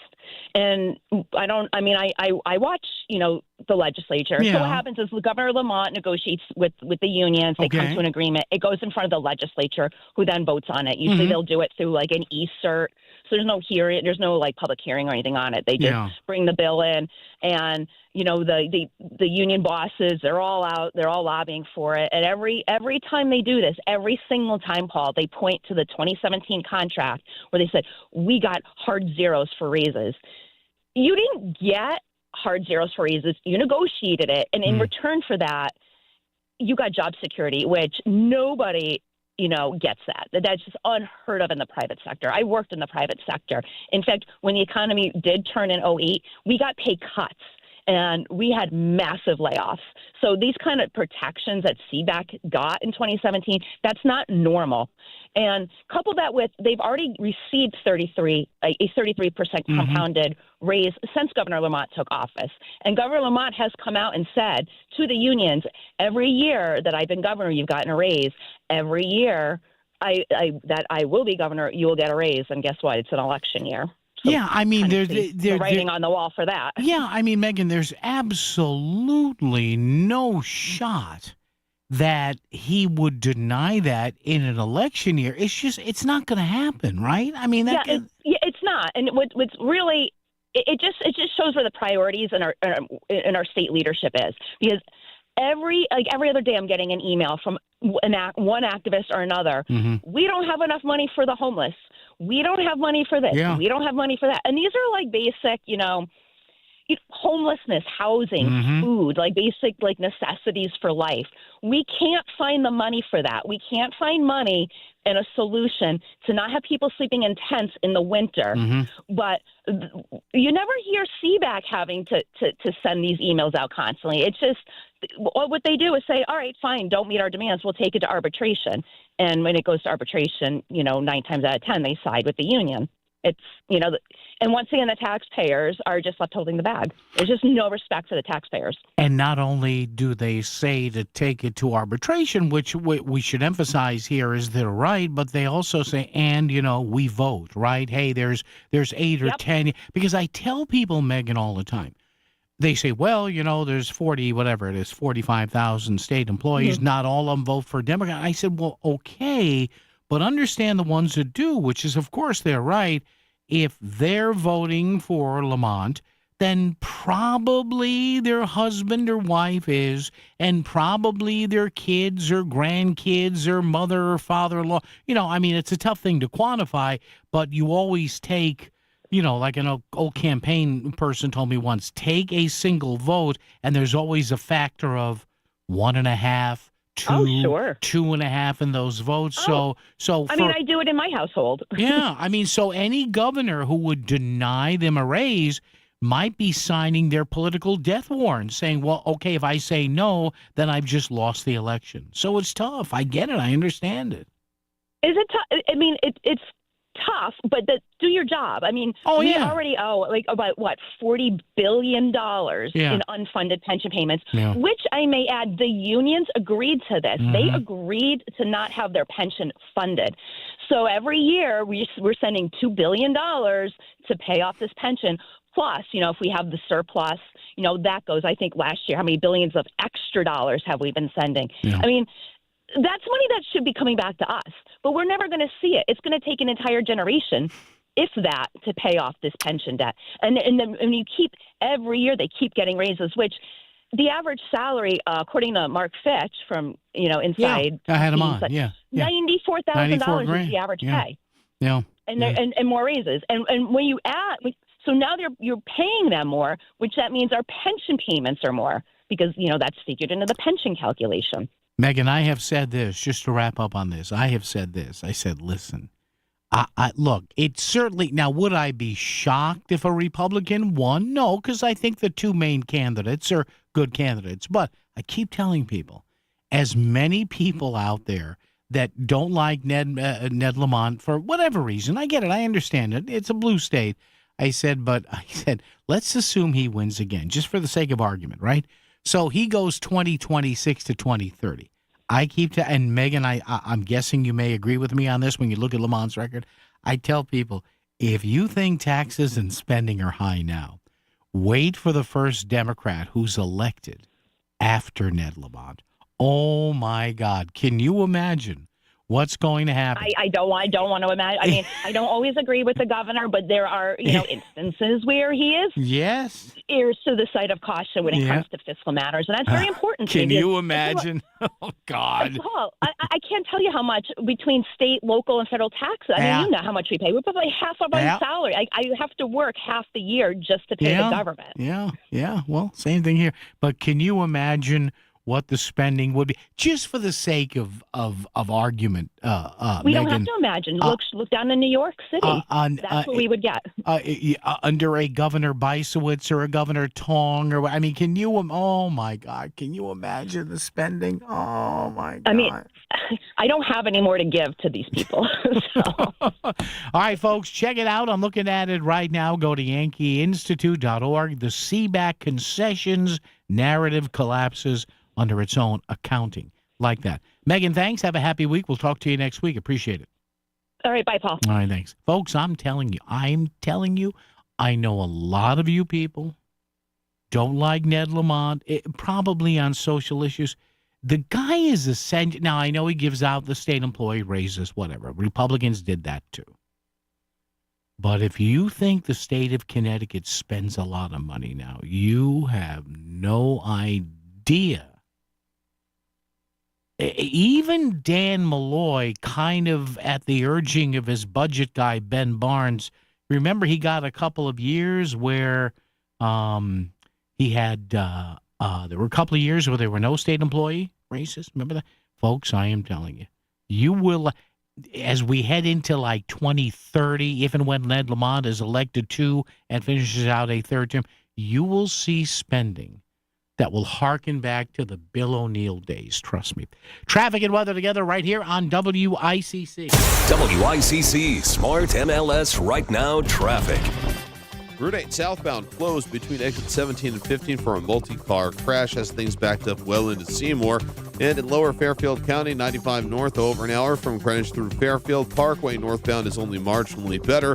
And out of New Haven on 95 south, you're jamming through Long Wharf into West Haven. Traffic report powered by Bridgelight Financial Advisors. You can reduce taxes you pay on your retirement income and keep the money you've saved with Bridgelight Financial Advisors tax saving strategies. Learn more at bridgelightadvisors.com. I'm Mitch Krause at WICC Traffic. For this evening tonight, mainly clear and frigid with a low of 10. Partly sunny on Wednesday with a high in the mid-30s. Thursday, sunny and milder with a high near 40. I'm meteorologist Paul Fioric on WICC. I tell you, these guys don't miss a beat. Hey, it's Melissa Sheketoff, and I'm talking about my friends at K&J Tree Service. They have aggressive winter discounts back for you to get in on. The snow may be falling, but so are the prices at K&J Tree Service. This winter, you can take advantage of K&J Tree Service's aggressive discounts. Whether you need tree trimming, removal, or stump grinding, they're offering aggressive winter discounts off of all of their services. They've got certified arborists ready to handle winter's toughest challenges with unmatched safety and efficiency. So don't wait for the thaw. Protect your property and your wallet right now with K&J Tree Service. Call them directly for a free estimate and unbeatable savings. K&J is there every step of the way during the entire process from start to finish, ensuring you are happy. And it starts with that free tree risk assessment we talk about all the time. K&J Tree Service has the staff, equipment, and expertise to keep your family, home, and property safe. Go to kjtreeservice.com and book that free assessment today. That's kjtreeservice.com. I'm Ed Evans, CEO of Consumer Cellular. You know, the big wireless companies say they have discounts for people over 55. But unless you're willing to sit on hold and ask, you're probably paying more than you should. At Consumer Cellular, there's nothing to hunt down. We're built for people 50 plus with plans starting at just $20. And our 100% US-based customer service actually answers the phone. Call 1-888-FREEDOM or visit consumercellular.com today and get your second month free for a limited time. Taxes, fees, and other third-party charges will apply. See website for additional details. Are you 50 or older? This news is for you. The CDC recommends you get vaccinated against pneumococcal pneumonia. Even if you're healthy, your age puts you at risk. People 50 or older are over 6 times more likely to be hospitalized with pneumococcal pneumonia compared to adults 18 to 49. Just one shot can help protect you. Learn more and schedule at vaxassist.com. That's VAXassist.com. Sponsored by Pfizer. Need metal? Metal Supermarkets, the world's largest small quantity metal supplier, is open in Bridgeport. The metal you need, cut to size and ready fast. Call or visit at 1085 Connecticut Avenue and ask about the other metal services we provide. This is WICC 695.9, the voice of Connecticut. CBS News Brief. Today marks 1 year since the start of President Trump's second term, and during a White House press briefing, he touts his accomplishments and says of the United Nations, the UN just hasn't been very helpful. I'm a big fan of the UN potential, but it has never lived up to its potential. Trump leaves D.C. tonight for the World Economic Forum in Switzerland. The Justice Department has served subpoenas to multiple Minnesota state officials in connection with an immigration enforcement conspiracy probe. Meantime, students across metro Atlanta have been participating in walkouts to protest ICE action around the country. At Georgia State University, I'm tired of seeing Americans hurt. I love this country because of its people, not because of this government. It does not support us anymore, and they're showing it more and more. On Wall Street today, the Nasdaq and S&P 500 sink over 2% as President Trump threatens to impose new tariffs on Europe in his standoff over Greenland. The Dow plunged 871 points. CBS News Brief, I'm Jennifer Kuiper. WICC 695.9, Voice of Connecticut Local News Update. A man is charged with DUI following a snowplow crash in Fairfield. 46-year-old Mark Keene allegedly crashed a snowplow into a house last month and damaged a garage and multiple vehicles. Keene appeared in Bridgeport Superior Court on January 9th. Police are searching for a driver who crashed into Center Station Garage in Bethany. Police say this happened early Monday morning, causing significant damage to the building. Police are looking for a 2025 Ford F-250 or F-350 with heavy front-end damage. Anyone with any information should call Connecticut State Police. Investigators say it was icy road conditions that caused a driver to lose control and crash into a building in Greenwich. It happened Sunday morning at the corner of Church and William Streets.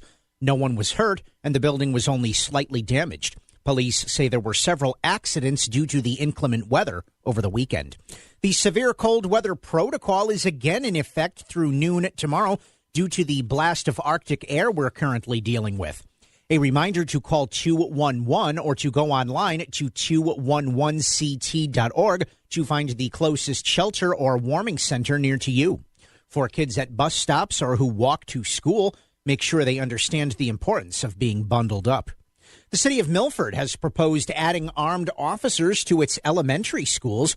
Milford Superintendent Dr. Anna Kutea made the proposal for next year's school budget and says it will be discussed tonight with the Board of Education. In a crisis, God forbid, in Milford Public Schools, if there's a bad guy with a gun, that's the only person with a gun until police department could respond. So why not have a good guy with a gun on campus? Kutea says the cost of 9 full-time retired police officers now employed by the district will cost more than $570,000. If approved, there will be an officer in all 8 elementary schools and the alternative high school, the Academy. Governor Ned Lamont is directing the state's Office of Policy and Management to reinstate previous land use values effective immediately. According to Lamont, the action will prevent dramatic increases in property tax assessments on farmland, forest land, open space, and maritime heritage land throughout the state. Lamont said, quote, preserving Connecticut's farmland and open spaces is critical to maintaining a reliable source of food and farm products conserving our natural resources, and promoting the welfare and happiness of our residents.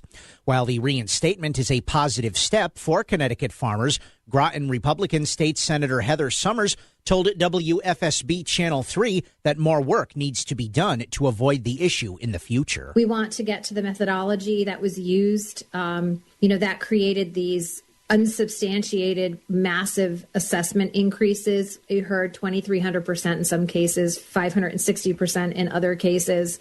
We need to absolutely have farmers at the table. Lieutenant Governor Susan Bysewicz hosted a news conference this afternoon with the American Red Cross, addressing the state's severe blood shortage. Hospital demand continues to outpace supply, and winter disruptions to blood drives have resulted in a nationwide shortage. January is also recognized nationally as Blood Donor Month, which encourages eligible individuals to donate. Avelo Airlines announced today it's extending its Tweed New Haven Regional Airport schedule into the summer. It includes 25 nonstop destinations through August 18th. One-way fares start at $47. More information is available at aveloair.com. And the Yukon women's basketball team is adding another game to the victory column. Sarah Strong scored 18 points as the Huskies defeated Notre Dame Monday 85-47. Yukon is undefeated after 19 games this season. The win came just before head coach Chino Auriemma finally got a slice of good pizza. Coach Auriemma made some comments last week and has been under fire for questioning Connecticut's pizza credentials. Poured some red stuff on the box and called it pizza. Don't believe those signs, Mel, when you come into Connecticut, pizza capital of the world. After Monday's win, Frank Peppies made sure the entire team, including the head coach, received some world-famous sabits. And I don't need guys from New Haven telling me how to say pizza. Now, Stewart's, Connecticut is the pizza capital of the world. I'm Chris Williams with WICC News. WICC Smart MLS Right Now Traffic. Route 8 southbound closed between exit 17 and 15 for a multi-car crash. Has things backing up into Beacon Falls now. 95 north, a solid hour. Greenwich through Fairfield. The Parkway is the easier choice. Traffic report powered by Columbia Dental in Norwalk and New Haven. Conveniently open to fit your schedule. Cleanings, implants, even oral surgery all in one place. Call 203-299-0111 or visit columbiadental.com. I'm Matt Krause with WICC Traffic. Clear and frigid overnight with a low near 10. Partly sunny on Wednesday with a high in the mid-30s. Thursday, sunny and milder with a high near 40. I'm meteorologist Paul Fioric on WICC. Are you looking for a loyal friend, a cuddle buddy, or just some unconditional love? Hey, it's Melissa Sheketoff, and the perfect companion is waiting for you at the Connecticut Humane Society. From playful pups to cuddly cats, these furry friends are ready for their forever home, and that home could be yours. By adopting, you're giving an animal a second chance and gaining a best friend for life. Visit cthumane.org to adopt and volunteer or to donate to help care for pets still waiting. Adopt love, support hope, choose the Connecticut Humane Society. A personal finance columnist came up with a list of regrets she hears from retirees. Guess what was on the top of the list? Wishing they'd had a plan for their retirement. And that's the kind of thing that David Gagnon talks about every week on his show, Mastering Your Wealth. Join him Saturday mornings at 8, right here on WICC 600. And be sure to check him out online at masteringyourwealthradio.com. If Shelton is talking about it, so is Paul. Connecticut Today with Paul Piselli on WICC 600 and 95.9, the voice of Connecticut.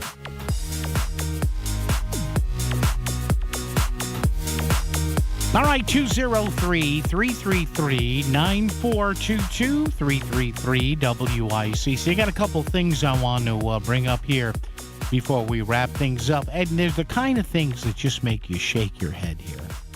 And as much as you may hate the guy in the White House right now, you have to sit here, and we'll get to them momentarily. I want to go to the phones first here.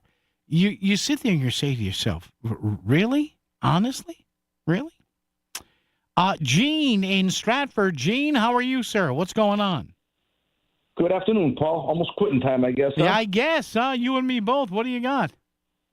Hey, it's you see my Facebook things now and then. Yes. But I don't understand why I do this, but I like to put something controversial out there, and I just take great Wait pleasure a minute, watching wait. everybody fighting and- You know why you do it, but that's okay. Go ahead, Gene. I'm just kidding. Yeah, but this might be a good one. Maybe you want to put on the WICC page. I started out as a question, and it's gotten it's almost going to be Donald Trump's fault. And I got people's panties and boxer shorts in a bunch and everything. But I started thinking about something, and it's got to do with the 10 cents deposit. Okay. If there's a nickel deposit on bottles, it's up to a dime. Yeah. If I'm doing my math correctly, that's double. Yeah. Is that correct? Yeah, it's 100% increase. Exactly, yeah. Right. I wish I could get that in my pay when I work. Yeah, right. But so I go into the local store, I buy a 6-pack of beer, and I pay an extra 60 cents that goes to the government. Goes to the state of Connecticut. And I don't understand how or why, but according to just the little Google research, the state makes like $42 million a year off it, but it's supposed to be a deposit.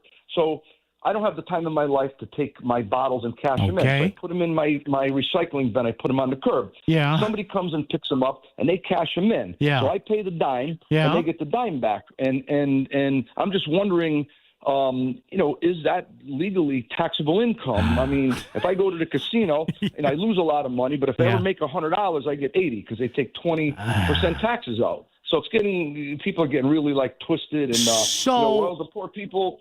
That's how they live. But I have a guy who comes on Sunday nights in a Ford Explorer with an iPhone 17. He picks them out of the bin, and I understand that there's guys at the place in Stratford that get revenues of thousands of dollars per week. So that's going to take some away from the homeless people. But the question is the system defunct? When I put it in my dumpster and my bin, and you take it to the machine and get the dime, it goes to the same place. So. Well, I think number one, Gene, boy, that's an interesting thing you brought up there. So apparently, when we put garbage out, right? In other words, when we put something out, because they've solved like crimes this way. Right. So your garbage, your garbage apparently it becomes like public. You know what I mean? Right. So if you put it in the street, if you put it on your private edge of the road, you have to have your property surveyed and see which side it's on. And then the other thing is now that's interesting with all these people that turn in these bottles. Now, isn't the level, I think it's $600. In other words, if you make above $600 from what's called incidental income, I think you're supposed to declare it. Claim it. Yeah, right. Because I know, for example, Gene, I've done work for a few college teams in the area, and if I do, less than a certain amount of games, my check is under $600, and then when it comes tax time, I'll say, "Oh yeah, I did X amount of games for them last time, so it's over $600." So there you go. Well, they may issue you a 1099. Yes, that's what they do. Because, yes. Now, if you take scrap metal to the junkyard, to cash it in, they give you a 1099. Sure. Yeah. Because you made money on that. So you made money on it. I'm just wondering. Right. Well, if Ned Lamont is listening, do you think that now he'll go down to these bottle places and start putting a guy there to start taxing people on this? Really started something really bad here. Gene, thanks, man. Appreciate it. Gene and Stratford there. Yeah, that's interesting. You do have people who go through. Now, I guess legally, even if you bought that beverage, that glass bottle or whatever, you have, I guess a lawyer will say, well, even the empty bottle has a 5 or 10 cent value to it, right? So I think when you give that up and you put garbage or refuse out on the curb legally, you're kind of putting the money out there. And then, boy, that's interesting, Gene. I never thought about that. How many people, or I think it's a rhetorical question, but are some of these people now, they're not all homeless. They're not all destitute. We get it. But are they doing are they declaring their extra income? And I understand what Gene says. If you sell a certain amount of scrap metal, you get a 1099. If you if your year-end total are winnings from, FanDuel and DraftKings and MGM, and, you're looking at and CTI Lottery, wherever you're doing, for example, your sports gambling. If you made over $600, you're going to get a 1099. There you go. All right, coming up, a couple things that to me are just mind-boggling. We'll talk about that straight ahead right here on WICC. Just about every day, we hear unsettling news about the economy and global events, things that affect our lives here at home. It's natural to feel uncertain, but when it comes to securing your family's future, there is something you can do. Here is attorney Christine Tenor. Do you ever feel like your medical or financial decisions are out of your hands? In times like these, most of us would answer yes. The good news? There are legal tools designed to protect you, ensuring that only the people you trust can manage your affairs, should you become unable to do so. Life can change quickly. It's never too early to put a plan in place that reflects your wishes, whether it's a power of attorney, medical advance directives, a last will and testament, or a trust tailored to your needs. Every person's situation is different. It's important to create an individualized plan before it's needed. We all deserve peace of mind. The Fairfield Law Offices of Eliopson and Tenor. On the internet, ConnecticutElderLaw.com. Call 203-336-2566. That's 203-336-2566. Are you living with dry AMD? If so, you could be on the road to geographic atrophy, or GA, a condition that leads to retinal cell death and permanent vision loss. But with Izervay, you can slow it down and get it going slower. Izervay slows GA progression by targeting a key source of retinal cell death, which may help preserve your vision longer. Izervay, or Avastin Capted Pagel, is a prescription eye injection used to treat GA. Don't take it if you have an infection or active swelling in or around your eye. Izervay can cause eye infection, retinal detachment, or increased risk of wet AMD. Izervay may temporarily increase eye pressure. Your vision may be impaired after an eye injection or exam. Don't delay. Ask your doctor about Izervay today. Izervay gets GA going slower. Visit Izervay.com. That's IZERVAY.com. Paid for by Astellas Pharma. WICC Smart MLS Right Now Traffic. Route 8 southbound closed between exit 17 and 15 for a multi-car crash. Has things backing up into Beacon Falls now. 95 north, a solid hour. Greenwich through Fairfield Parkway is the easier choice. Traffic report powered by Columbia Dental in Norwalk and New Haven. Conveniently open to fit your schedule. Cleanings, implants, even oral surgery, all in one place. Call 203-299-0111 or visit columbiadental.com. And that's Krause with WICC Traffic. For this evening and tonight, mainly clear and frigid with a low of 10. Partly sunny on Wednesday with a high in the mid-30s. Thursday, sunny and milder with a high near 40. I'm meteorologist Paul Fiorek on WICC. Phones are busy? Text Paul, 203-333-9422. You're listening to Connecticut Today with Paul Pacelli. Now on WICC 600 and 95.9, the voice of Connecticut. And boy, there are some times where I am reminded why so many people hate my business.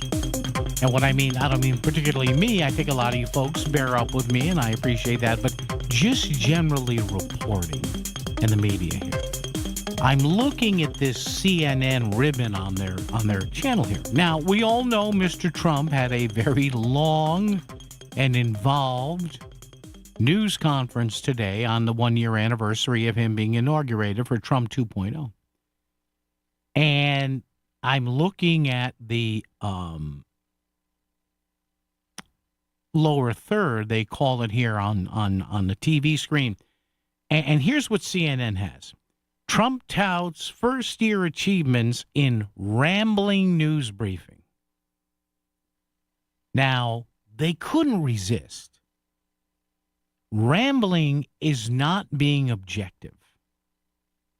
And part of the problem of the news business today, now maybe people tend to microanalyze this stuff. There's other things you could put rambling is making a judgment on it.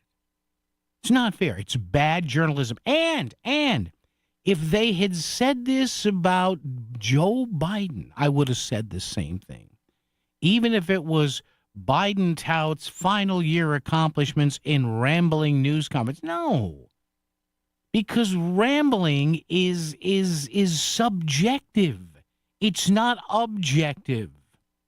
If you want to use rambling, leave it for an opinion piece. But again, he drives them nuts. They take the bait all the time. All right, I just had to put that in there because I'm seeing rambling, long-winded. Oh, my God. If I was an executive producer or an editor, it's one of those things where I talk to the graphics person and say, come here, sit down. Yeah, sit down for just a second. Shut the door. Yeah, okay.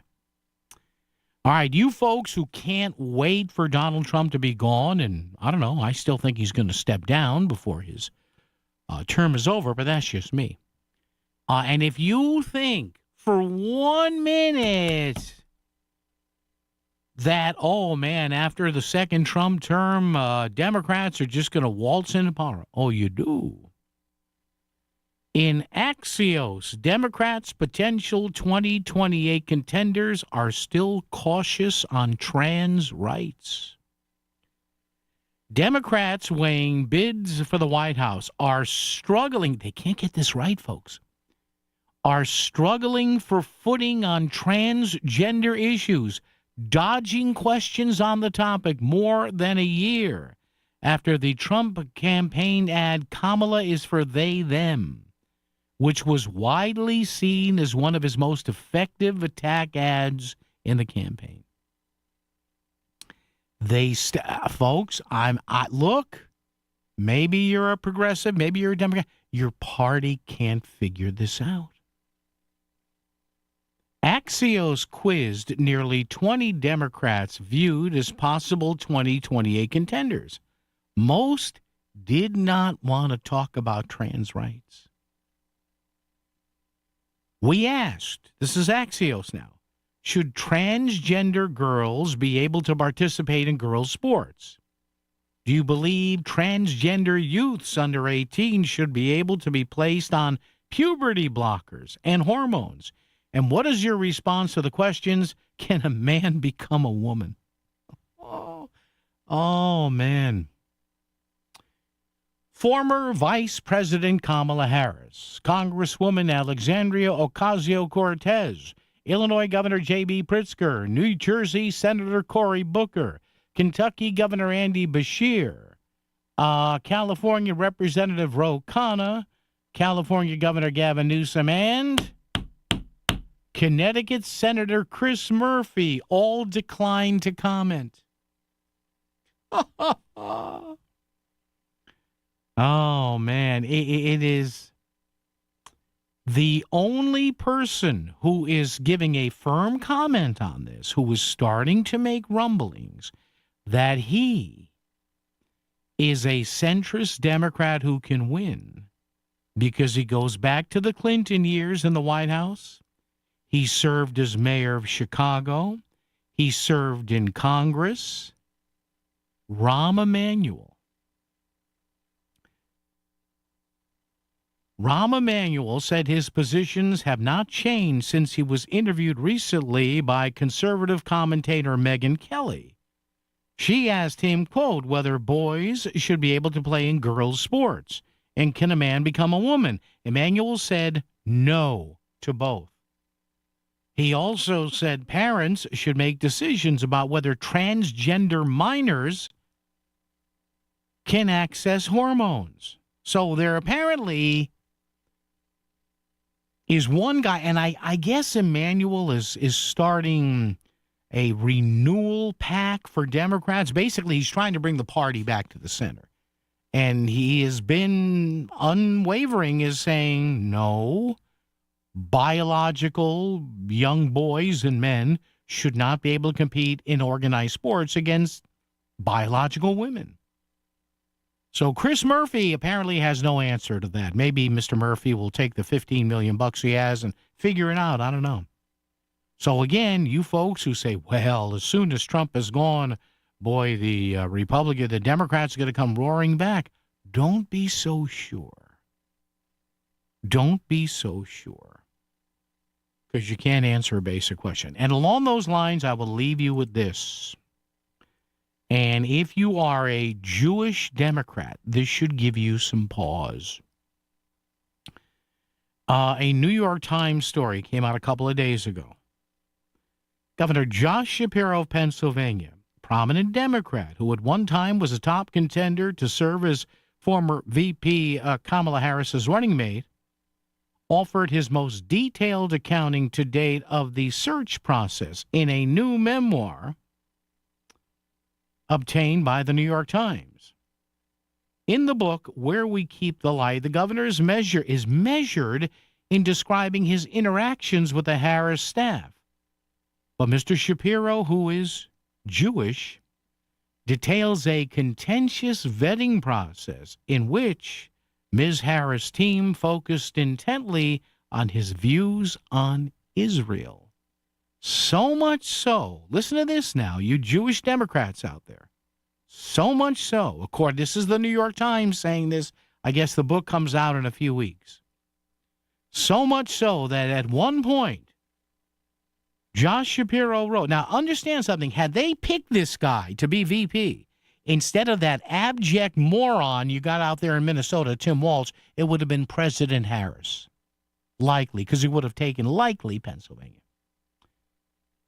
The Harris team focused so intensely on his views on Israel so much that at one point he says he was asked if he had ever been an agent of the Israeli government. Shapiro writes, quote, "Had I been a double agent for Israel?" Describing his incredulous response to a last-minute question from the vetting team. He responded to that question. It was offensive. He wrote and was told, well, we have to ask. The questioner, Dana Ramos, a former White House counsel, said, quote, "Have you ever communicated with an undercover agent of Israel?" Oh, my God. And Shapiro threw it back at her and said, quote, "If they were undercover," I responded, "how the hell would I know?" Oh, my God, folks, I'm telling you, there is a continued strain of anti-Semitism in the Democratic Party that don't be so excited about 2028, I'm telling you. So if you're a Jewish voter and you're a Democrat, now I know, now they've tried to walk this back, the Harris campaign and the commenters, the Upper West Side crowd in New York saying, well, you know, that she was just doing her job. Let me ask you something. If a Republican candidate had asked that of Josh Shapiro, and he was a Republican, what do you think the response would have been? Oh, my God. Mr. Shapiro, an outspoken critic of what he saw as anti-Semitism on college campuses amid the Israel-Hamas war, wrote that he faced skepticism of that record during the vetting. When Kamala Harris asked if he would, quote, "be willing to apologize for the statements I had made, particularly over what I saw happening at the University of Pennsylvania," he replied that he would not. Good for him. Good for him. Boy, you Democrats out there, you have an ugly streak of anti-Semitism in your party, and you better stomp it out now. Traffic and weather together right here on WICC. WICC Smart MLS Right Now Traffic.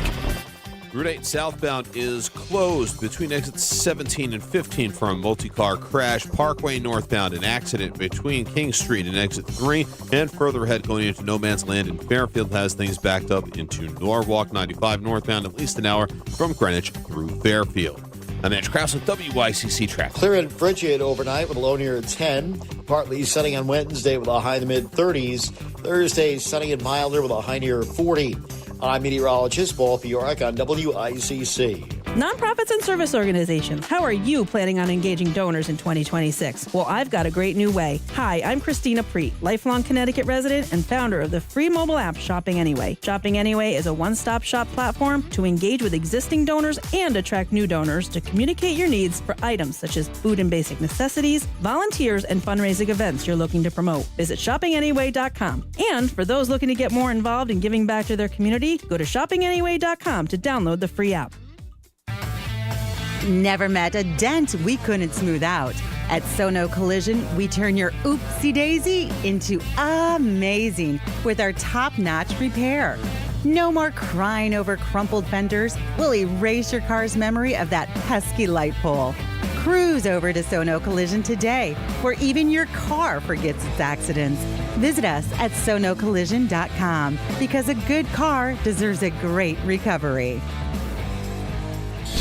Back to the news and talk, thanks to Smart MLS. Smart sellers ask, is my home on Smart MLS? The voice of Connecticut, WICC 695.9. It's Connecticut Today with Paul Pacelli. So the Harris campaign and all their policy wonks were worried that a possible Jewish Democratic vice president denounced anti-Semitism. Can you be any dumber? And you know what? In one poll, she's leading the candidates again. Oh, my God. Yikes. Chris, thank you. We're back tomorrow. WICC Bridgeport, WFOX Southport, WEBE HD2 Westport, WPLR HD2 New Haven, locally owned by Connoisseur Media.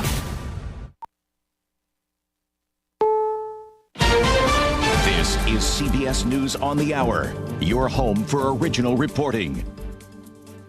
I'm Jennifer Kuiper. The Justice Department is moving full steam ahead in its probe of Minnesota officials and their comments on immigration crackdowns there.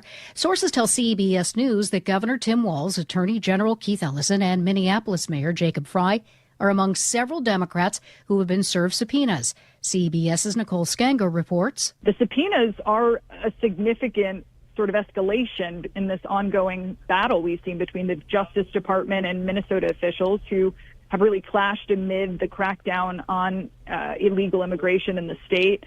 Governor Tim Walz calls the DOJ investigation a partisan distraction. Outrage in St. Paul, Minnesota, after ICE agents walked a shirtless grandfather out of his home in below-zero wind chills. That's people reacting to Chongley Scott Tao, escorted out of his home wearing only boxer shorts and his grandson's blanket by federal agents. They just took me out there with no clothes on. Tao was released after being questioned in an SUV for an hour, and he says, I don't feel like it's freedom. But he says he feels better now, and neighbors brought food to his family. Allison Keyes, CBS News. Just hours before he's to head to Switzerland for the World Economic Forum, President Trump stopped by the White House press room to talk about his administration's accomplishments in the first year since the start of his second term. He touted immigration enforcement and lower prices. When asked what he was going to speak about in Davos, Switzerland, we have the most successful country in the world. We have the hottest country anywhere in the world by far. And this country would have been absolutely stone cold dead. And I'm going to be talking about it. I'm going to be, because, you know, a lot of them could use some of the advice as to what we did. U.S. Southern Command says U.S. forces have seized a seventh oil tanker in the Caribbean near Venezuela. CBS's Eleanor Watson reports. This tanker, the Saguito, was sanctioned by the U.S. Treasury Department last year for being part of Russia's so-called shadow fleet, used to circumvent Western sanctions. The Department of Homeland Security led the seizure with support from the Marines and Navy, which has about a dozen U.S. ships in the Caribbean, in part to enforce this just over a month-old quarantine. Rescuers say one person is dead and 4 have been seriously injured in a commuter train accident near Barcelona. It comes just days after a collision of 2 trains in southern Spain that has left at least 42 people dead. In an Albuquerque courtroom, actor and director Timothy Busfield appears for a detention hearing on child sex abuse charges. All right, let's go on the record in State of New Mexico versus Timothy Busfield, D202 PD 2026. Busfield's wife, actor Melissa Gilbert, is among the witnesses. Busfield is accused of sexually assaulting a child on the set of a TV show, The Cleaning Lady. This is CBS News. Follow and listen to CBS Mornings on the go on the free Odyssey app or wherever you get your podcasts. Okay, I have to tell you, I was just looking on eBay where I go for all kinds of things I love, and there it was. That hologram trading card. One of the rarest, the last one I needed for my set. Shiny like the designer handbag of my dreams. One of a kind. eBay had it, and now everyone's asking, ooh, where'd you get your windshield wipers? eBay has all the parts that fit my car. No more annoying, just beautiful. Millions of finds, each with a story. eBay. Things, people, love. Welcome back to Winter Hack Radio, the place for clever hacks to survive the season. Icy driveway? Well, try spreading sand or birdseed to help with traction. Snowy puppy paws? Well, grab a whisk, brush it off, done. Catch COVID-19? Well, just get... Actually, there's no hack for COVID-19. But if you test positive, prescription medications for COVID exist. Ask your doctor if they're right for you. Visit PfizerForAll.com to learn more. Sponsored by Pfizer. Catch up on what you missed. The best of Melissa in the Morning. Now on the Voice of Connecticut, WICC 600 and 95.9. There is a federal court case happening right now, and it's surrounding AI-based hiring systems and whether or not those systems unlawfully screened out qualified applicants. Why does this apply to Connecticut? Well, it's interesting because the last two legislative sessions, there have been efforts to have better controls over artificial intelligence. In one regard, looking at how AI could be misused online, certainly better protecting children who could be on social media, for example. But the other thing that it's been looking at is unlawful hiring practices. And it was actually State Senator James Maroney from right here in Milford who was putting this forward the last two legislative sessions, and it didn't go forward ultimately. The biggest thing was Governor Lamont said, we can't be the first state to pass something like this. It's just something that we need to get a better understanding of. And what's interesting is coming back to this federal court case, it's being called, according to Forbes, one that could become the largest collective action in U.S. history. So to talk more about this and understand, again, the implications it could mean even for our state here in Connecticut, we welcome back to the show attorney Gary Phelan, who is with Hurwitz, Sagarin, and Schlossberg here in Milford, but also is a law professor at Quinnipiac University. Tell us a little bit more about this lawsuit first, Gary. Derek Mosley filed over 100 job applications. And what he was discovering is that he was being rejected within often minutes. What he started to do is, he couldn't understand how can they be rejecting me so quickly. So he started to then file them in like the middle of the night and was still getting rejected within either minutes or hours. That led him to retain a lawyer in California. And that has led to a class action lawsuit, which was just recently certified as a class action, saying that AI tools are being used to screen out applicants. One of the ways in which they're being screened out is through the algorithms used by Workday. What is Workday for people who aren't familiar? Workday is an AI platform. And it's the largest AI platform, or I should say software platform, that does a variety of tasks for employers, including things like payroll, but also the application process. Over approximately 67% of Fortune 500 companies use Workday. It's also used by 175 countries around the world for purposes of recruitment. Interesting. Was there a demographic that has been an issue with Workday before?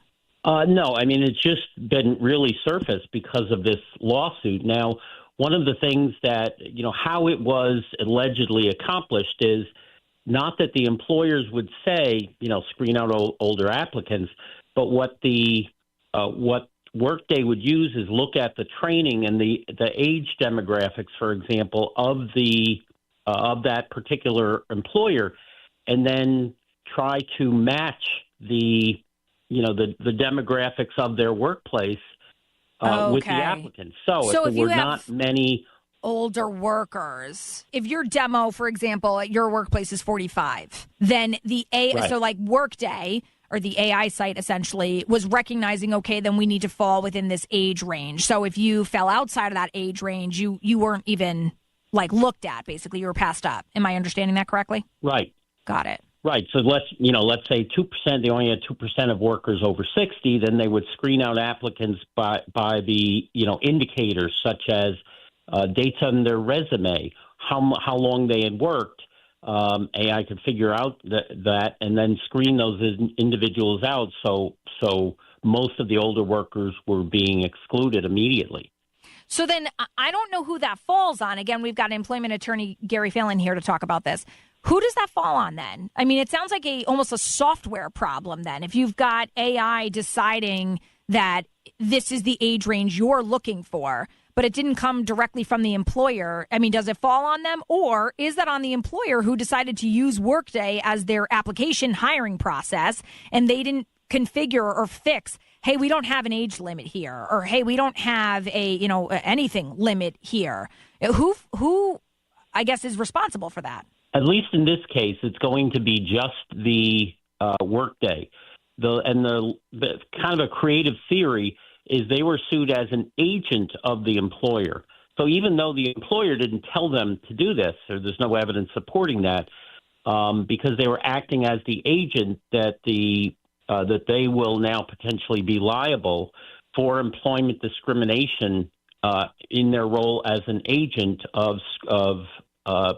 because the employer had essentially delegated that part of the hiring process to them.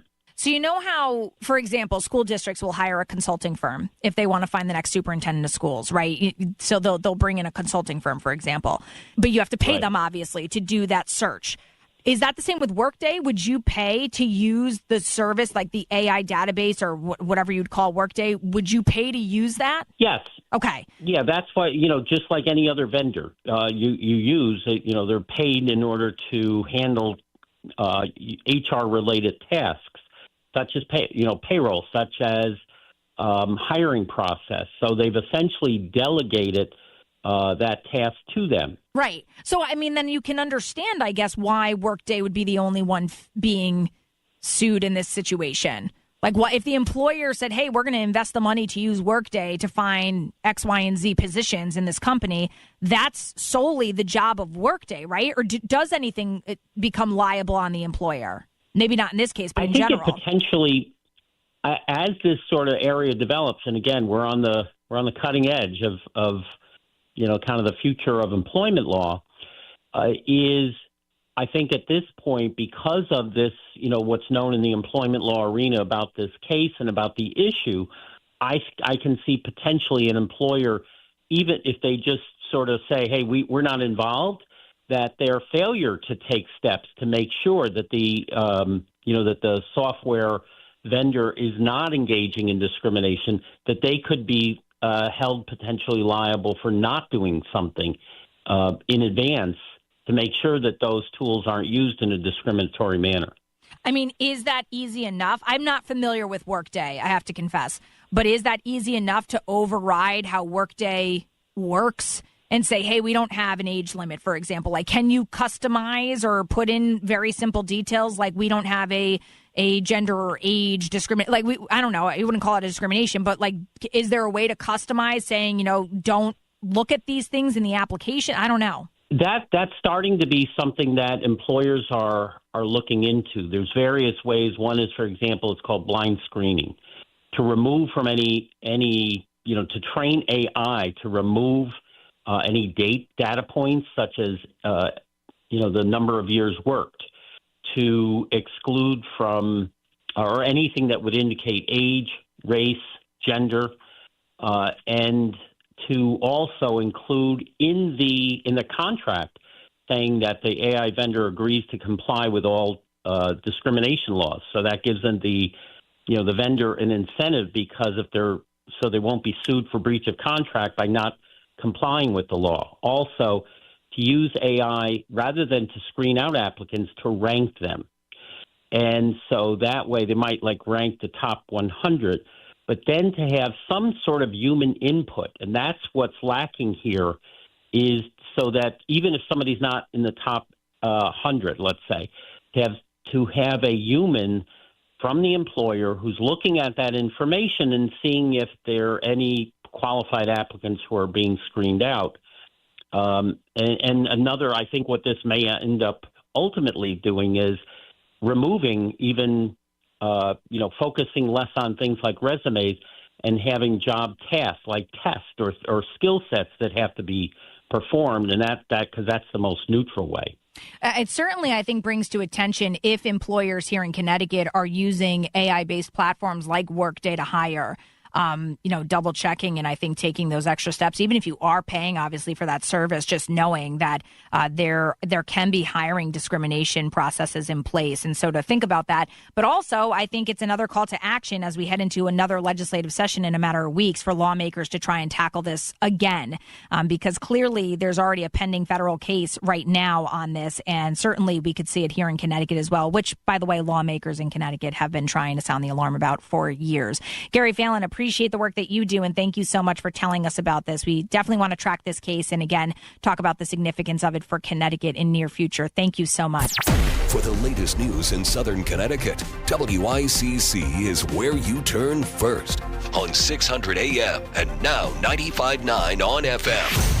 Hear your favorite live and local shows during the week. Melissa in the Morning, The Lisa Wexler Show, Connecticut Today with Paul Piselli on both 600 and 95.9. Plus more live and local news updates on weekends to keep you informed. You found the voice of Connecticut. WICC 600 and 95.9.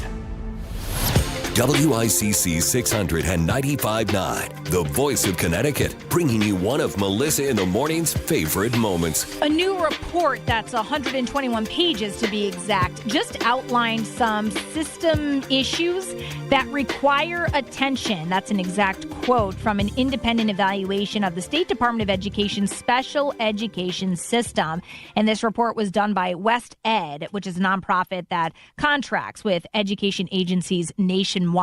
And again, it basically said that our special ed system is meeting requirements. However, it is falling short when it comes to maintaining trust in its processes, delivering consistent services, and addressing staffing shortages. So we wanted to ask one of our education experts on the show their thoughts on this. Joining us back on the show, Fran Rabinowitz, Executive Director at the Connecticut Association of Public Schools Superintendents. Fran, welcome back. It's been a while. I'm so glad to have you here. I'm so happy to be here, Melissa. And yes, it has been a while. And nothing better than the topic of special ed. Mm-hmm. It definitely is on many people's minds. And I'm certainly happy that the commissioner commissioned the report. I co-chaired the special ed task force with attorney Andy Feinstein for more than 2 years. And I would say to you that there are many, many issues in special ed. So, I mean, it's probably safe to say you were not surprised by these findings. No, I wasn't surprised. And I have to say we grappled with them on the special ed task force. I'm working right now with the Connecticut Finance Project. I know that sounds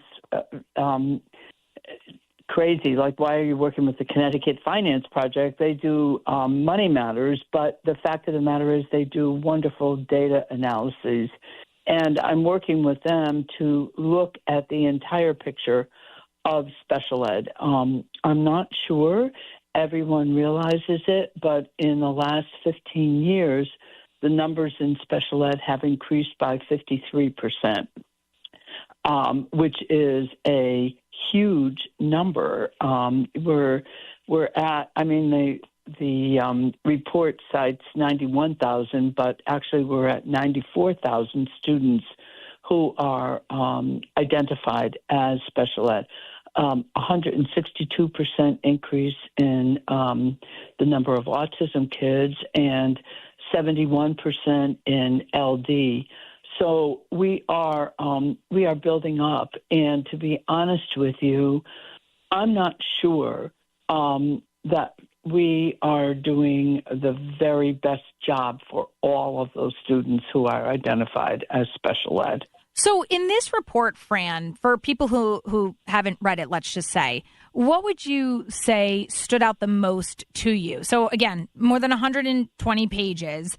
And looking at how our systems are in place. Again, it says that we met requirements. So we're not breaking any laws, essentially. Nothing egregious, if you will. No. But it does talk about, for example, maintaining trust in the process. I mean, do you think that alone, to me, I feel like we should be in a better place with that, because you hear a lot of educators certainly talk about the need to invest better in special ed. We need to put a focus on this. Like the staffing shortages, that doesn't surprise me at all. I think that we're just starting to address this, and we should have years ago, no question. But again, delivering consistent services and maintaining trust, like those to me seem like very basic or very foundational elements that we should have crushed by now. Does that make sense?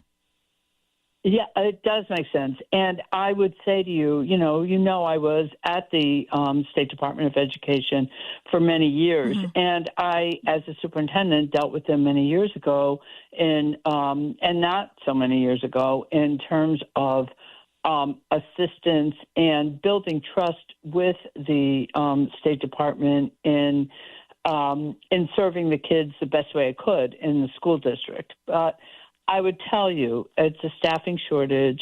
It is also a shortage of the number of consultants at the State Department for the large number of students in school districts. I would say that I remember a time, and I think it was excellent practice, when the State Department of Education came on a regular basis, did random checks of IEPs and all of that, just to make sure that we were doing the best that we could for kids.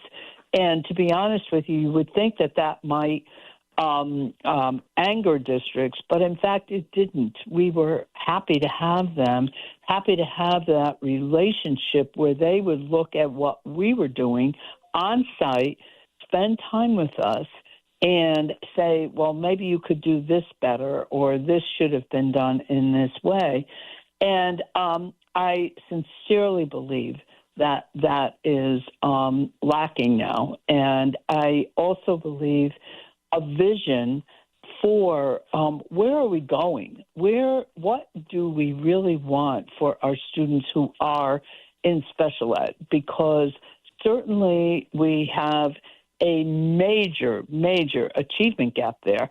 Now, I know that people will say, well, of course, they have learning issues, but not every child that's in special ed is intellectually disabled. Right. Well, I think, back to your earlier point, Fran, when you look at the amount of kids who qualify for special education, I mean, it's not like we've seen, for example, more children diagnosed with autism, that you see that huge leap, for example. I mean, I think we've now created under special ed, please correct me if I'm wrong, but, for example, if you're somebody who is speech delayed, or if you are somebody who is dyslexic, or, I mean, even if you're just somebody who you learn a different way than the traditional way of learning, you qualify for special education, correct? I mean, to your point, it's not necessarily that I have a disability, but just if kids are falling behind academically, they sort of now fall into that category.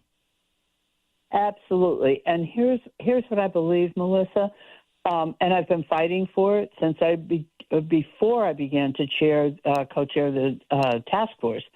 I believe you have to see special ed on a continuum of services. And there should be intervention. First of all, your tier one instruction, your classroom, you should have a reasonable amount of kids in that classroom. You should have an effective teacher that is able to meet the needs of kids and to differentiate, for the needs of a not so traditional learner. Then you should have intervention all along the way, whether it's intervention for behavior or intervention for reading. I would tell you that there are very few districts that have reading teachers that actually can sit with students and correct the reading. There's a lot of reading coaches that work with teachers, but not that many reading teachers. And I believe that the system of intervention is not robust. And I absolutely believe also that the State Department needs to address that in their vision, that there needs to be systems of intervention for kids all along the way. I'll be honest with you, when I was a superintendent in Bridgeport, I watched young students being referred left and right to special ed. And I didn't blame the teachers because I did not have the resources to have the system of intervention in place.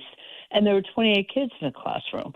So that is the only way teachers thought they could get help for their kids. And I think there needs to be a reexamination of how we are providing these services to students. It's definitely a passion for me because, and I'll tell you why. I want every child to have whatever they need, but I also want them to succeed. And that the achievement gap there is not one we talk about, but it's huge. It's bigger than any of the other gaps. And for more of a breakdown and reaction from Fran Rabinowitz following that report, you can go back and listen to the full podcast and actually see a link to the original report on our website, voiceofct.com, under Melissa in the Morning. We're going to be right back. Did you know that every year, public school teachers spend nearly $500 of their own money for student supplies? At Donors Choose, we want students and teachers to have the tools they need for a great education. And now, more than ever, they need your help. Go to DonorsChoose.org and choose from teachers' requests that support reading, math, science, music, and more. Learn more at DonorsChoose.org. Donors Choose. Support a classroom. Build a future. I'm a wife and the mother of 2 kids. And when I get to work in the precinct house and put on my uniform, I can tell you, as a police officer, we're building partnerships. This should be happening everywhere, so the police should be reaching out to this community. And this community should reach out to the police. That's the way to make this a safer place. Start the conversation and help stop crime. To learn the 5 things you can do, go to ncpc.org/preventviolentcrime. A message from the National Crime Prevention Council and the Bureau of Justice Assistance. We asked parents who adopted teens to share their journey. When I met both of them, it was like my missing pieces were found. Like it was just like an instant, these are my kids. If you're considering adopting a teen, just do it. Kids need families. I don't care the age, everybody deserves a family. Learn about adopting a teen from foster care. Visit adoptuskids.org to learn more. A message brought to you by Adopt US Kids, the U.S. Department of Health and Human Services, and the Ad Council. This time next week, I'll be sick in bed with West Nile virus, thanks to a mosquito bite right in front of my house. In 8 minutes, my daughter will be in an ambulance, having an asthma attack, triggered by cockroaches. I'm going to be bitten by a tick today. I won't even know it until Lyme disease turns my life upside down. Learn how to protect your family at pestworld.org. A public service message from the National Pest Management Association and the CDC.